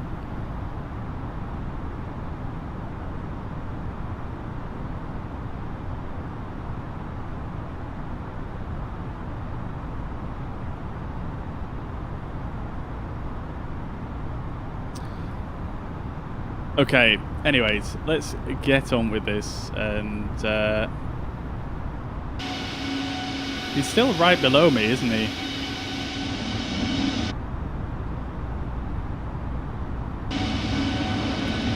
Oh, it's right there. No.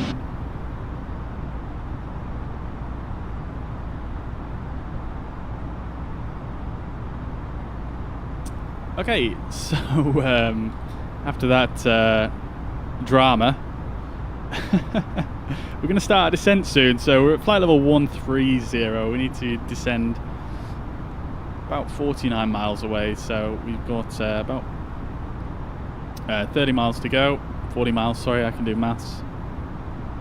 And yeah, we're going to start our descent down to 3,000 feet, I think was the platform altitude, if I remember correctly. It was, yeah, 3,000 feet.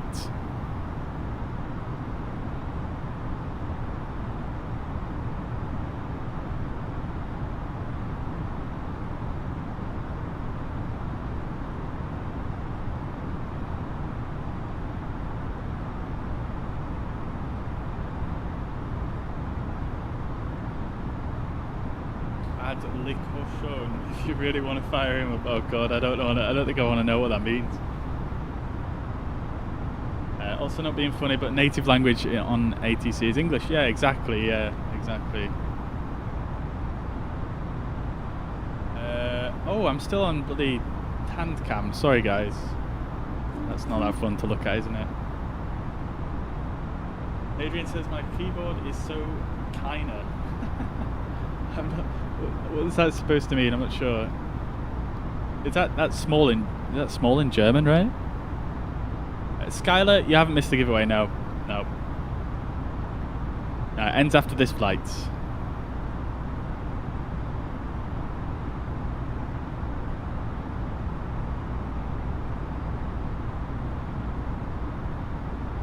Microsoft released collab with Top Gun. Oh, really? Interesting. I've not seen that. I'll have to look into that after the stream. Tomboy says we need to get going. I'm late for a business meeting.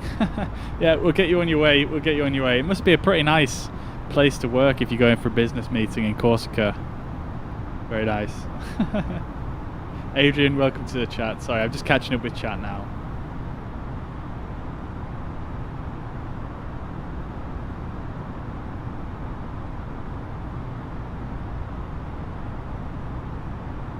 The guy does not understand that you're departing and starts to swear. Yeah, clearly.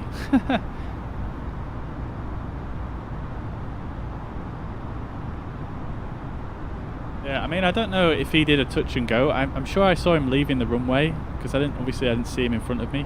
And I saw a business jet taxiing out. I don't know if that was him. But then all of a sudden he was there. I don't know. Anyway, it's over now, and he's still there. He's still right there. I'm not sure what he's like flying around like he's. I don't know. I don't understand. Where has he gone?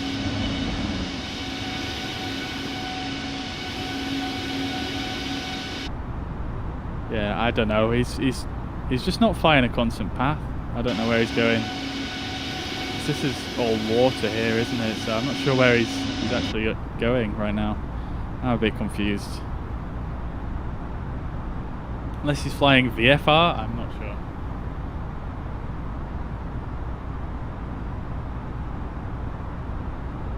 Does kleiner mean clean? I'm not sure. I think it means big or small in German, I'm pretty sure.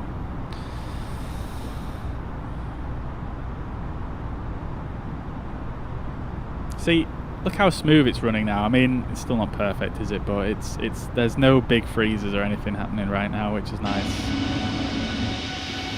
I do like this Air Corsica livery though. Something about it that's just nice. It's just clean, super clean.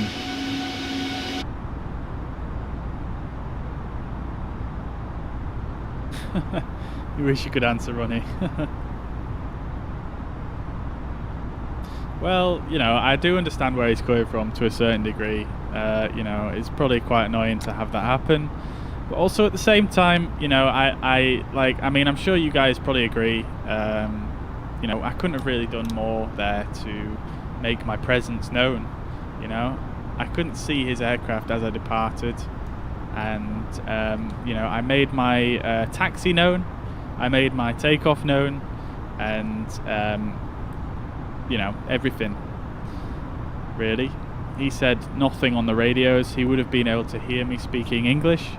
He would have been able to hear me announcing, you know, at least, you know, the runway names, and he might have, you know, if he knew that was going to affect him, and he heard his runway being called out, or his airport or airspace near him where he's operating being called out on the radio, you know, you should be listening to that and responding on the Unicom.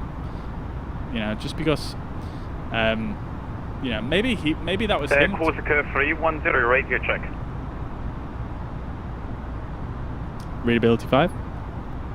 Corsica 310, this is the US Air Force. We intercepting you. You are currently flying in a restricted airspace. Turn back immediately and follow us. Oh no. Say again for Air Corsica 310? Air Corsica, I think I've made myself clear. You said I was in restricted airspace. I was unaware of that. Affirmative. The max or the minimum flight level for this airspace is flight level 200 for passenger aircraft.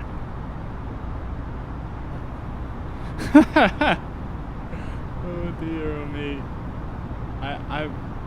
That's not correct. I'm not seeing that airspace on my chart, I'm afraid.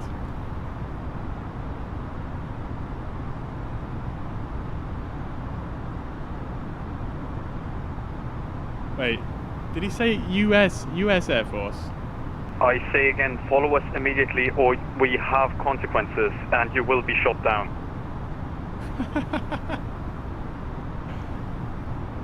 Say again which Air Force you were flying in from.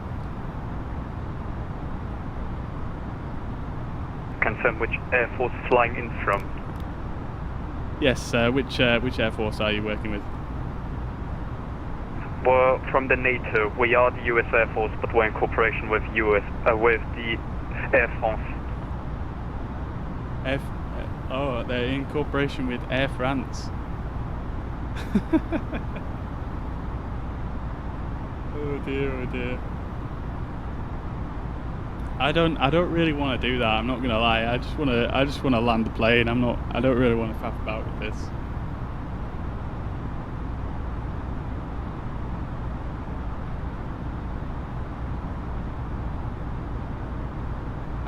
I'm just gonna pretend I'm asleep.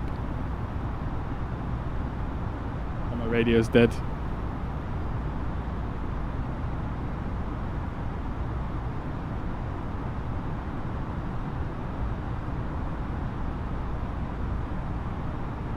I don't know. What do you guys want to do? What do you want me to follow this guy? Mohammed, welcome to the chat. Hope you're doing well.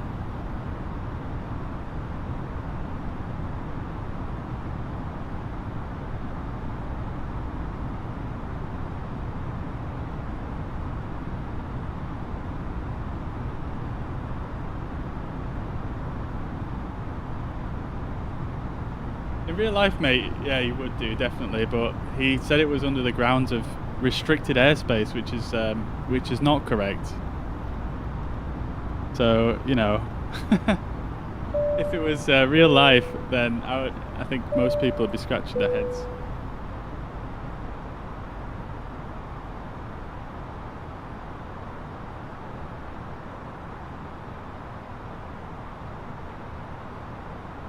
Can I see him? I mean, not visually, but he's on my TCAS right there.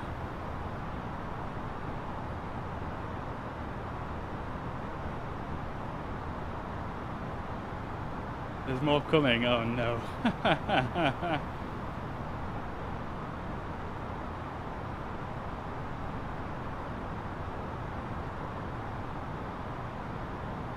And Air Corsica 610.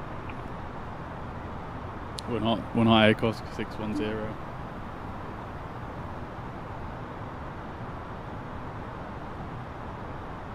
We're late at descending now as well. This is. Stand by. My mistake. Air Corsica 310. Oh, there we go.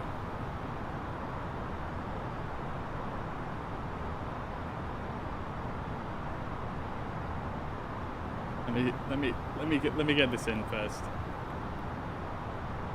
Air Corsica 310.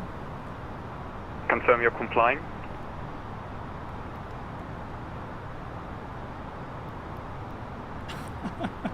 I don't want to comply with this guy. I don't want to be intercepted right now. I'm just gonna disconnect so that this guy just leaves me alone, because I'm not. We're basically at the end of the stream now. I wanna land the plane.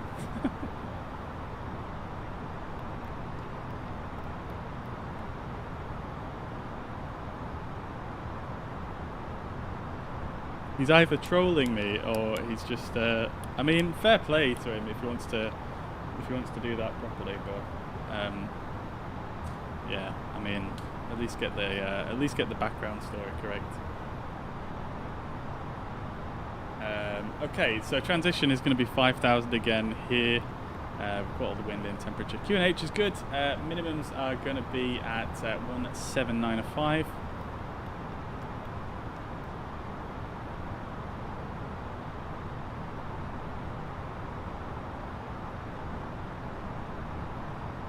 Going in his mates. You're going in a typhoon. Yeah, mate. Let's have some kind of battle going on here. I'm gonna get a bit of speed brake now because we're definitely probably a bit high now. I'm very distracted right now. This is not gonna go too well. Am I on West Europe? No, I'm not. I'm not actually on multiplayer. I'm on. I was on VATSIM. That's how he was able to communicate with me.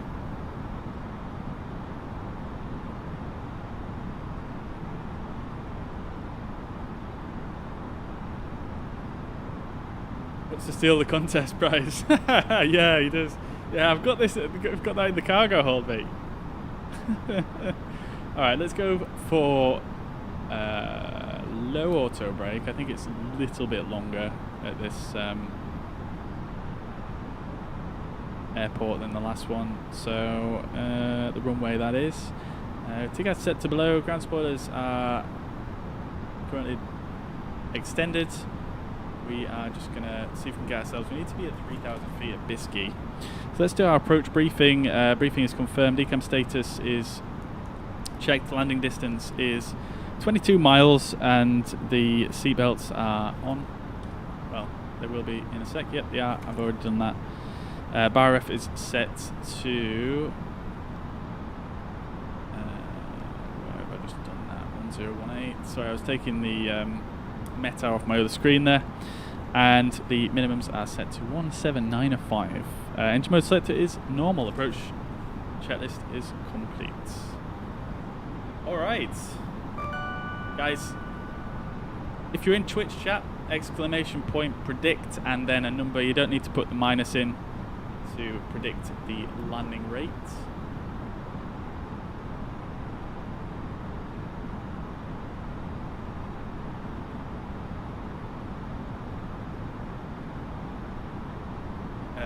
Yeah, we're still quite high here. We definitely need to be a bit lower. Let's just increase the speed a bit.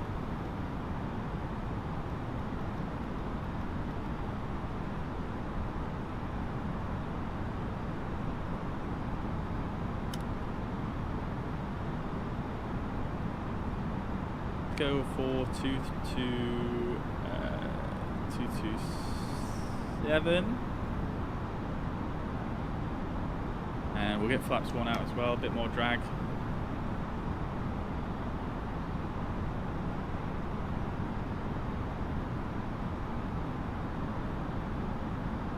Got speed brakes out, we've got flaps 1 out here. This is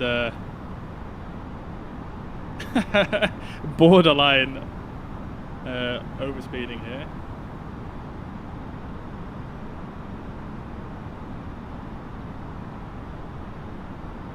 Yeah, Tomboy. I'm not sure if that was the same guy, you know. I think it was the French dude must have called someone else or something. I don't know, man.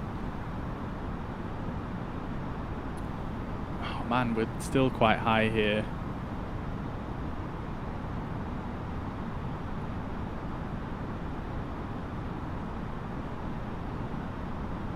I think we should make it to 3,000 at the right point here, but we're still going to be a bit fast.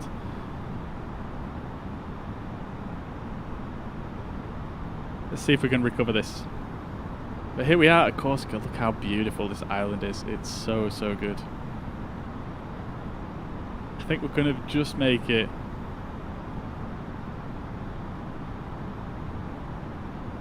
Alright, let's go gear down to try and slow us down even further.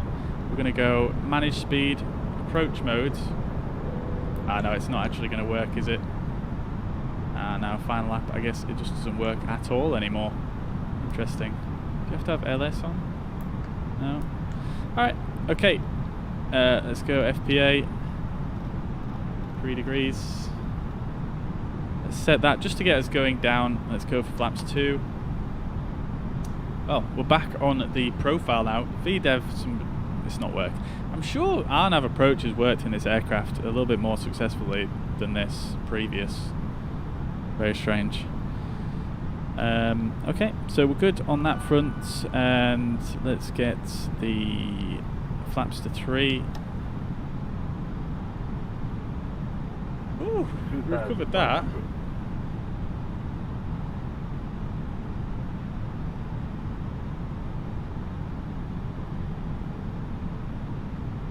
Keep going, that guy's an idiot, he can't do a thing. Let's see.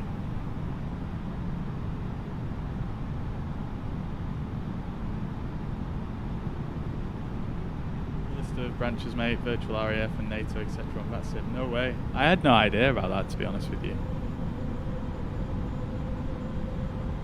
Pretty cool. I mean, that's very, very cool. I do enjoy that kind of thing, but just not right now. Alright, let's get the speed brakes in. We'll go for flaps full. Speed brakes are armed. Let's check with the cabin. Everything else is looking good. Let's do a landing checklist. Minimums continue. Cabin crew is advised. Auto thrust is speeds. Auto brake is low. ECAM memo is landing no blue. Oh no, it's not pinged the cabin properly, has it? Alright, so we've got 3 reds. Let's disengage the autopilot now, and we're going to do this manually. Flight director's off. Let's use the bird.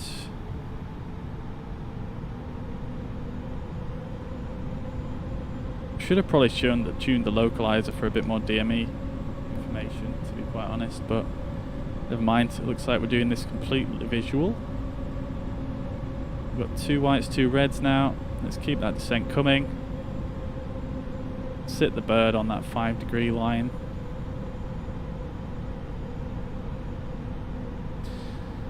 Runways in sight. Absolutely beautiful weather here in Corsica.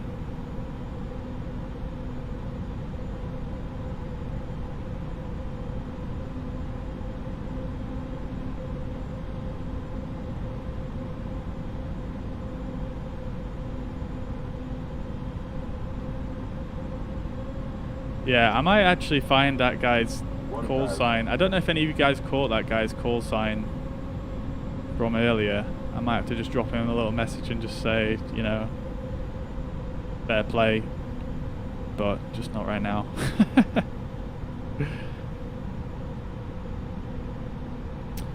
Alright. Now then guys, the giveaway, it might actually close itself right now because of the time limit on it, but I will reopen it just for a few minutes after we land here, just in case there's anyone else that wants to get their entries in. If there is, just let me know in the chats. If not, then we can just roll it once I've parked up. 500. Alright, so we've got 2 whites, 2 reds. I'm going to stop waffling on now. We've got a nice little headwind, 5 knots, and we are looking good. Let's get on that center line. 400.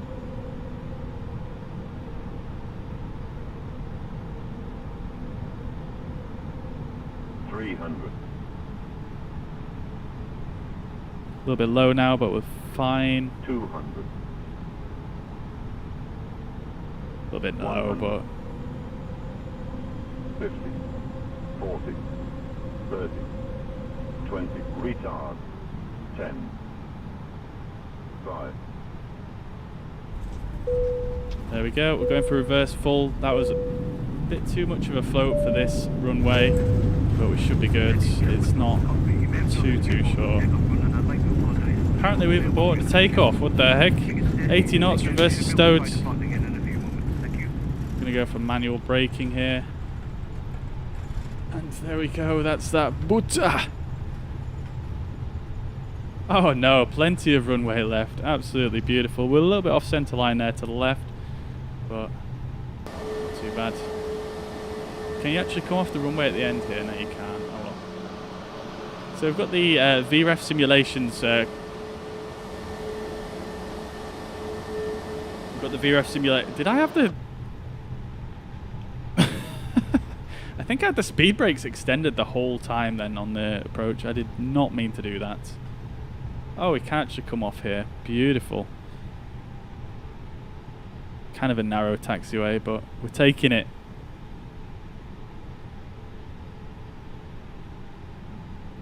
Alright, let's get those flaps up. Speed brakes are disarmed.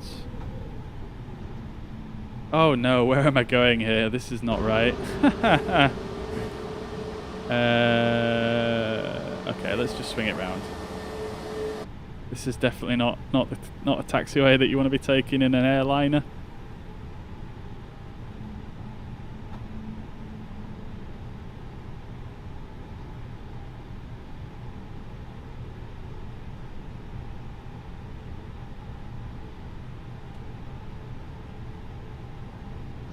Yeah. I mean, he that guy sounded like he knew what I was doing there, and hats off to him. That was, yeah, it was quite brilliant, and I was tempted to follow him up there, but you know, end of the day, maybe if it was earlier on in the stream, that would have been quite cool. But yeah, not at the moment. Especially when most of you guys in the chat said that they weren't too bothered about following up with it anyway. So I follow you guys as much as my own requirements. I'm not sure why self-loading cargo is messed up and it thinks that I did an aborted takeoff there. So let's get parked up. Let me know in the chat right now, like literally right now, if there's anyone in the chat who hasn't entered the competition that wants to. Let me know in the chat right now. Okay, so landing lights are coming off, strobe lights are coming off. Might as well just turn the taxi lights off actually. We've got plenty of light here and we don't want to blind all the ground crews. And we're just going to come straight in at this parking stand, Papa 3 right here.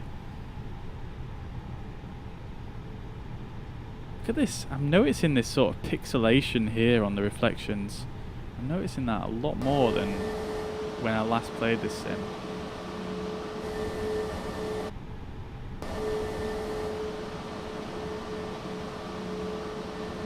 I'm sure I turned the taxi light off. Oh, no. What is going on there? There we go. Okay. We're on the wrong marker.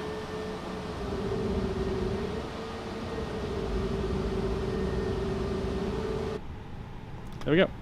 Perfecto. Okay then, so let's turn off the... Oh, we've got external power. I'm not going to bother with the APU then. Let's just turn both the engines off. And...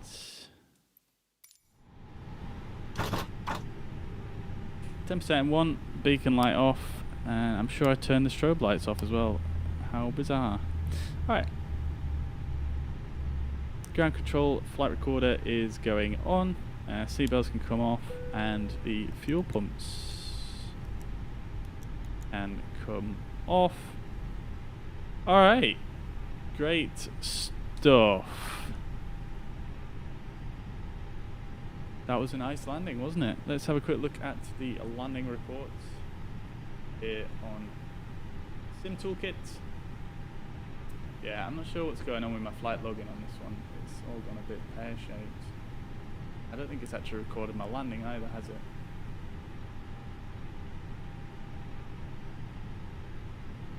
No, it hasn't. What is going on? Dear oh dear. Anyways, let's close that and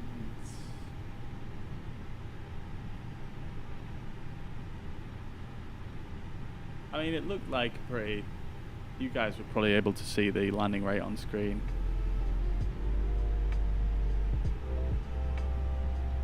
Okay, so let's get shut down then. Turn the transponder off. I forgot to turn the predictive wind shear and the radar off.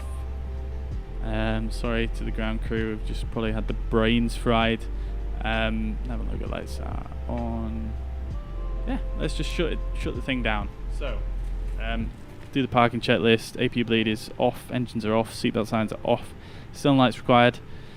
Fuel pumps are off, parking brake is on, and let's do the securing the aircraft checklist, and let's just check the brake temperatures real quick. So we're looking good there on the brake temps. I feel like the brakes cool down a lot quicker now than what they used to do. So brake temperatures checked, ideas are going to be set to off. 1, 2, 3, or 1, 3, 2 even. Oxygen and emergency exit lights can come off.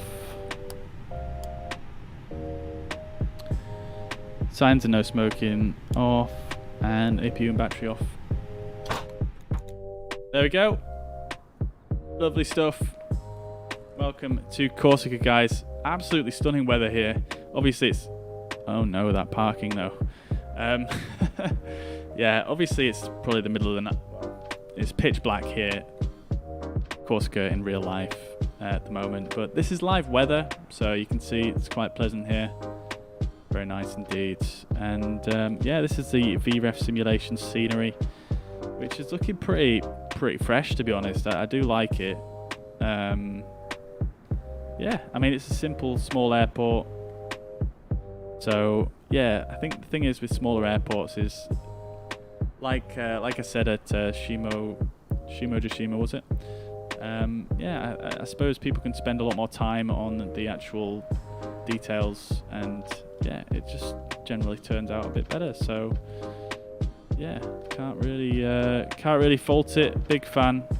Let's just chill in this tower for a bit, and we'll do the giveaway. So good luck to everyone. Once again, you know, this is your last chance to call out now in the chat if you haven't entered the giveaway and you need me to reopen it just for a few minutes.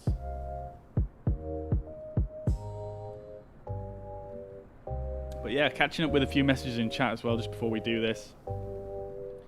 Yeah, I mean, that guy possibly is a real military pilot, and yeah, pretty cool.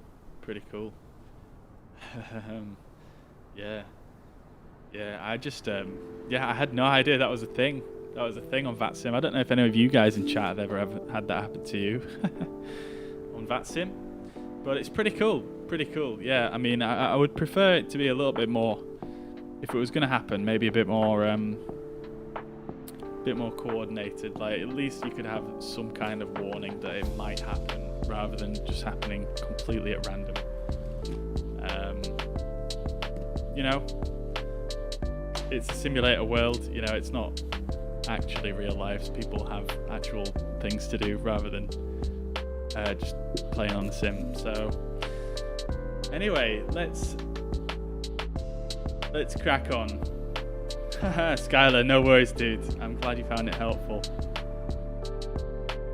Yeah, I'm glad that's working for you. Alright, so just a quick few thank yous to everybody who's entered the competition today, and everybody who's followed and liked the page and liked the streams and subscribed, etc., and done everything on the competition. And, you know, thank you very much for entering, everybody. I appreciate you being here. I appreciate you, even if you're just here for the, you know, competition. And, you know, I hope to see you again. And it's been an absolute pleasure streaming for you guys today. And yeah, it's been a funny old stream. We've had a few little hiccups here and there, as is the case usually with Microsoft Flight Simulator. But on stream, we do also fly X-Plane actually relatively frequently now. I'm really enjoying the A300 at the moment, as well as the Beluga. Do fly the 737, the Zebo mod as well quite a lot, which is very fun, and I do enjoy that. Have a lot less issues with X-Plane as well, not gonna lie, and yeah, I'm absolutely a massive sucker for the better pushback plugin. I'm just such a big fan of that. So if you like X-Plane, if you like IFR, if you like airliners, then yeah, hopefully I'll see you again soon. But nevertheless, a very lots of luck to everybody that's entered into the competition. We've got 360 total entries, which is not actually that many. So if you consider that each person can get around maybe about 10 entries, 10 to 20 entries, probably most people getting 10 entries. Yeah, that's not actually that many people who have entered. So yeah, best of luck to everybody. There's pretty high odds on this one. So yeah, not actually that many people at all that's entered, so that's quite surprising. But best of luck to everybody. I am going to just draw it in a second. I'm really drawing this out for you guys. I bet you're loving it. Okay, let me just remember how to draw it. 4% chance per person. Thank you for that, Sam. That's not bad odds, though, to be fair. For a competition, you know. Usually you'd have many more. I think when we did the CRJ giveaway, just to give you an idea, when we did the CRJ giveaway, we had 507 entries, and you had there was less opportunities on that one as well. So I think there was probably only about 5 or 6 different entries. So anyway, here we go, guys. I'm going to draw the winner now, and I'm just going to verify their entries before I announce it. So we've got one winner to pick, and 28 people entered in total, so pretty good odds, guys. Good luck. I'm going to draw it now.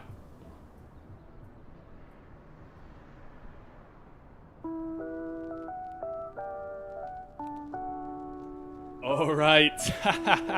I don't even need to verify this entry because this is a very frequent view of the stream, and I'm pretty glad that they won actually. So the winner is Ramsey Sheikh, who is a viewer on Facebook and a supporter of the channel. So congratulations, Ramsey, and well done for getting that.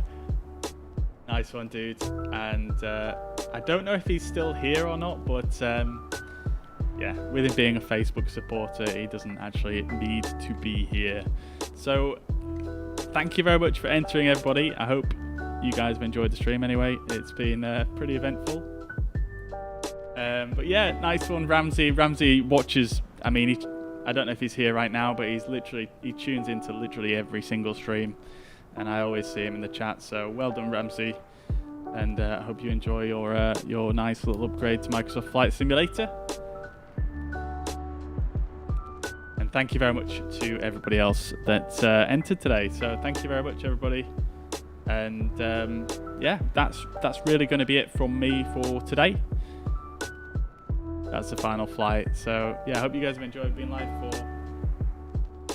nearly 5 hours now. So yeah, once again, thank you very much for watching, everybody. I hope to see you again soon, and enjoy the rest of your day, evening, wherever you are in the world. And yeah, once again, thank you so much. Take it easy, and yeah, once again, thank you very much, everybody. I'll see you soon. Bye bye for now.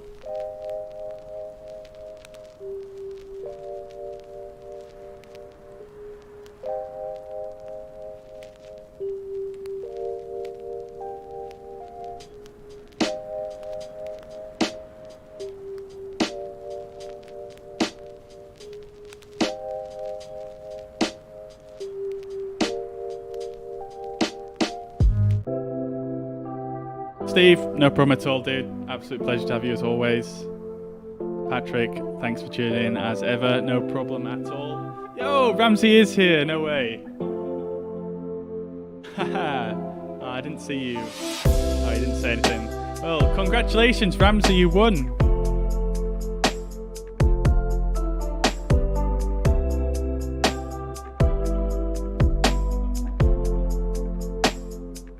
I'll come back. Yeah, Ramsey, you won the competition. Congratulations, dude. Trask, thank you very much, dude. I'm glad you enjoyed it. Even if we did get intercepted and it was all a bit confusing. I had no idea what to do, to tell you the truth.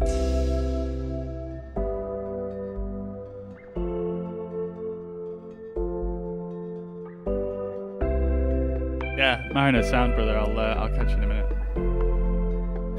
Yeah, congratulations, Ramsey, man. Well done, dude. I was just saying earlier, I don't know if you heard, but yeah, man. Obviously, yeah, I'm actually, pretty pleased that you won, considering you tune into pretty much every stream. So that's well deserved, and thank you very much for entering. I'll drop you a message after the stream, when the stream ends, and I'll let you know what the key is.